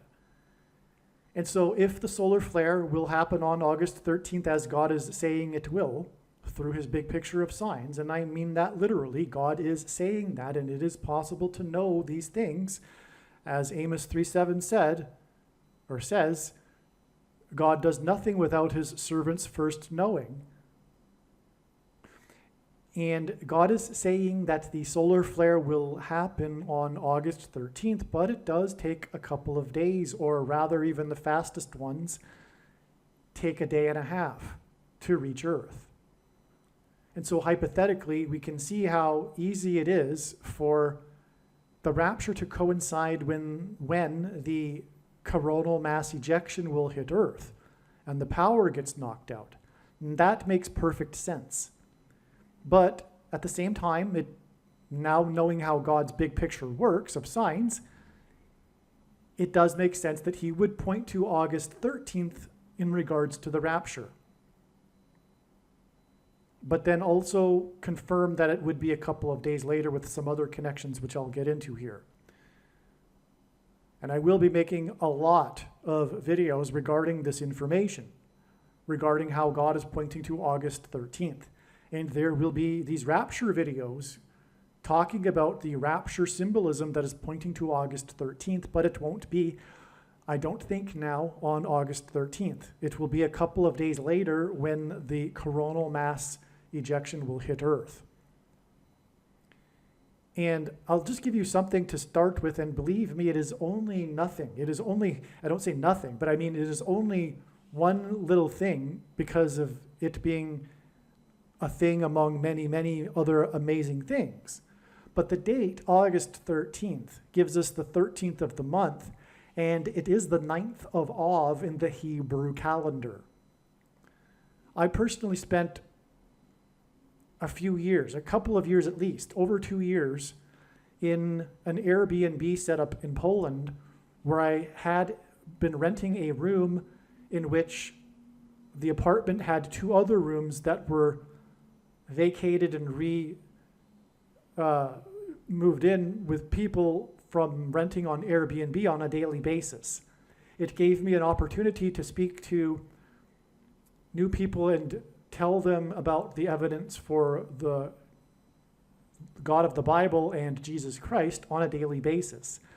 And I would do this through using the back door. I would never tell someone, hey, can I tell you about the evidence for Jesus? Because the conversation won't happen, as we know. So I give them probably over an hour worth of information without them even realizing that I'm giving them information that confirms that the Bible is true. But I tell them, I get into this story, I start with the story about how all of the calamities in Jewish history, and for anyone, most people, history is interesting, and especially something like this, because I tell them how, about the coincidence that all of the calamities, and there have been about 12 of them in the last 2,000 years, have all coincidentally started symbolically on this 9th of Av date in the Hebrew calendar. And I tell them how at the end of all of this, it points to Deuteronomy chapter 28, when God said to them, the Jews, as they were entering the promised land, when they reject him in the future, he will, God, chase the Jews around the world from nation to nation by the sword, which is literally what happened. And when the Jews returned to Israel in the 20th century, it was from over 100 countries. They were literally spread out all over the world by being chased around the world by the sword. If we read the text, it's clear that in the prophecy, God is also describing Auschwitz and the Holocaust. It's clear. And just on that note, for just one example, the Grass Action Warsaw policy had an official start date, which was when they rounded up Jews and put them into the ghettos. That memo put forth by the commandant was dated the 9th of Av in the Hebrew calendar. And the date that they first started rounding up Jews and putting them onto death trains to the death camps was also on the 9th of Av in the Hebrew calendar. The reason why for all of these calamities that symbolically began on the 9th of Av is because the first and second temples in Israel, in ancient Israel, were destroyed on the 9th of Av. The Babylonians in the 6th century BC came and destroyed the temple on the 9th of Av. And then the Romans also coincidentally destroyed the temple on the 9th of Av. And the Romans weren't like, hey, let's wait a couple of days because the 9th of Av is coming up and let's do it on the same day that the Babylonians did it. No, and in fact, the history of the Jewish-Roman War had it that that just happened to be the day that the Romans finally broke through the walls that around Jerusalem that they had been trying to break through for a number of days. And so anyway, both of the Jewish temples were destroyed on the 9th of Av, and the temple is symbolic of their relationship with God. Okay, and then the first time they were exiled, it was only to Babylon, and then they returned, as was prophesied. They returned after 70 years and rebuilt the second temple in the 70th year after their exile to Babylon. But then after the second temple was destroyed by the Romans, they were chased around the world, as was promised, after God said they would reject him. And so this brings the question, well, how did the Jews reject God in the first century prior to the destruction of the second temple in 70 AD by the Romans? Because the calamities, again, in all of the history symbolically began on the 9th of Av, and I could go through the list, but it would take a while. And that's because of the first and second temples. And so they were chased around the world after the second temple was destroyed. Well, the question is, again, how did the Jews reject God in the first century AD, just prior to the destruction of the second temple? And the answer is by rejecting God, Jesus. That's how the Jews rejected God, because Jesus claimed to be God, and the Jewish leadership rejected this and had him crucified. And then they were chased around the world for rejecting God, Jesus. And there's no other explanation for how the Jews rejected God in the first century AD before 2nd AD. That's the only explanation that makes any sense. And so as the Jews were being chased around the world from nation to nation on the 9th of Av, God was pointing to the first and second temples that were destroyed on the 9th of Av in order to demonstrate and point to Deuteronomy chapter 28 and their rejection of him, and to point to how they rejected him through rejecting the Messiah, God, Jesus. And by the way, I've had a Jew or a Muslim tell me that Jesus didn't claim to be God, but they are ignorant and have no knowledge at all regarding the New Testament. I can clearly show you the passages where it's very clear that Jesus claimed he was God. And so either Jesus was lying or he was crazy, but no one believes that. Even the atheists say that Jesus was a good person and had wise teachings, so he wasn't a liar or crazy, so obviously he was telling the truth. And anyway, this is only scratching the surface of the evidence for Jesus for anyone that cares to look into it. And that gets us to the purpose of life.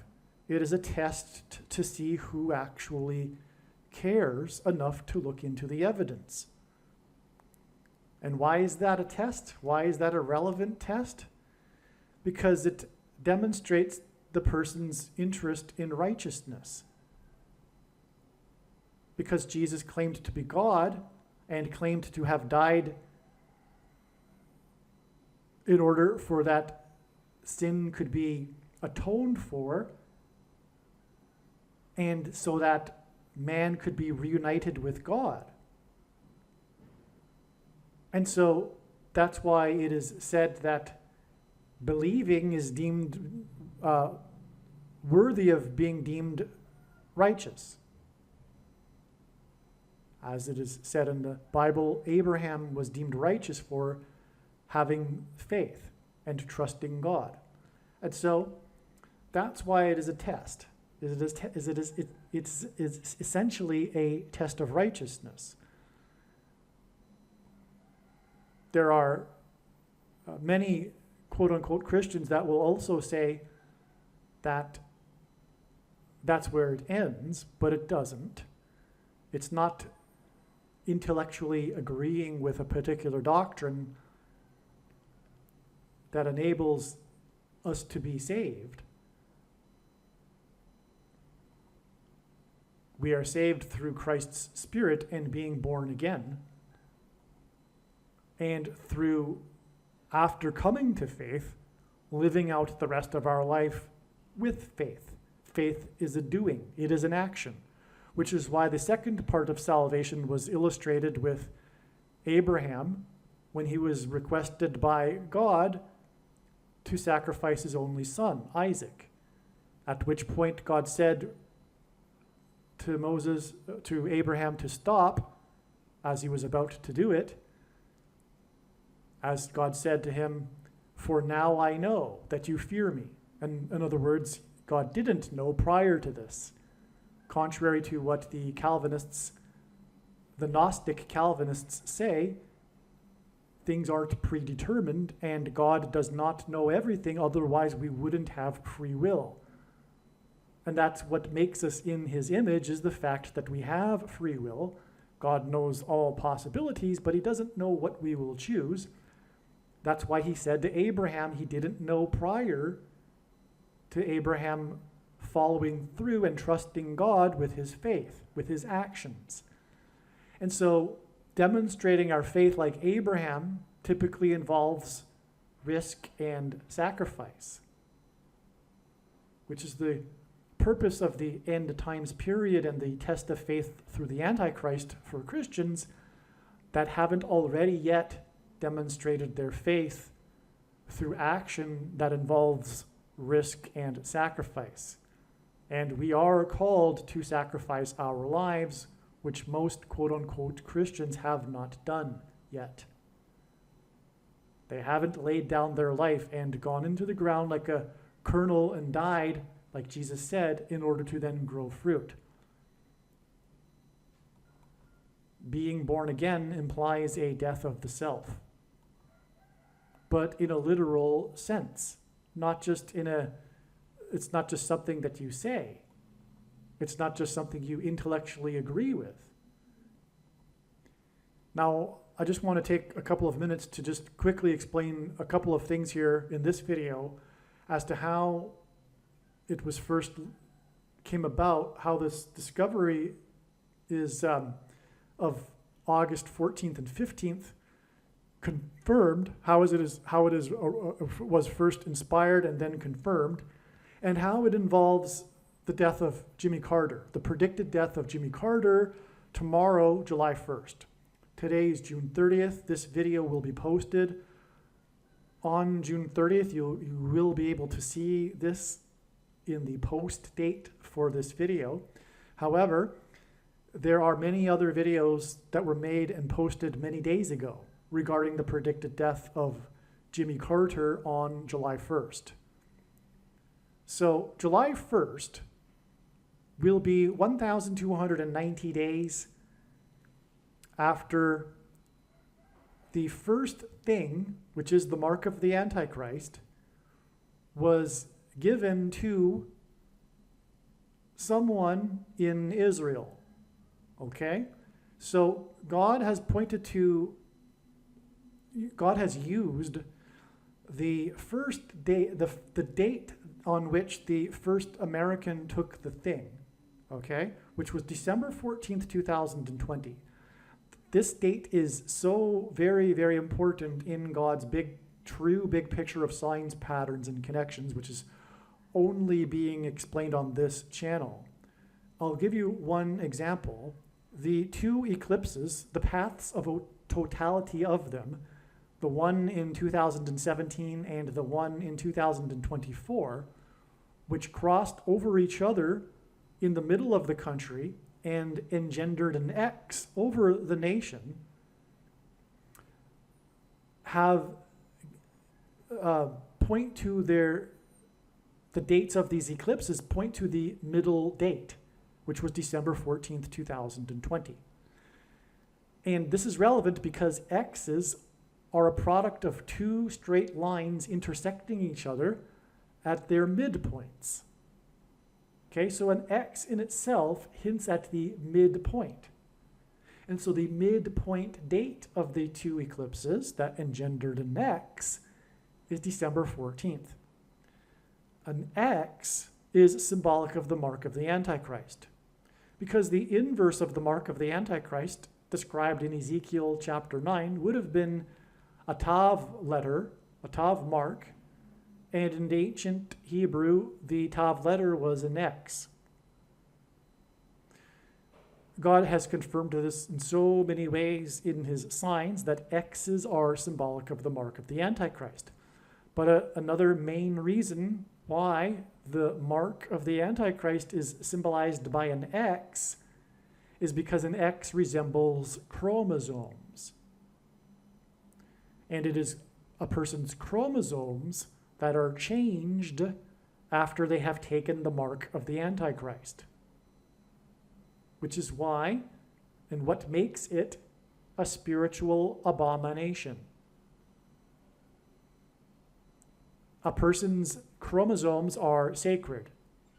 It's like God warning to not change the Bible in the book of Revelation. God warns to not change a single word in the book of Revelation.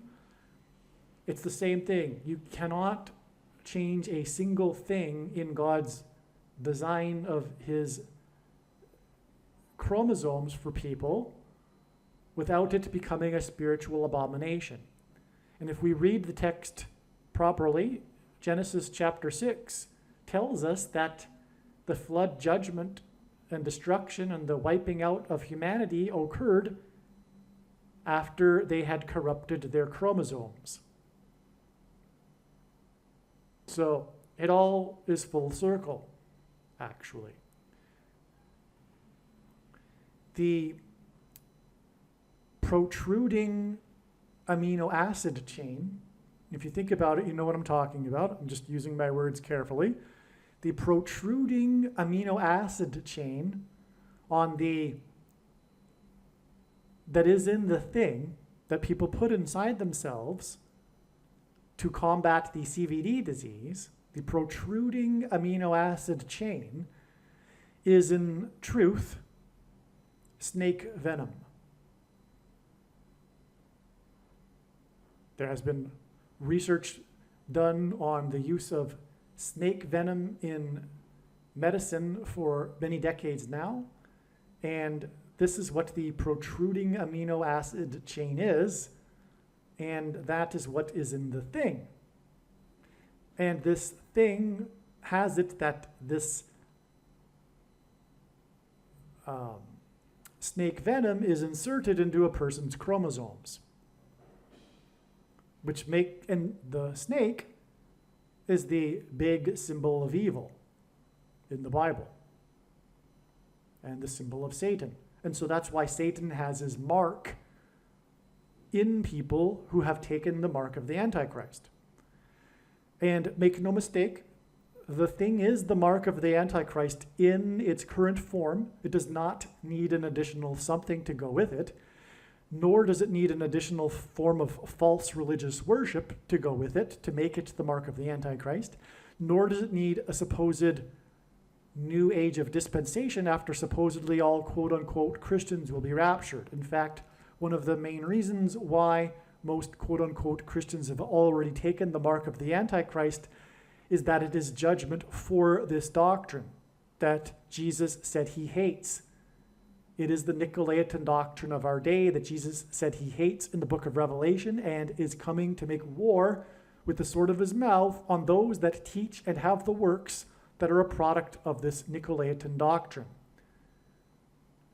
which is the doctrine that talks about the dispensation of grace supposedly ending and then what is written to the seven churches only applying to those that are left behind, etc.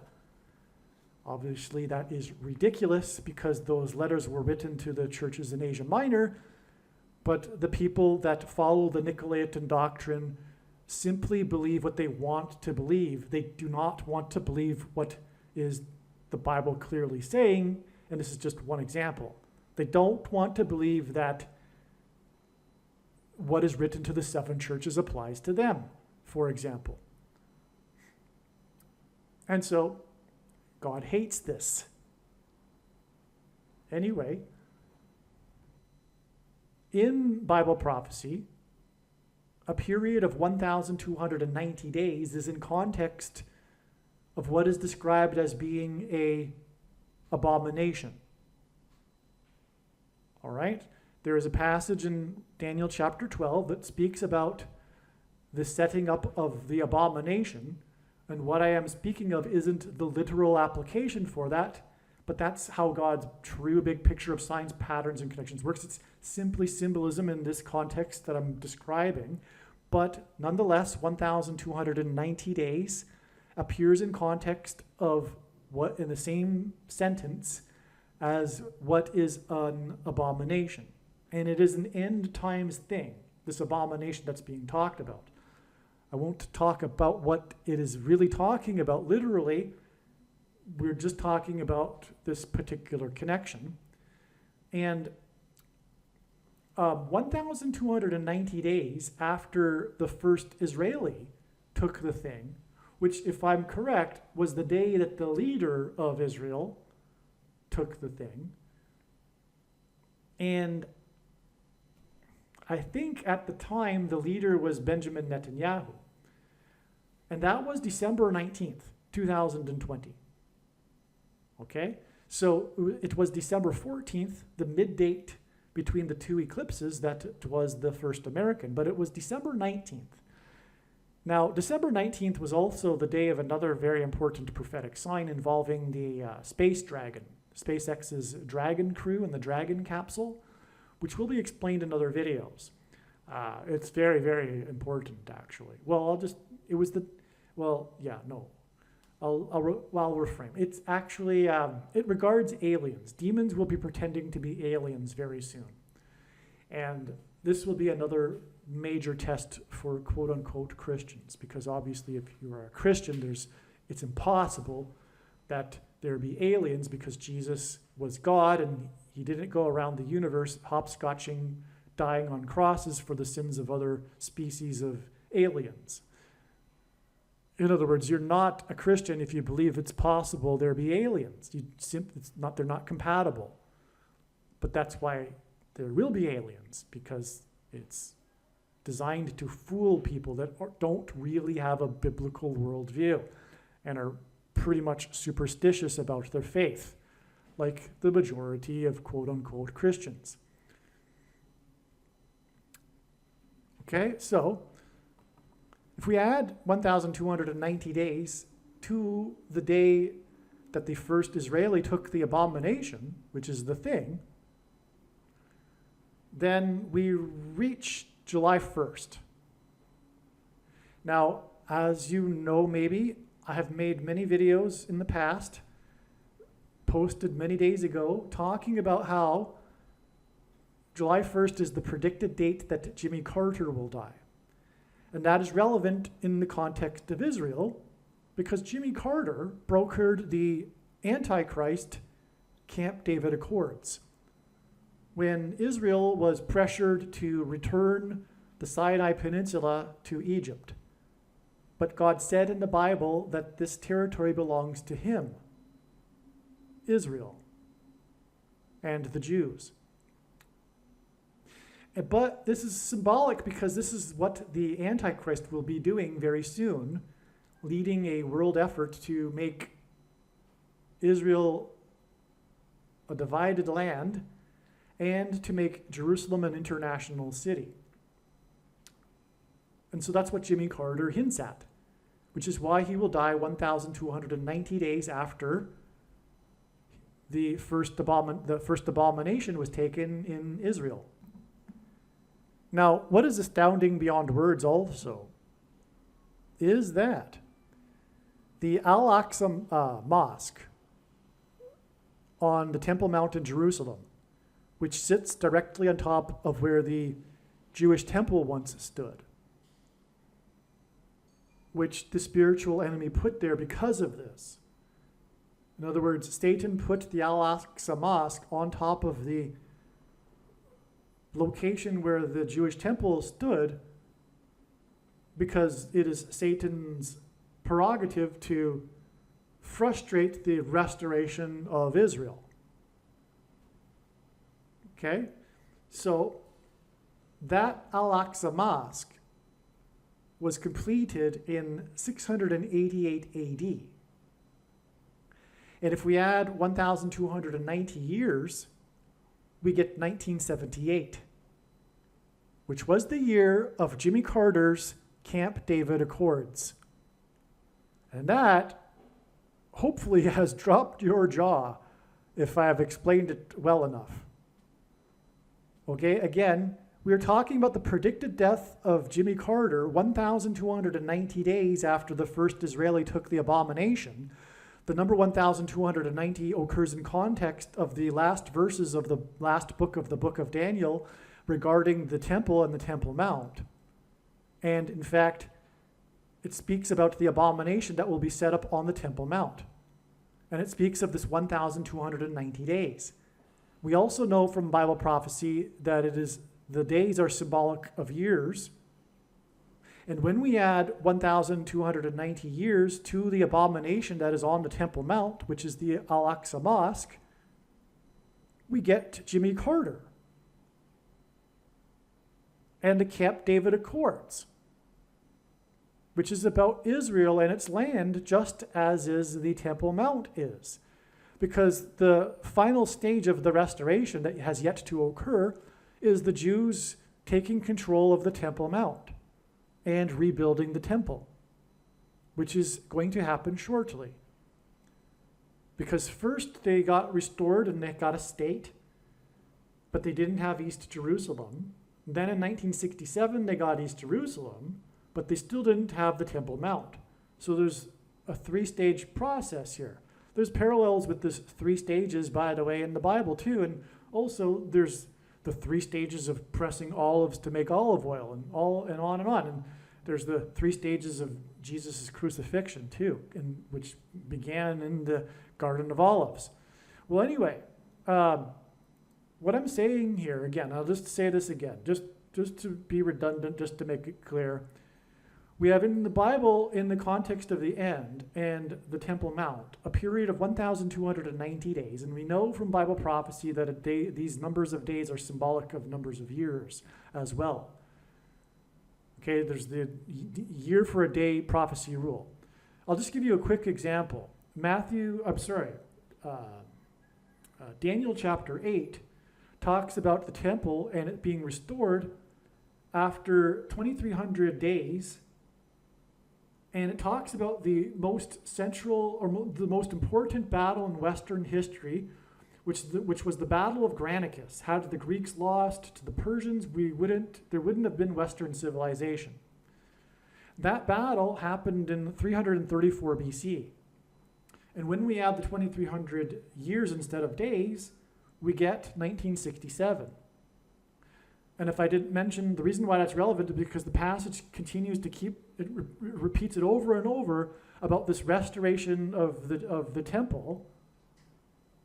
And the Jews recaptured the Temple Mount in 1967.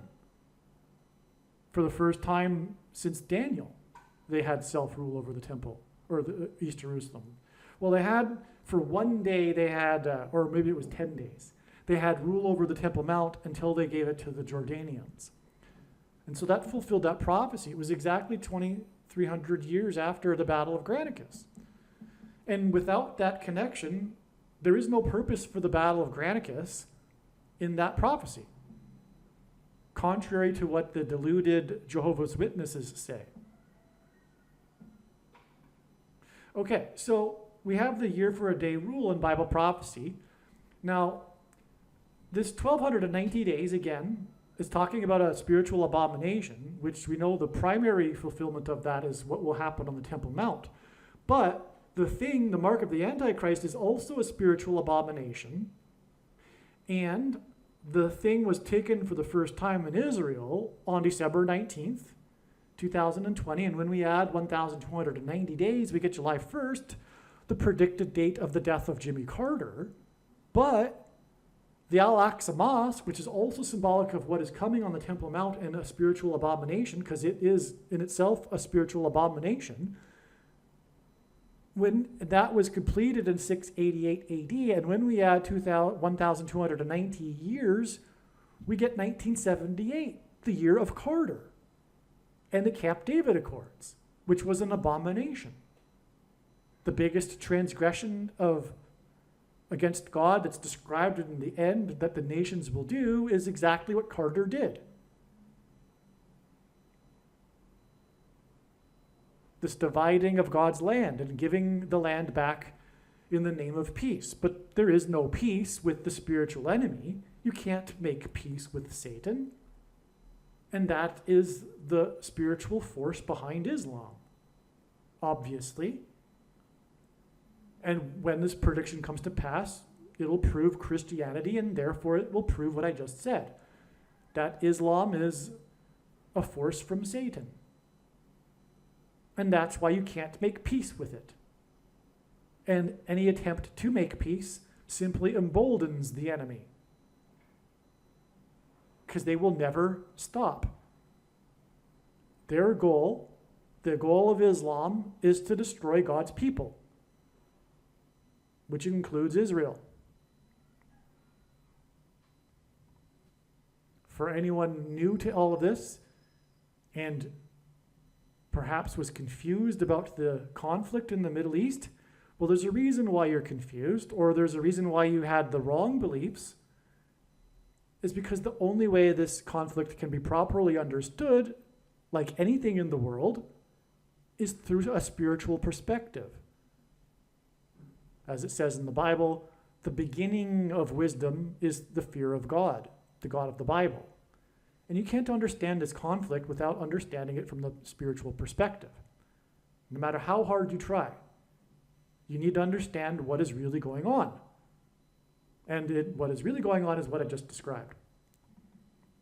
And that's why Jimmy Carter was not a man of God.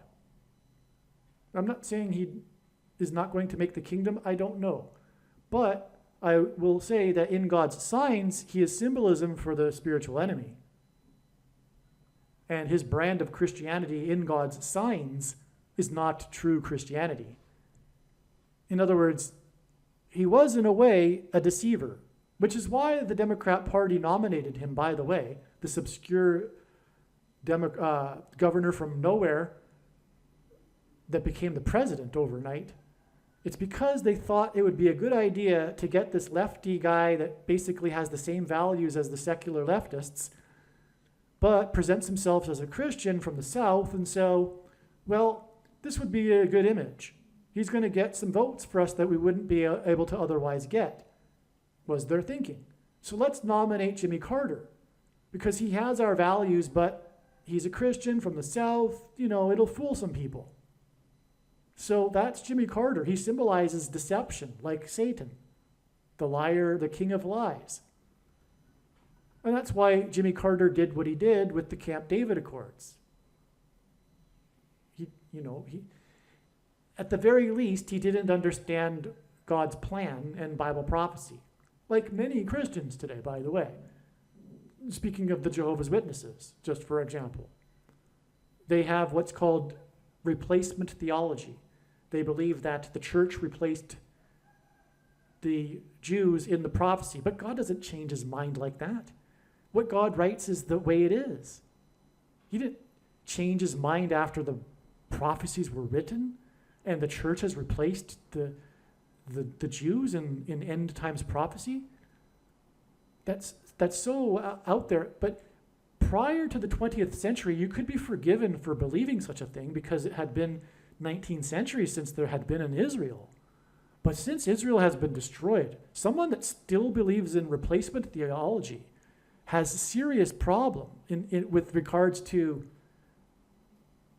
thinking for themselves and not going along with, anyway, like something like a cult, like leadership, like the Jehovah's Witness organization. 79 times in the New Testament, the word Israel is used, and not once does it refer to the church. All right. Now, getting back to what I was saying and to finish this up here, the 12th chapter of Daniel lists 3 periods of time. The second one is the 1290. And by the way, when we add the first of the three, which is 1,260, if we add 1,260 years to 688 AD, we get 1948, which is the year of the rebirth of Israel. And so you can't get as clear as day 1948 in the Hebrew Old Testament, written over 2,000 years ago. You can't get the year of the rebirth of Israel and it be an accident. All right? Again, it's clear. For someone who's not Christian, has never opened the Bible, you can open it and go to Daniel chapter 12. And it talks about the end. The title of the chapter is The Times of the End or something to that effect. And it's this last chapter of the very prophetic book of Daniel, and it talks about the end. And it talks about this spiritual abomination that will be set up on the Temple Mount. It's talking about the end, right? And anyway, it talks about a period of 1,260 days, okay? But as I said and explained, there's this day for a year rule in Bible prophecy. And when we add 1,260 years to the year that the Al-Aqsa Mosque was completed in 688 AD, we get the year that Israel was reborn. That isn't the only way from the Bible we get 1948, by the way. Just quickly, in Ezekiel chapter 4, God told Ezekiel, and this is where we get the year for a day rule, in the prophetic chapter 4, God told Ezekiel to do a certain thing to demonstrate how Israel was going to be punished for 390 plus 40 days, okay? And God told him that this would be symbolic of 390 years plus 40 years, for a total of 430 years. Now, also in Bible prophecy, it was prophesied beforehand that the Jews would be exiled for 70 years and then would be allowed to return to Jerusalem after the 70-year period, which is exactly what happened, and secular history records this did happen as well. After 70 years, literally, exactly. Okay? So the Jews came back after 70 years, which means that 430 years subtract 70 years leaves us with 360 years. So 360 years was remaining of the punishment. Now, in Deuteronomy chapter 28, the chapter I spoke about earlier, in which God spoke to the Jews before they crossed into the promised land, he told them that if they do not repent when they come back, that he will multiply their punishment times 7. Okay, so 360 years of the remaining punishment when they came back in 536 AD, or BC, we get, so 360 years is the remaining of the punishment at the time that they came back in 536 BC. Okay, so 360 years times 7, though, is 2,520 years. In the Bible, a prophetic year, is 12 months of 30 days each. And when we times out 30 days times 2,520, we get a total of 907,200 days. All right, and that number of days, when we add it to the autumn of 536 BC, we get exactly the spring of 1948. You can do that very simply, too, by dividing the 907,200 days by 365.25. 365.25 because an average year, because there are leap years in which there are an extra day in the calendar. So 365.25, if you divide that into the 907,200 days, you get 2,484.8 years. All right? Now, if you add, they came back in the autumn of 536, so if you do negative 536.25, all right, because it's 536 years back, plus an extra quarter of a year because you're talking about the autumn, and then you add the 2,400,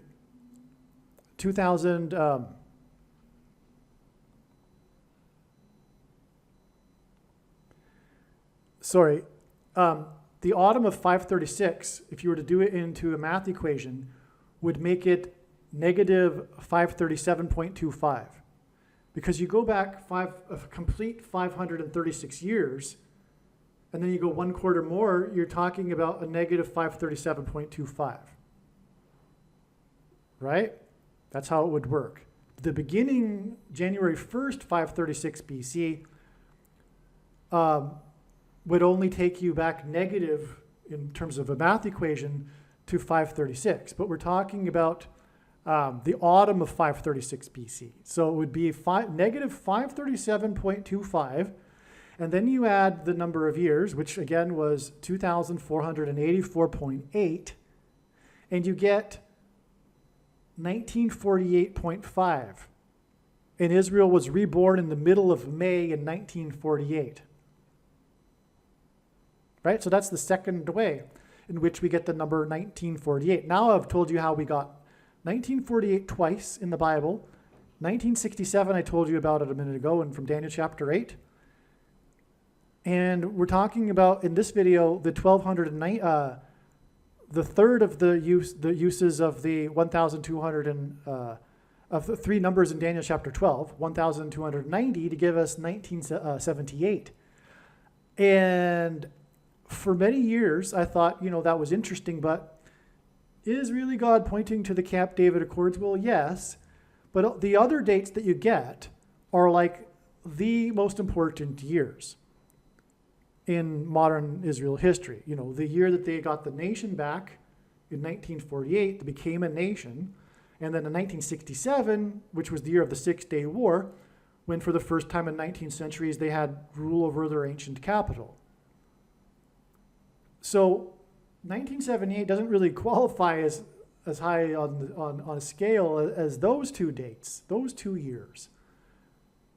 And so it was debatable as to whether or not how much God was pointing to 1978, or whether it was just a coincidence that was the year of the Camp David Accords. But when the prediction comes to pass that Jimmy Carter is going to die 1,290 days after the thing was taken in Israel, well, that brings up the 1,290 years connection from the year that the Al-Aqsa Mosque was completed to 1978. This video is, by the way, extremely profound. If you are a Christian, make sure you never ever stop sharing this video on social media. Spend hours every day posting it. Work. I know because of the Nicolaitan doctrine, most quote-unquote Christians have somewhat of a phobia regarding the necessity of works. But Jesus hates this doctrine, and this is a bag of gold. And Jesus warned to Christians that don't do anything with their bags of gold, that they would be banished to hell. So, and our bags of gold, by the way, are representative of our opportunities and abilities. This is a bag of gold. Nothing compares to this video and the prediction of Jimmy Carter's death, and having now explained 4 dates in the Bible that prove the Bible, 4 years in the Bible, and disprove things like Jehovah's Witness, even, and replacement theology and Catholicism, because they don't believe in any of this stuff either. Okay, so now the thing is that there's one last number of days in Daniel chapter 12, which is the last verse of the last chapter of the book of Daniel. And that's a period of 1,335 days. And it says, "Blessed is he who waits for and arrives at the 1,335 days." It's speaking about the resurrection rapture. And now we have the fulfillment of it. Now we know what the 1,335 days beginning from. It's the date on which the first thing, the abomination, was taken in Israel. And when we add 1,335 days to that date, December 19th, 2020, we get August 15th. Now, I believe that the rapture will occur in the AM on the 15th and on the 14th in the US. Now, one reason for why I believe that'll be the case is God is using Trump, his trumpet that he has been using to trumpet and highlight his prophetic signs, who was born on a Sabbath day, a Saturday, when in synagogues around the world, the portion of the Torah that was read on that day, because they read a different portion for every Saturday of the year, was the portion from the book of Numbers about God commanding the making of the trumpet. And that was the day that Trump was made. It was exactly 23 months before Israel was reborn. The Antichrist is Numbers 23. 2 divided by 3 is 0.666. The basketball president wore jersey 23 in high school. And anyway, Paul, the apostle, used the phrase, the last trump, in reference to the resurrection rapture. President Trump was born on the 14th of the month in June in 1946.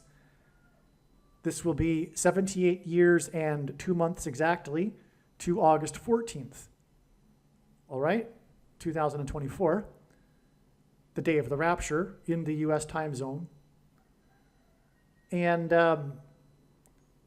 78 years and 2 months hints at the 782nd word in Strong's Greek Concordance, which is the word that means to greet. Okay, it means to greet. And this is because God's people will be greeting the Lord in the air at this second coming event. And then will forever be with the Lord. It'll be a massive greeting. The rapture and resurrection. And so that's why the significance of greet in terms of the rapture and why it would come from Trump and his birth date. Now, speaking of greeting in the air, in God's signs, Jupiter is symbolic of Christ, the king planet. But it is also symbolic of the body of Christ. Now, it has been known since 2017 that August 14th and 13th, actually, and I'll explain why the 13th. Well, I'll mention it already. It's the 9th of Av in the Hebrew calendar, which was the day that the Second Temple was destroyed, as I was explaining. But the Second Temple, as it says in historic texts, burned into the 10th of Av as well. And so the 9th of Av is the 13th, the predicted date of the solar flare, which will hit later, I believe, late on the 14th and early on the 15th, depending on what time zone you are in. And anyway, the reason this sign in the night sky, in Genesis 1:14, God said that the lights in the sky are for prophetic signs. This sign in the night sky has been known to be the Revelation 15 sign since 2017. Since 2017, it was known that this would be the fulfillment in the night sky of what is described in the first verse of Revelation chapter 15, which speaks of a sign in heaven. There is another sign in the night sky that's described in Revelation chapter 12 that was fulfilled on September 23rd, 2017. It was the rapture sign, the once in a human history fulfillment, alignment of the stars in the sky, all right, the planets, and that's explained in other videos, and this is the Revelation 15 sign. And one reason it is known, or was known since this time, is that it occurs on the 9th of Av. But the 9th of Av technically begins on the 12th at sunset and goes to the 13th at sunset. And so the 14th and 15th aren't the 9th of Av. This was another reason why I originally thought that the rapture would be on August 13th, because it just seemed logical that it would be on this date, on a significant Hebrew calendar date. But like I'm saying, it is the day for the fire. Speaking of the burning of the temple that burned into the tent, we are talking about fire from the sun that's coming. Okay? That's why the sign is the conjunction with Mars. Because Mars is symbolic of war. In ancient astrology, it's symbolic of war and blood. It's the red planet.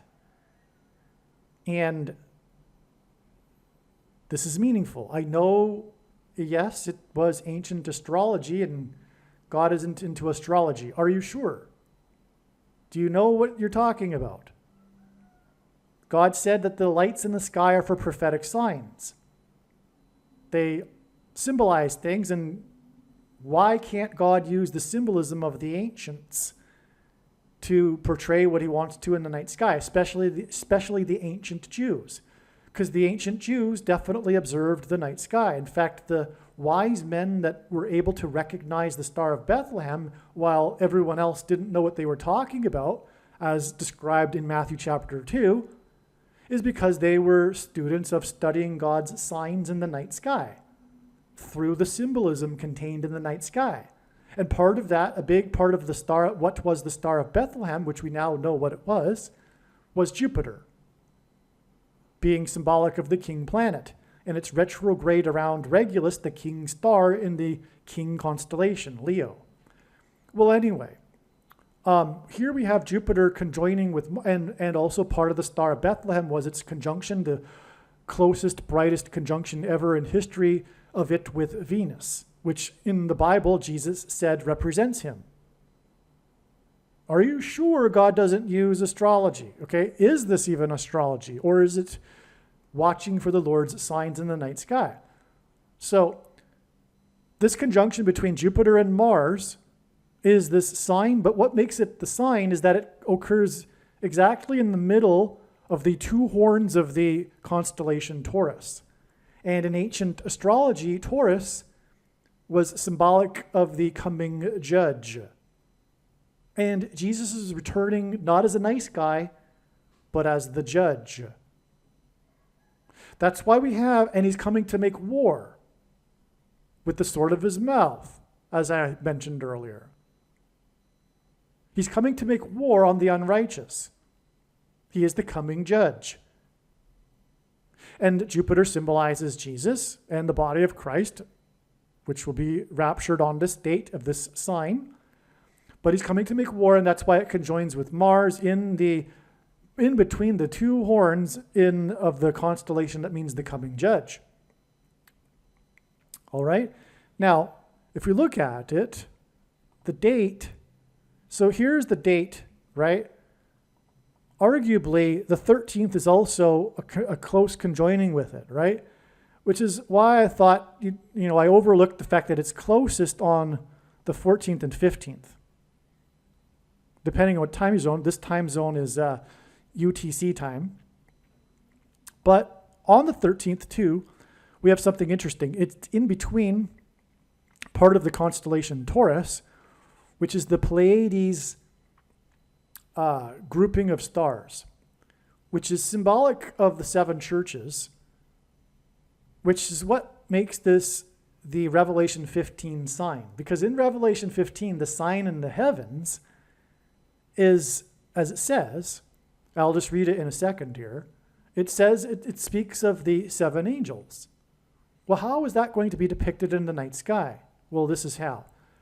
The Pleiades grouping, if you will, I forget what you would term it. It's not a constellation, but Anyway, it's made up of 7, which mirror the geographical disbursement of the 7 churches in Asia Minor, as I'll show right now. Okay, so here we can see the Pleiades grouping of well, they aren't even stars. They're actually, I think they're galaxies. I could be wrong. But it's the Pleiades grouping. And no, maybe I'm wrong. Maybe I should look this up. I apologize. It's, I learned this before, I'm sure, and can't remember everything, I guess. Well, anyway, as you can see, there is a symmetry between the geographic locations of the 12 churches. So for those that don't know, the first chapters of the book of Revelation, Jesus writes letters and grades the 7 churches of Asia Minor. The only church of the 7 that he said didn't have anything against them and would be spared the hour of tribulation, in other words, raptured, was the Church of Philadelphia, which is a serious warning for quote-unquote Christians.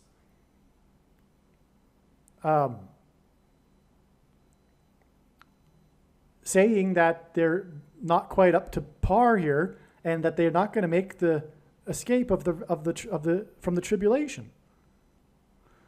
The Church of Laodicea, and by the way, many people, including myself, believe that these 7 churches, what Jesus wrote about them, is symbolic of the 7 stages of church history, and therefore the Church of Laodicea describes the modern evangelical church. And when you read it, it most certainly does when you have a proper understanding of doctrine and soteriology, and you understand what the Nicolaitan doctrine of our day is that's producing the bad fruit on the bad tree. That is the modern evangelical church. The Church of Laodicea, that thinks that it is in need of nothing, does not fear the Lord, really, which is what the Lord is looking for, really, and thinks it is in need of nothing, but does not realize, as Jesus said, blind, pitiable, naked, poor, and such that Jesus wants to vomit out of them out of his mouth. But Jesus, as Jesus said to this church, he reproves whom he loves, which will be the purpose of the tribulation, reproving them. He reproves whom he loves, and he is still knocking at the door, which is quite something because it says that, in other words, Jesus isn't inside this church. He is knocking on the door, and this church isn't letting him inside. They think he's inside, but they're not letting him inside the church. He's knocking on the door.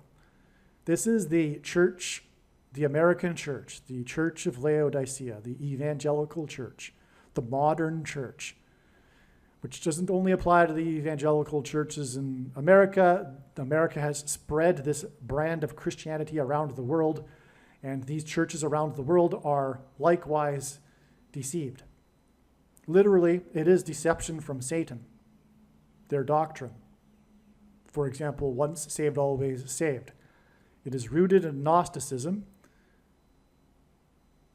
which is satanic. Anyway, enough of the theology here. Make sure you watch the 23 church signs video on this channel. If you are a Christian, you should recognize, in my opinion, once the prediction comes to pass, that will be the most important video on this channel for you. The 23 church signs video on this channel. Okay, so back to what I was saying here. So we see the parallel here, right? Between Pleiades and the 7 churches. Okay, now here is Revelation 15, and speaking of this sign. And I saw another sign in heaven. He's saying another because the first one was the Revelation chapter 12 sign, which was fulfilled in the night sky on September 23rd, 2017. As I'm saying, this sign will be fulfilled on the 9th of Av in 2024, and it was believed that this would be the case since 2017. Okay, and the reason why I say 2017 is because someone else discovered this connection, and I don't know when they discovered it. I think it would have been, you know what, I really don't know. the late Dan Matson had it on his website, and I'm not sure if he was the person that discovered it. He might have been, but it was discovered before even 2017, that's for sure. And I saw another sign in heaven, great and marvelous, 7 angels having the 7 plagues, the last plague. So it's talking about 7 angels and them having 7 plagues. Well, Pleiades has 7 stars, right? Hinting at the 7 churches, which is another 7 in the book of Revelation. Well, it says that these 7 angels have the last 7 plagues. But then it talks later in this chapter about how these plagues are administered. When the 4 beasts give the 7 angels 7 golden vials or bowls, okay? Depending on the translation, they're 7 bowls full of the wrath of God, who liveth forever and ever. And then the temple was filled with smoke from the glory of God and from his power, and no man was able to enter into the temple till the 7 plagues of the 7 angels were fulfilled. So then the preceding chapters go on to describe each bowl being poured out onto the earth. So it's a bowl or a cup, if you will. So back to the sign in the night sky. We have here part of Taurus, Pleiades. Taurus is this sign, this big sign that's described in Revelation 15, as I'm saying. This gives us the 7s that were mentioned that I just talked about, but they were cups, bowls. Well, if you look at it, it's quite clear, in my opinion, that this is a cup with a little handle on it. So if it's a bowl, doesn't mean there can't be a little handle on the bowl that's used to pour it out. Because it's the angels that are administering it. These angels have hands, and they would be pouring them out. So how does the angel pour it out? Well, I believe it's because it's like a cup. This is symbolic of this. All right? And this is the beginning of judgment. Now, this will occur at the beginning of judgment, but the thing is, a lot of people that are interested in prophecy make the mistake, a very big mistake, of interpreting the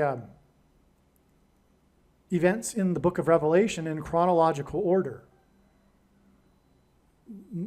There's no such thing as the chronological order that people claim there is. These 7 trumpets and 7 seals and the 7 bowls, they overlap. It's all allegory. It's all symbolism. I respect Chuck Missler, but the one thing he missed a lot.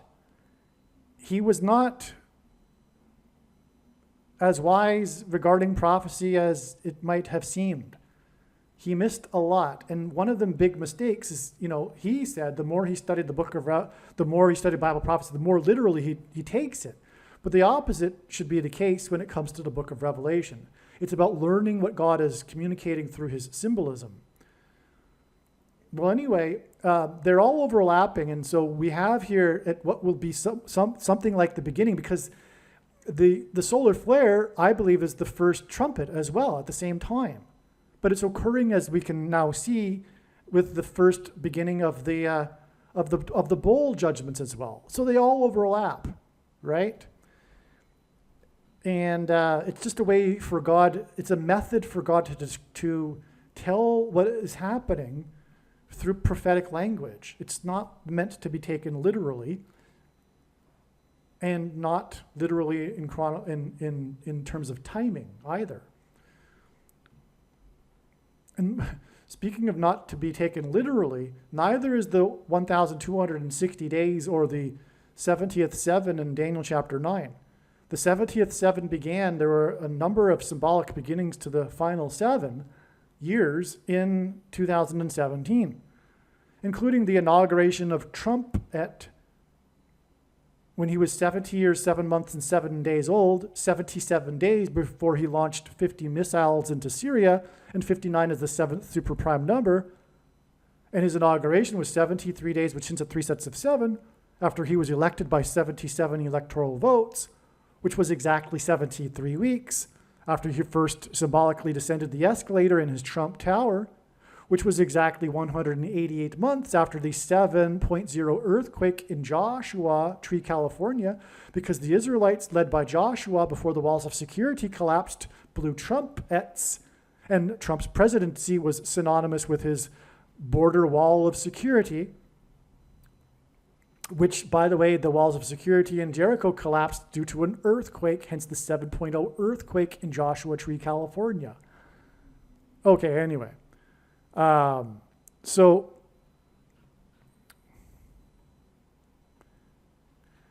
you get what's going on here. This is the Revelation 15 sign. Now the 9th of Av is this date here, but what's neat about it is that Mars is in between Pleiades and Jupiter, but on reconsideration, that doesn't mean much. It's closest on the 15th and 14th. Okay, so anyway, like I'm saying, this is symbolic of the church, right? The 7 churches. This is symbolic of the meeting of the church, the conjunction.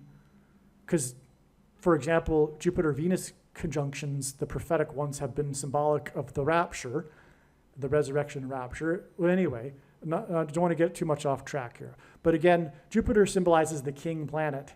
It's the it's the largest planet, but it's also got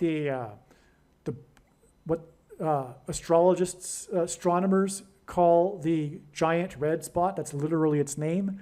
And it's got stripes because it hints at Isaiah chapter 53, and by his stripes we are healed.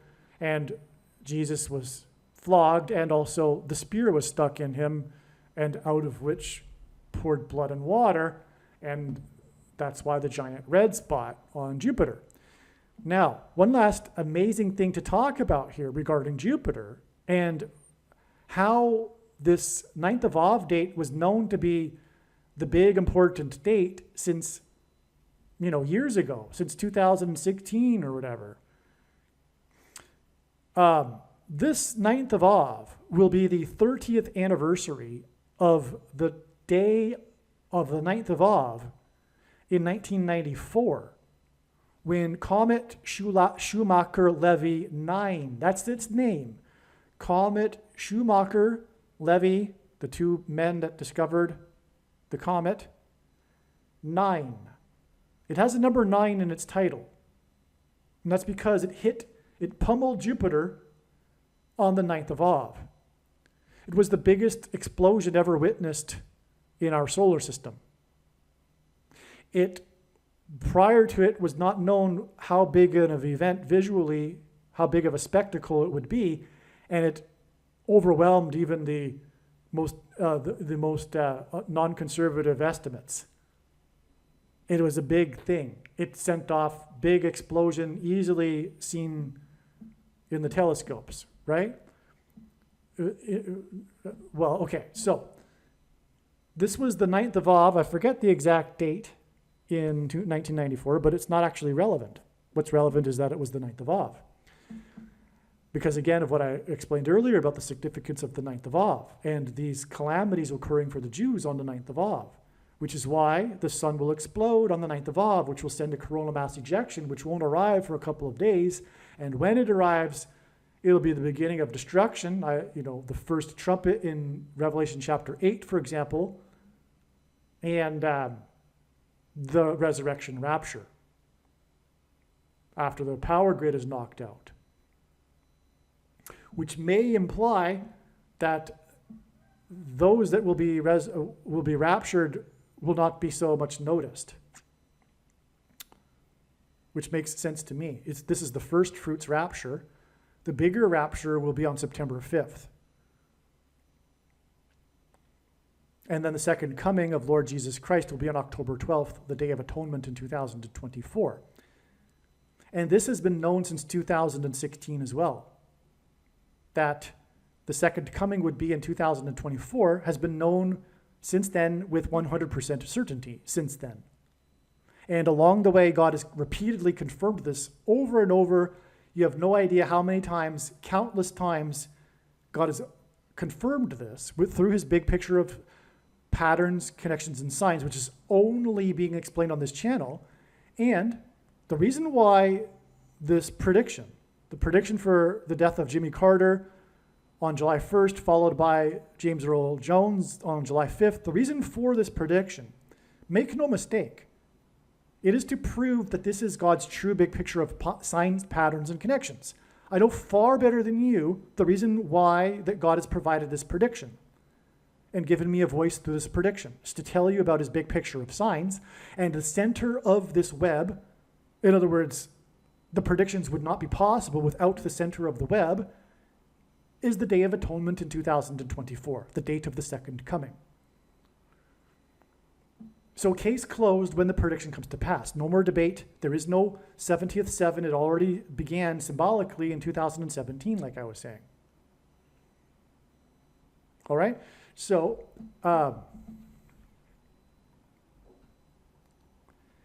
now, this 9th of Av sign here, the Revelation 15 sign, exactly 30 years after the 9th of Av, when, and by the way, it was the comet prior to it hitting Jupiter broke up into 21 distinct fragments, and they labeled them with the letters of the alphabet, and there were 21, which is 7 plus 7 plus 7, and the Israelites enacted a symbolic 3 sets of 7 before the walls of security collapsed on Jericho, which is symbolic of the walls of security collapsing on America, God's Gentile nation that he has blessed and had his hand on.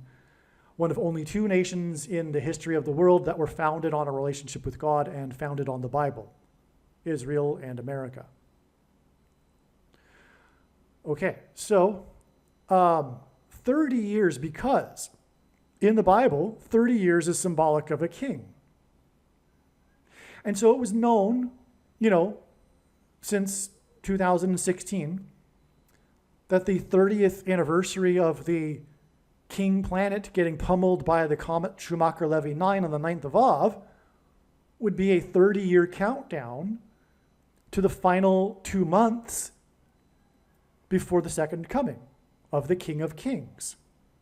That's why the 30 years, which symbolizes a king, that's why the 30 years from the king planet getting hit by comet Schumacher-Levy 9 on the 9th of Av. And again, the 9th of Av is about how God pointing to the first and second temple's destructions in order to communicate to the Jews why they are being chased around the world on the 9th of Av for rejecting him, God, who was Jesus, is Jesus. Okay. And so, okay, anyway, so this 9th of Av won't only be the 30th anniversary of the planet Jupiter being pummeled by the comet. It will also be the exact 110th anniversary of another prophetic sign in the night sky. Well, it was an eclipse, so I guess that would be the daytime sky. This was the eclipse that began World War I. This eclipse occurred at the beginning of World War I, and this is known as the World War I eclipse. Even at the time, it made the headlines talk about how it could be a sign from God because of the momentous event of World War I. How could this eclipse go over Europe at this beginning of World War I? But not only that, though, the location where it peaked, the greatest maximum of the eclipse, was right over this place in Tannenbaum. The place named Tannenbaum, if I'm saying it correctly, which is in today Poland, but at the time was part of the Prussian Empire. This is the location of the battle that was the only battle in all of the war, which lasted years, that had any consequence on the outcome of the war. Had the Germans, for example, fared a little better or a little worse, the war and the outcome would have been vastly different. This was the only battle that had any consequence. All the other battles were just trench warfare. Nothing really happened, right? There was no consequence in terms of the outcome of the war, except for this one place, which is where the eclipse went over. But the eclipse also traversed over all four of the empires that came to an end as the result of World War I. The Prussian Empire, the Austro-Hungarian Empire, the Ottoman Turk Empire, and the Russian Empire. Okay, so these empires met their doom as a result of World War I, and this is where the eclipse went over. All right, and it's because the eclipse also went over Palestine.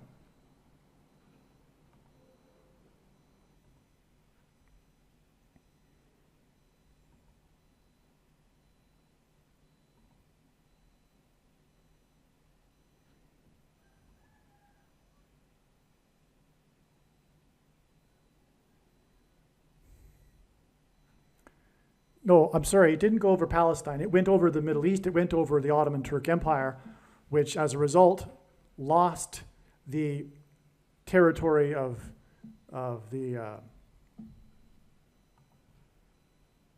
Palestine, and which led to the League of Nations and the British Mandate, which led to the Balfour Declaration, which allowed the emigration of Jews back to the homeland of Israel, declared that Israel be a homeland for the Jews, Palestine. And that was the beginning of the restoration. It wasn't really the very, very beginning, which actually was in 1867. That's another story, though. And anyway, so you have the collapse of the Ottoman Turk Empire as a result of this World War I, which was pointed to with the eclipse, all right? Now, that was on the 9th of Av. This will be the 110th anniversary of that, this symbolic beginning of the restoration of Israel. When the disciples asked for the signs of his return, Jesus replied, talking about there being rumors of wars and nation rising up against nation. He was speaking of World War I, and he mentioned how it would be the beginning of birth pains. When a child is born, prior to it, there are these contractions and these birth pains that gradually become more and more frequent and more intense. So that's why Jesus used this metaphor of birth pains. This was the beginning of the birth pains of the restoration of Israel, which is birthing the Messianic age and the 1,000 years of peace, during which Jesus will rule while he dwells in Jerusalem in the Temple Mount, in the temple on the Temple Mount, for the 1,000 years of peace. And so that's this, process of this restoration of the Jews back to Israel, which really began with the Balfour Declaration, which was the result of the Ottoman Turks losing their rule over the territory, I believe, after exactly 500 years. But so anyway, that was why World War I was so significant, and why the signs pointed to this, including the eclipse. Well, again, we are talking about another sign in the sky exactly 110 years later. Now, 110 is a very important number in God's signs, because the Israelites crossed into the promised land on the 10th day of the first month, the date 110, which hints at 110. Jesus' triumphal entry into Jerusalem, when he officially arrived as the King of the Jews, was also on the 10th day of the first month, Nisan 10, which again hints at 110. All right, and by the way, this is the reason why the Twin Towers, the World Trade Center towers, were 110 stories high, and why there were two of them. Two 110 stories high is symbolic of the second triumphal entry, if you will, the second coming. And also, Joshua died in the Bible at the age of 110 after he led the Israelites into the promised land on the date 110. And Joseph, who was also a type for Jesus, also died at the age of 110. Okay, so the number 110, in other words, is symbolic of Jesus. And that's why this 9th of Av is exactly 30 years after the King planet was pummeled by the comet Schumacher-Levy 9 on the 9th of Av, and why this 9th of Av is exactly 110 years after the beginning of the birth pains. Now, in God's signs, he pairs certain numbers together to confirm his signs, patterns, and connections. And this is how God's true big picture of signs, patterns, and connections works, which is only being explained on this channel. It works on the principle of second and third and multiple witnesses that confirm a matter, as the Bible says is required. And this is what makes what is being explained on this channel true and not a product of one's imagination, and different and unique than everything else on the internet that claims to be an analysis of God's prophetic signs. And one simple way in which you would provide a second witness for us, if we think about it, is through pairing certain numbers together, such as 9 and 110. And I know this because I've been studying his big picture of signs from morning until night for more than full-time hours for more than 6 years. But 9 and 10 because the number 9 is the most important number in God's signs, as from the Bible it symbolizes God's judgment. And Jesus is coming to return as the judge, and we're talking about this sign on the 9th of Av in the constellation that in ancient astrology was symbolic of the coming judge. It's the conjunction with Mars which further confirms this. And so 9 and 110 are paired together too, which is why the 110 stories on 9/11 collapsed and engendered an earthquake that cracked the foundation of Federal Hall, where George Washington was first inaugurated, the symbolic beginning of the nation, on Wall Street. And Wall Street, as in Joshua and the Israelites that marched around the walls of security before they collapsed in God's judgment, and Joshua died at the age of 110, hence the 110 stories that cracked the foundation of Federal Hall and Wall Street. Wall Street was named after the 9-foot-high wall of security that the Dutch built to keep the British and the Indians out. That's why 9 and 110.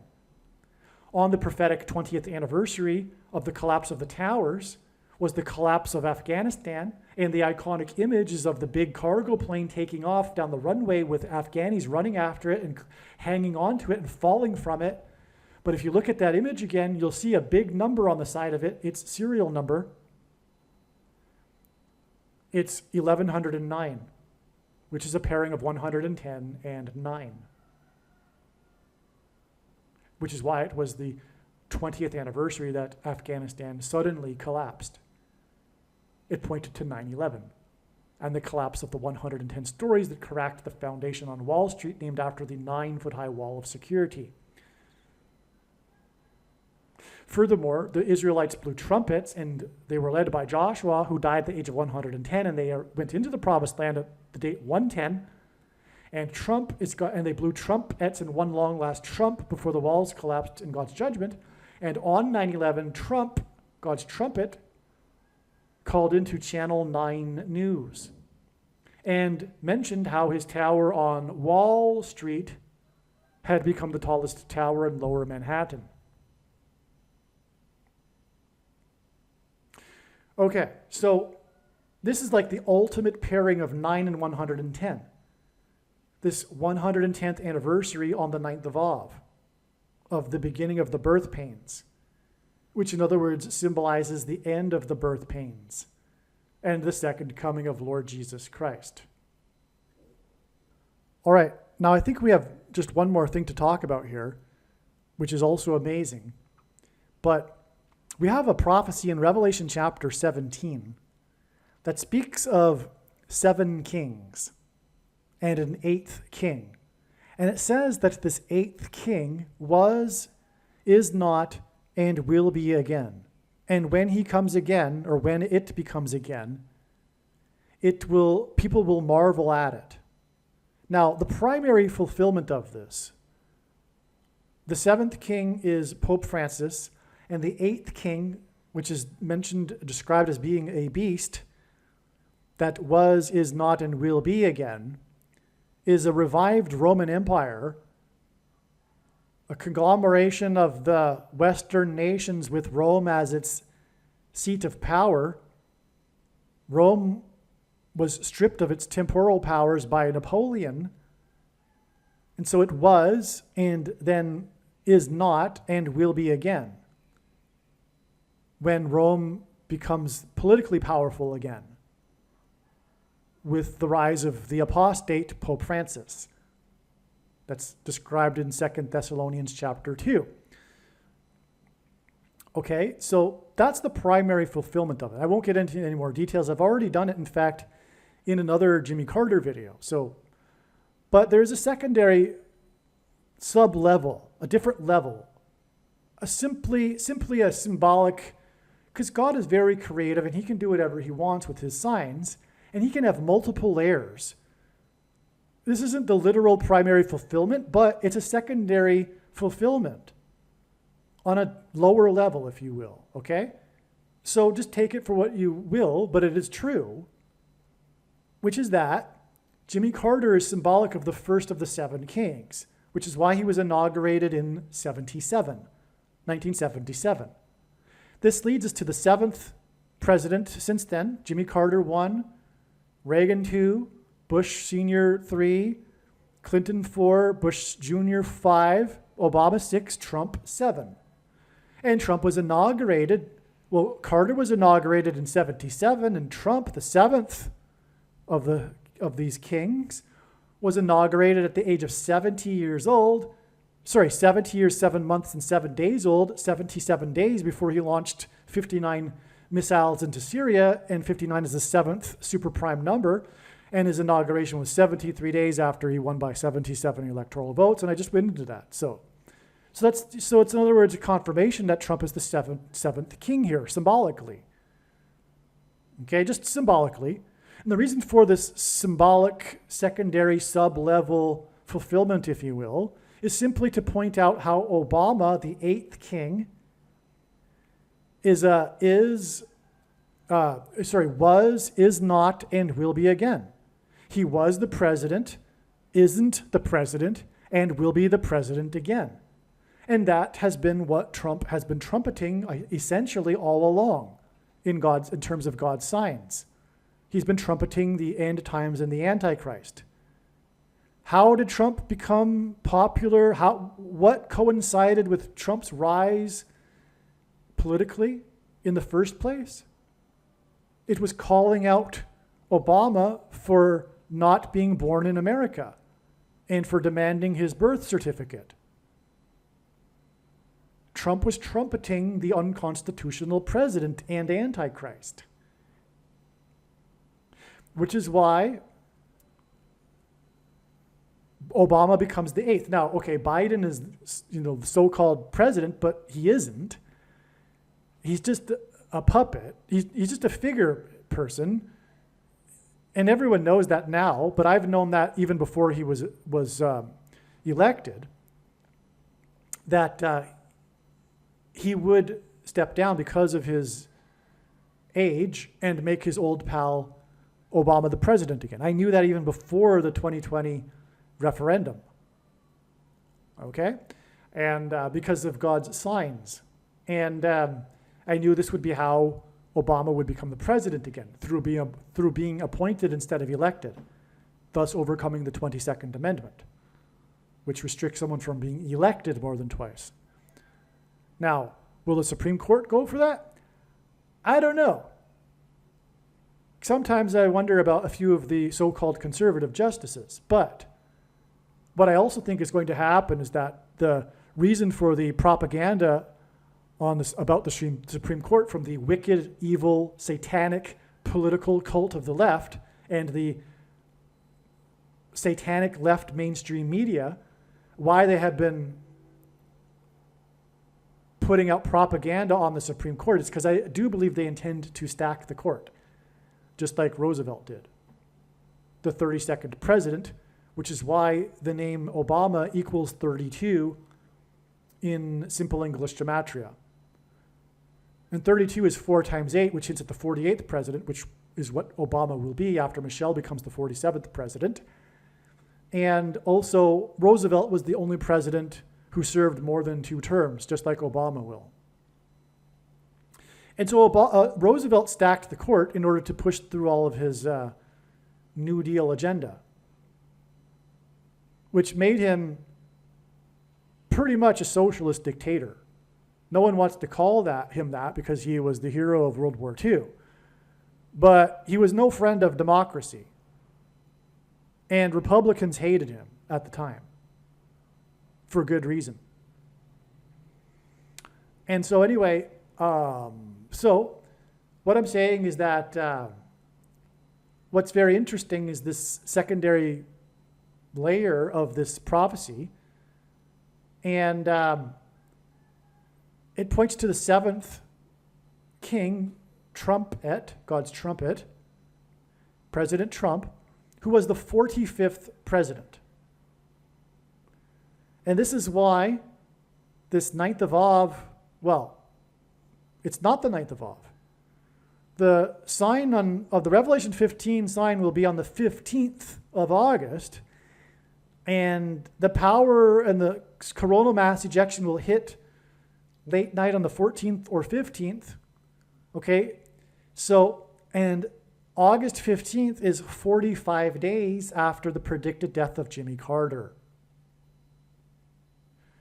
Okay, so again, with this 7 kings secondary fulfillment of this prophecy, Jimmy Carter is pointing to the 7th king, the 45th president, which is why the beginning of the end times, if you will be 45 days, or rather I should say the last trump, the resurrection rapture, will be 45 days, as in the 45th president, after the death of Jimmy Carter. Because Jimmy Carter, again, is pointing to the 45th president through this prophecy.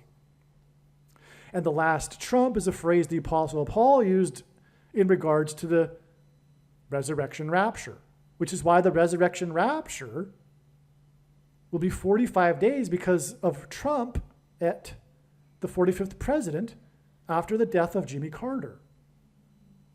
Now, also, August 15th, and I've known this long before this video, and I'm making this video on the day of all of this being discovered, the same day. But what was known for quite a while now is that, because again, at the beginning of this video, I said that I believed the sun would erupt on the 13th and that this would also be the day of the rapture. But now I know that it takes a couple of days for the coronal mass ejection to reach Earth, and that will be when the rapture is. But anyway, what I have known and didn't quite know how to fit properly into the puzzle is that August 15th will be the 45th anniversary of the release of the movie Apocalypse Now. The movie Apocalypse Now is pointing to the now beginning of the apocalypse, which is now known to be 45 days after the death of Jimmy Carter, and August 15th, 45 days after the death of Jimmy Carter, will be the 45th anniversary of the movie release of Apocalypse Now, which cost $45 million to make. The movie Apocalypse Now first came onto my radar in terms of prophetic signs after the prophetic sign involving P. Diddy on March 25th, 2024, when the FBI raided his homes, which is explained in the Apocalypse Now video on this channel, the details of all of this, which is amazing. You need to watch that video. But it made me look at P. Diddy, And it was discerned that his epic video named Victory was a prophetic sign. This video, Victory, is 8 minutes long. It's known for being a long video. It's like a mini movie, if you will. And it's apocalyptic. P. Diddy is being chased around. It's nighttime. It's apocalyptic. It's in the future, in an apocalyptic future. It's a reminiscent of the movie Running Man. So this movie is apocalyptic. And in this video, the video is apocalyptic. And in this video stars Dennis Hopper. Dennis Hopper, who starred in this apocalyptic video named Victory, starred in the movie Apocalypse Now. Okay? And that's how the movie Apocalypse Now came onto the radar, because I realized that through P. Diddy, he was pointing to his apocalyptic video starring Dennis Hopper in order to point to the movie Apocalypse Now. And that was realized, within a day or two after March 25th. Then came April 5th, the date 4-5, which hints at 45. And on that day, P. Diddy posted on social media a link to his video, Victory, which points to Apocalypse Now, which cost $45 million to make. And P. Diddy posted his video, Victory, and that's all his post was, because he was posting it in defiance of the ganging up on him in the media, rightly so, now we know. But anyway, him being charged, he was, fighting back, if you will, saying that he was going to be victorious, whatever. But he posted his video Victory on the date 4-5, which ends at 45. And the video points to Apocalypse Now, which cost $45 million to make. And not only that, $9 million of the $45 million was spent on promoting the movie, Apocalypse Now. The number 45 is the 9th triangular number. In a triangle of numbers, the last number in the 9th row is 45. The reason why it's significant that it cost $9 million to promote it is because that's an unusually significant amount. That's why it's mentioned on the Wikipedia page for the movie, for example. It's designed by God, in other words. And so on the date 4-5, which ends at 45, P. Diddy posted his video Victory, which hinted at the Apocalypse Now movie starring Dennis Hopper, which cost $45 million to make, 9 of which was spent on promotion. And on the 45th anniversary of this movie that cost $45 million to make will be the resurrection rapture and the beginning of the Apocalypse Now, shortly after the 9th of Av, when the sun erupts.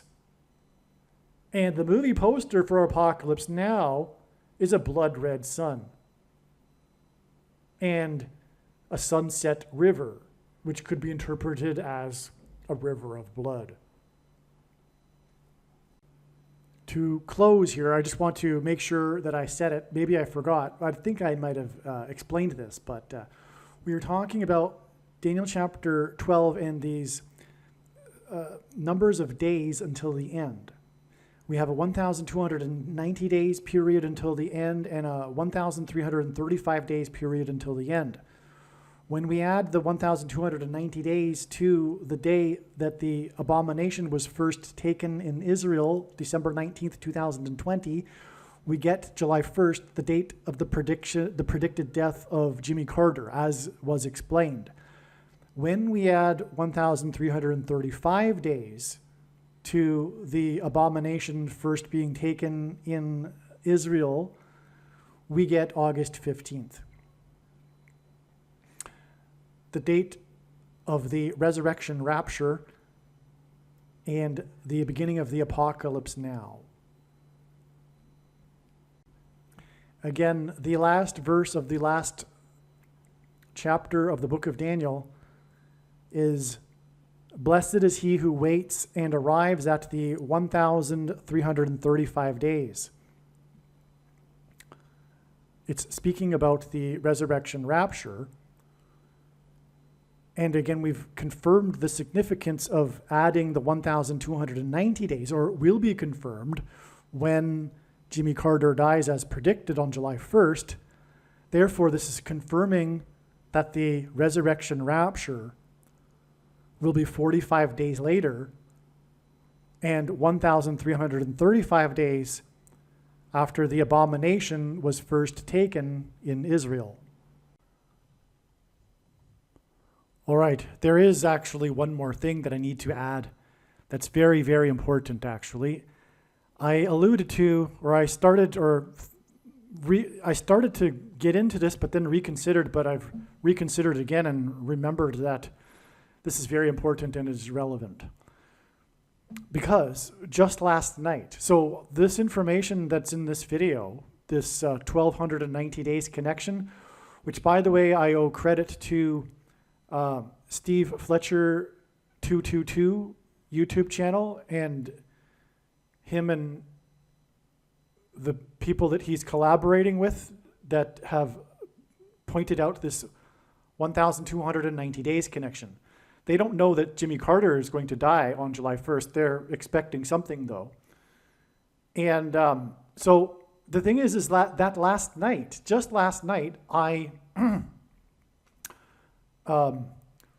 was inspired to look up Laura Branigan, the singer from the 1980s whose hit song was Gloria, a very prophetic, important song that God used in his prophetic signs in 2019 with the St. Louis Blues and their Stanley Cup run, and how they used this song in their locker rooms, and it became the anthem after their wins, became the anthem of St. Louis during this period, Gloria. There's so much to say about that. I could talk to you about an hour about the St. Louis Blues sign or more. It's very, very important, but that's already been explained in the hockey heart attack video. If you are able to find it, I highly, highly recommend going and searching for that video. But anyway, so Laura Branigan came to mind, and I looked, and I had earlier learned that her other hit song, Self-Control, was important. But now that the bigger picture has become clearer since I last thought about Laura Branigan, which would have been late last year, I thought to look it up again, and sure enough, it's very important. So the song Self-Control, which is a very dark, hedonistic song, and so you get if you don't remember the song, it's, you know, she's losing her self-control. She's a creature of the night. She hasn't got the will to try and fight. Okay, and apparently I just read on Wikipedia that someone said that the song was written about searching for. Anyway, never mind. So the point is, though, is that this is symbolism for what is coming, which is demonic possession, people losing their self-control. And those that will be demonically possessed are those that have taken the thing. And today it was learned, courtesy of Steve Fletcher, it was brought to my attention with a video that he made, that December 19th was the first date in which someone in Israel took the thing. I had prior to this been focused on the first date that someone took the mark of the Antichrist in the US, which arguably, I'm sure, is a more important date in general in terms of God's prophetic signs, because there's so many profound connections. Anyway. So December 13th, 2020 is the date that the first Israeli took the thing, including, I believe, the leader of Israel. And what I was about to start explaining was that was a date that I already knew was a prophetic sign. And coincidentally, last night I was thinking that it's so amazing how God works, because just last night, literally, before I went to bed. I was thinking there should be another prophetic sign on that date, but I don't know what it is. And then the next morning, a friend of mine sent the Steve Fletcher video, and then this happened. This is how it works. Over and over, God aligns these things like this learning. Okay, so the sign that occurred on December 19th, 2020 that I already knew about, which I was starting to get into, which was the double. This was the time in which there were 2 SpaceX Dragon capsules docked at the International Space Station. That was news. It was news at the time. This was still 2020, so it wasn't like an everyday thing that a SpaceX Dragon capsule had docked at the space station. But there were, at this time, 2 docked at the space station, and this made it especially newsworthy. And that was symbolism for the 2 antichrists that are described in Bible prophecy. Revelation chapter 13 speaks of 2 antichrists, for example. Okay, and so of course the dragon is a metaphor for the antichrist used in Revelation chapter 12 and Revelation chapter 13, because the second of the 2 antichrists, Barack Obama, is said to speak like a dragon. All right, so we had the 2 SpaceX, and X, by the way, in SpaceX is symbolic of the mark of the Antichrist. Speaking of which, this was the day that the first Israeli took the mark of the Antichrist, and as I explained earlier, X is symbolism for the mark of the Antichrist, and SpaceX is also symbolism for the mark of the Antichrist, and SpaceX and Elon Musk, in the context of a sign for the mark of the Antichrist, is symbolic of transhumanism, which is what the thing is. Okay, and, well, okay. Changing one's chromosomes, which are symbolized by an X. Okay, but there was more to this. On December 19th specifically, on this precise date, because I believe the SpaceX Dragon capsules were docked together at the space station for more than one day. But December 19th, 2020 specifically was this very interesting sign in which there was this new device, not a device, but it was a I don't know, a thing, okay? It was a thing. It wasn't a device, it wasn't a contraption, because it was a large thing that is being installed or was installed on this date for a new method of docking at the space station.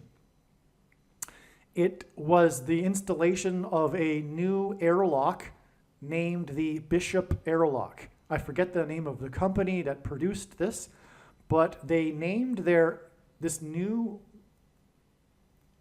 innovation for docking at the space station. They named it the Bishop Airlock. And the company claims that the name Bishop is inspired by chess because of the way that the airlock works. It has something to do with moving diagonally, and that's how a bishop moves on the chessboard. But either they are lying or it's 100% from God. If they are lying, it's still from God, it's just that they knew all along the true meaning of the name Bishop. Or it's concealed and they really don't know, and they actually sincerely named it after the chess piece Bishop, but I doubt it. I think it's a tongue-in-cheek thing that's a secret within the company, but I could be wrong. They might be completely oblivious to the fact that the name Bishop is the name of the character, the android, artificial intelligent character. Well, you know what an android is. It's a robot that is like a human in science fiction. In the movie, the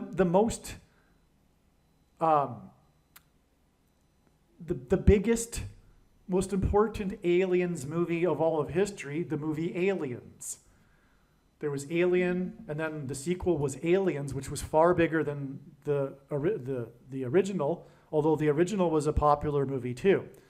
But the movie Aliens, I believe, may have been the biggest movie of the year in terms of sales. I could be wrong about that. I forget. It's not relevant. I mean, it is relevant because God works that way to confirm his signs. This was a historic movie in terms of horror. Well, you know what? Maybe I should just read it a little bit from the Wikipedia page for Aliens. Okay, so Sigourney Weaver was nominated for Best Actress at a time when science fiction genre was generally overlooked for this this category of award. The movie was one of the highest grossing films of 1986, and Aliens is now considered among the greatest films of the 1980s and among the best science fiction, action, and sequel films ever made, considered equal or better to Alien, the first movie in the series. It is credited with expanding the franchise's scope with additions to the series' backstory and factions such as, so anyway, it's a significant movie in American movie history. Now, and it was directed by James Cameron, another man that God is using in his prophetic signs, including his movie The Abyss, which is also about aliens. God has used this, but I have already written the script for another video regarding how his movie The Abyss is prophetic.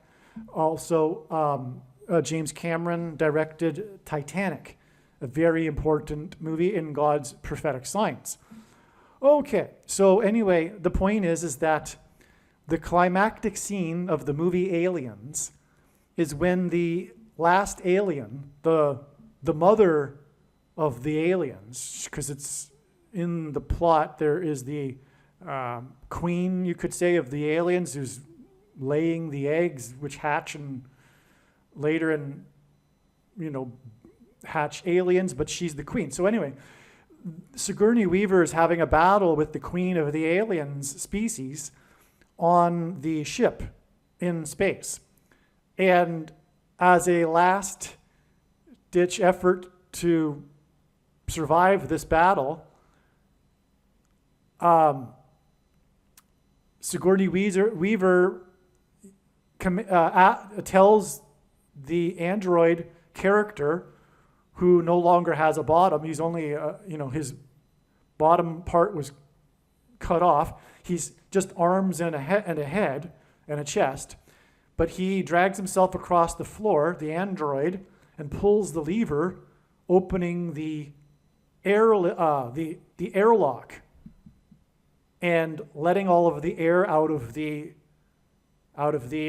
bay, the whatever you want to call it, the area in which the characters are in on the spaceship.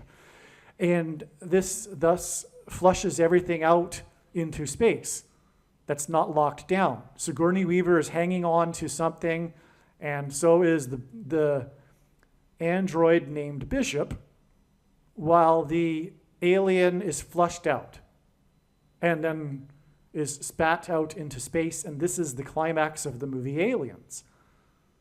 Okay, so in other words, in the movie Aliens, the character Bishop saves the day with the airlock. Okay, and that's why I have a hard time believing that the company didn't name their airlock after Bishop from the movie Aliens, and instead named it after the chess piece, okay? But the point is that it is a prophetic sign. That ultimately is communicating, like other signs in God's big picture of signs, that demons will soon make them manifest themselves openly, pretending to be aliens. And the Antichrist, Pope Francis and Barack Obama, will be all for this. And Pope Francis will claim that the aliens have made him the ambassador for the world. Now, earlier, I think in this video, I mentioned that May 2nd was the beginning of the final 1,260 days, although I could be confused with the video that I made yesterday. But anyway, that day was May 2nd, and that was the splashdown of the SpaceX crew. Long story short, that was symbolic. The Dragon capsule with the Dragon crew splashing down was symbolic of the beginning of the final 1,260 days. That is described in Revelation chapter 12 when the dragon and his minions, his fallen angels, are thrown down from heaven to earth, which is what is symbolized when the Dragon capsule and the Dragon crew fall from the second heaven, outer space, and splash down on earth. Okay, and that was exactly 19 weeks after the 19th of December in 2020, the Bishop Airlock Day. That was the day that the Bishop Airlock was installed onto the space station. And now we know it was also the day that the first Israeli took the thing, the mark of the Antichrist. The exact 19 weeks is relevant because it hints at 9/11, and Revelation 9/11 is symbolic of the fallen angels crossing over into the earthly realm and pretending to be aliens.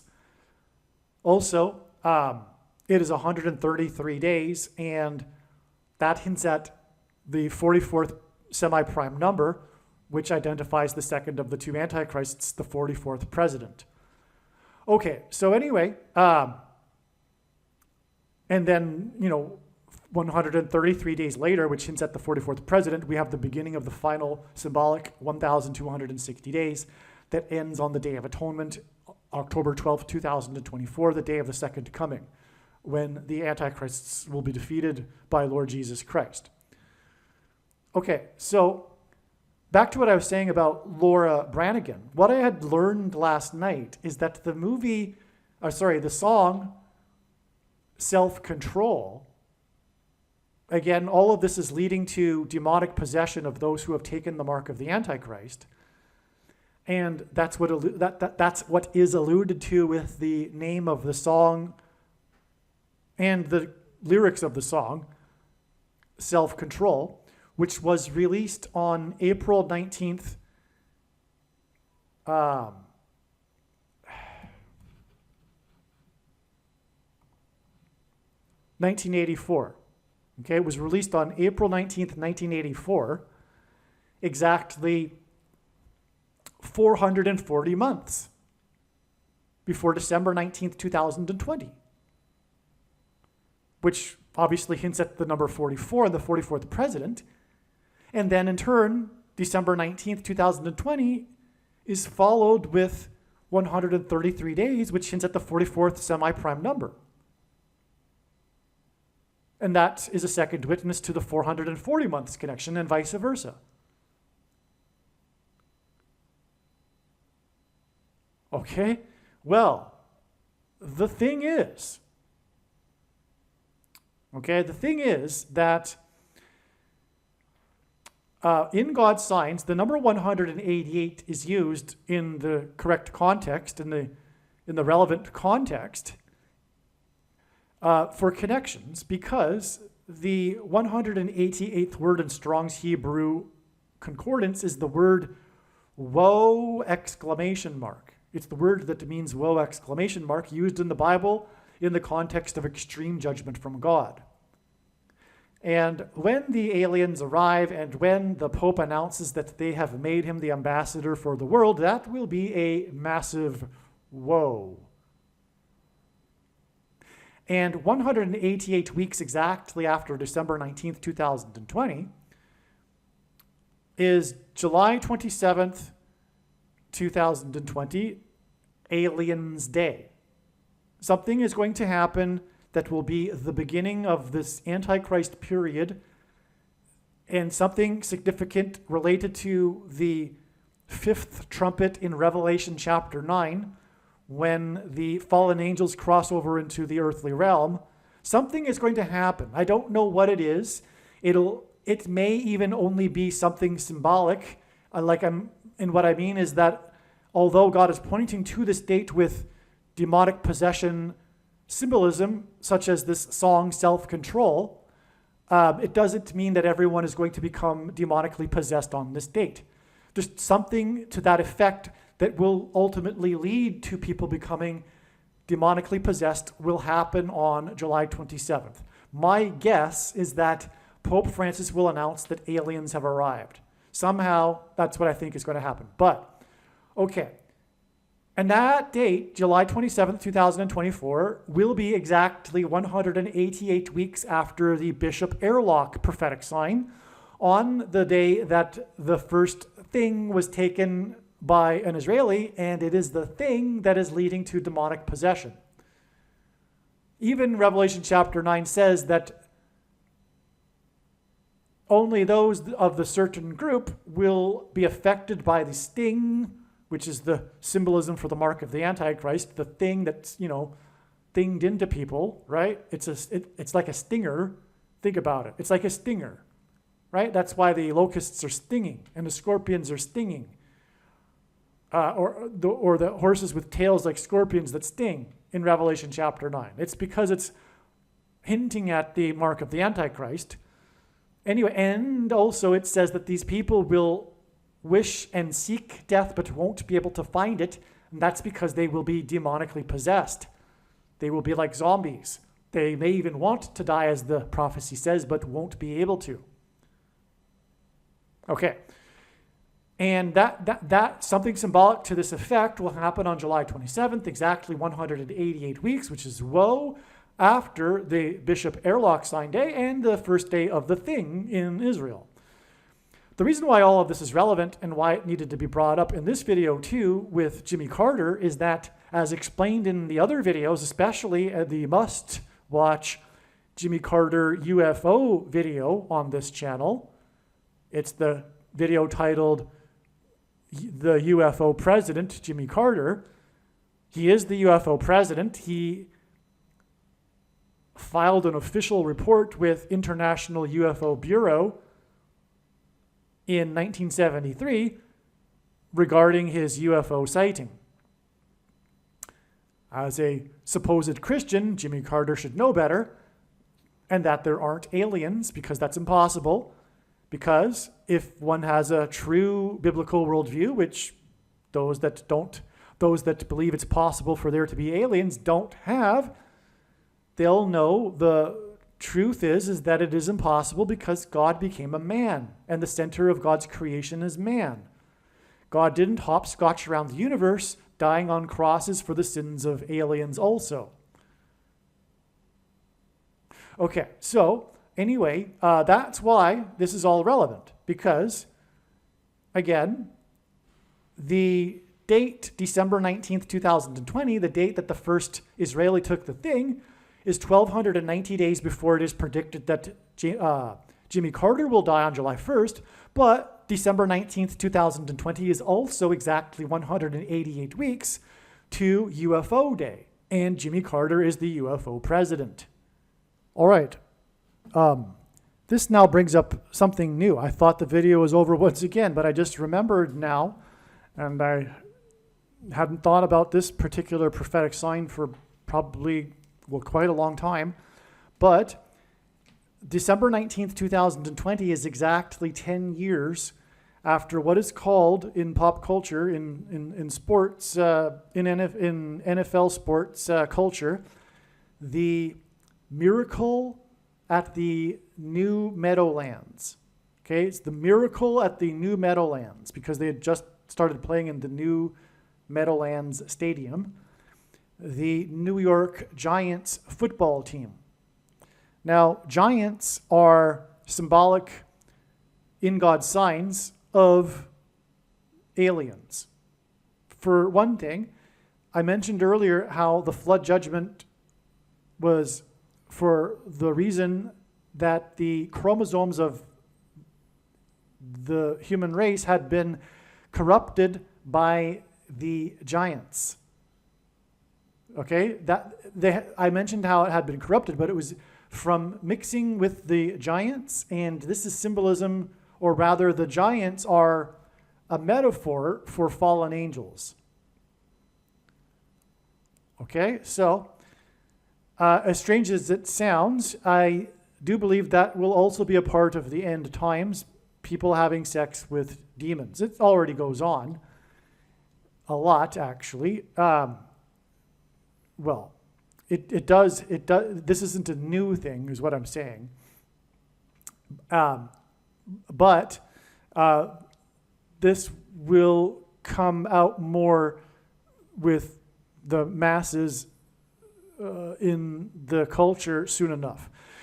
That said, that's giants, okay? So giants in God's signs are symbolism for the demons that are fallen angels, pretending to be aliens.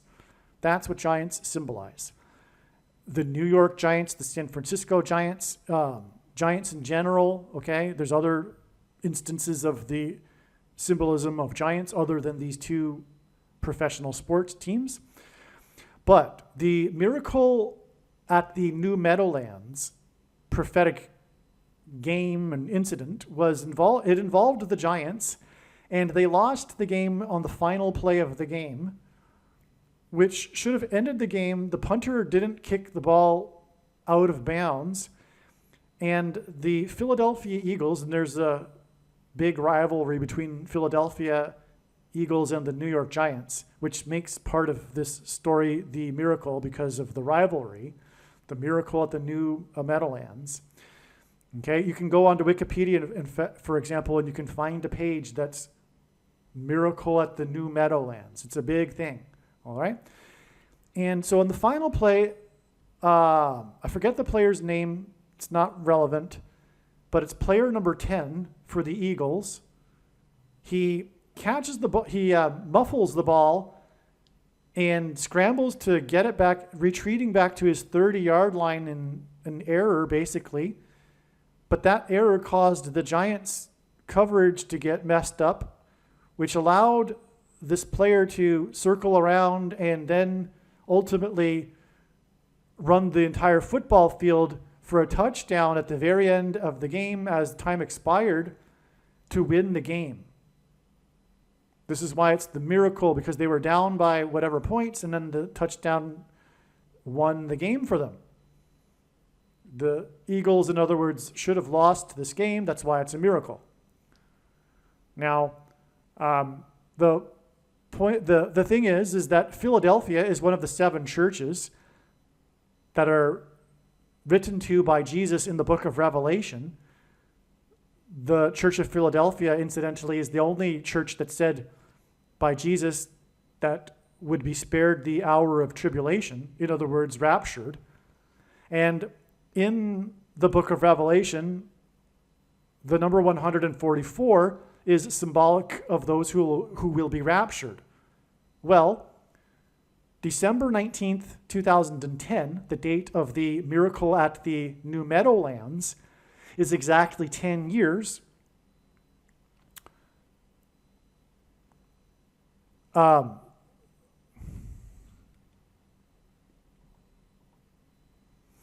know what? The number 144 isn't relevant here. Sorry. It's actually 10 years, but it's 120 months, okay? That is relevant in terms of giants, though, because in that beginning section of Genesis chapter 6 that's describing the giants mingling with humans and corrupting the chromosomes, God says that he will not strive with man forever and will give the man 120 years before the flood. And so that's why this period of 120 months symbolizes this. It's in context, the number 120 of giants in Genesis chapter 6. Okay, so the miracle at the New Meadowlands is exactly 120 months before the Bishop Airlock sign and the first thing taken by the Israeli, which is the mark of the Antichrist, which corrupts one's chromosomes. That's the connection. It's amazing, right? So giants symbolize aliens. Giants also symbolize corrupted chromosomes. And 120 months later, we have the Bishop Airlock sign, which is symbolic of aliens. And the mark of the Antichrist, which corrupts people's chromosomes, was taken for the first time in Israel. Not only that, though, this 120 months connection is exactly 10 years. And it was player number 10. The miracle at the New Meadowlands play is a play by player number 10, which confirms as a second witness to this 10 years connection exactly to December 19th, 2020. And I knew about this 10 years connection in December of 2020 at the time of this prophetic sign. But it is only now that it all fits into the bigger picture. Because again, from the December 19th, 2020 Bishop Airlock sign and the Mark of the Antichrist sign, it is exactly 188 weeks to Giants' Day. So 120 months, which is 10 years from the Giants game involving number 10 to the Bishop Airlock, and then 188 weeks exactly to Giants' Day, when demons cross over into the earthly realm, the fallen angels, the giants. It's so amazing, okay? And so that's why this had to be included in this video too. Believe me, I know far better than you how the prediction made in this video was derived. And more importantly, I know far better than you why the righteous Christian God of the Bible has given me a voice through this prediction. If you are a quote-unquote Christian or Muslim, this prediction was not learned through a demon. Be warned that blaspheming the Holy Spirit is the unforgivable sin. If you are a New Ager or New Spirituality person, this prediction was not learned through somehow tapping into the supposed universal collective consciousness. If you are a conspiracy theorist, this prediction was not learned through figuring out a supposed code that the Illuminati and Satanists are using. This prediction was learned through the Bible and through watching carefully the Lord's prophetic signs, which Jesus commanded all Christians to do. Besides proving that Jesus Christ is the Lord, the reason why God has given me a voice through this prediction is to prove that the controversial things that I am saying in the videos on this channel are the truth. Therefore, a wise person will want to watch all of the videos on this channel.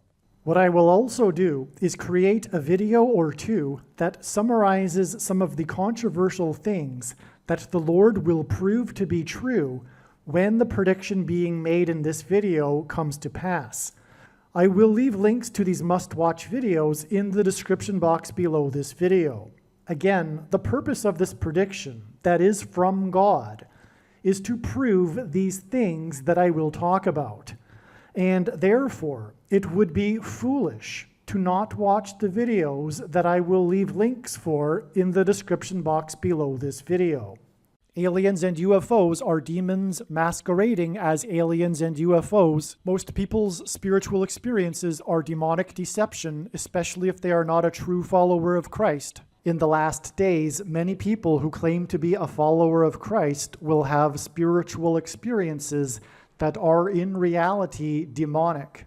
God became a man and died a horrible death at the hand of the ruler of this world, Satan, and then defeated death for you, so that you too can overcome death, which is the price that must be paid for sin. It is time to repent, which means to change one's ways and turn to God and become a disciple of Jesus. Please leave a like and upvote the video, and once this prediction has come to pass, share this video with everyone you know, and more, don't stop sharing it everywhere in social media. It is essential that everyone immediately read the homepage of my website, TrumpPrediction.com. If you are watching this on the YouTube platform, please note that not all of the videos are on YouTube. You need to switch to the BitChute.com or the Odyssey.com channel. And do it now in case you aren't able to later.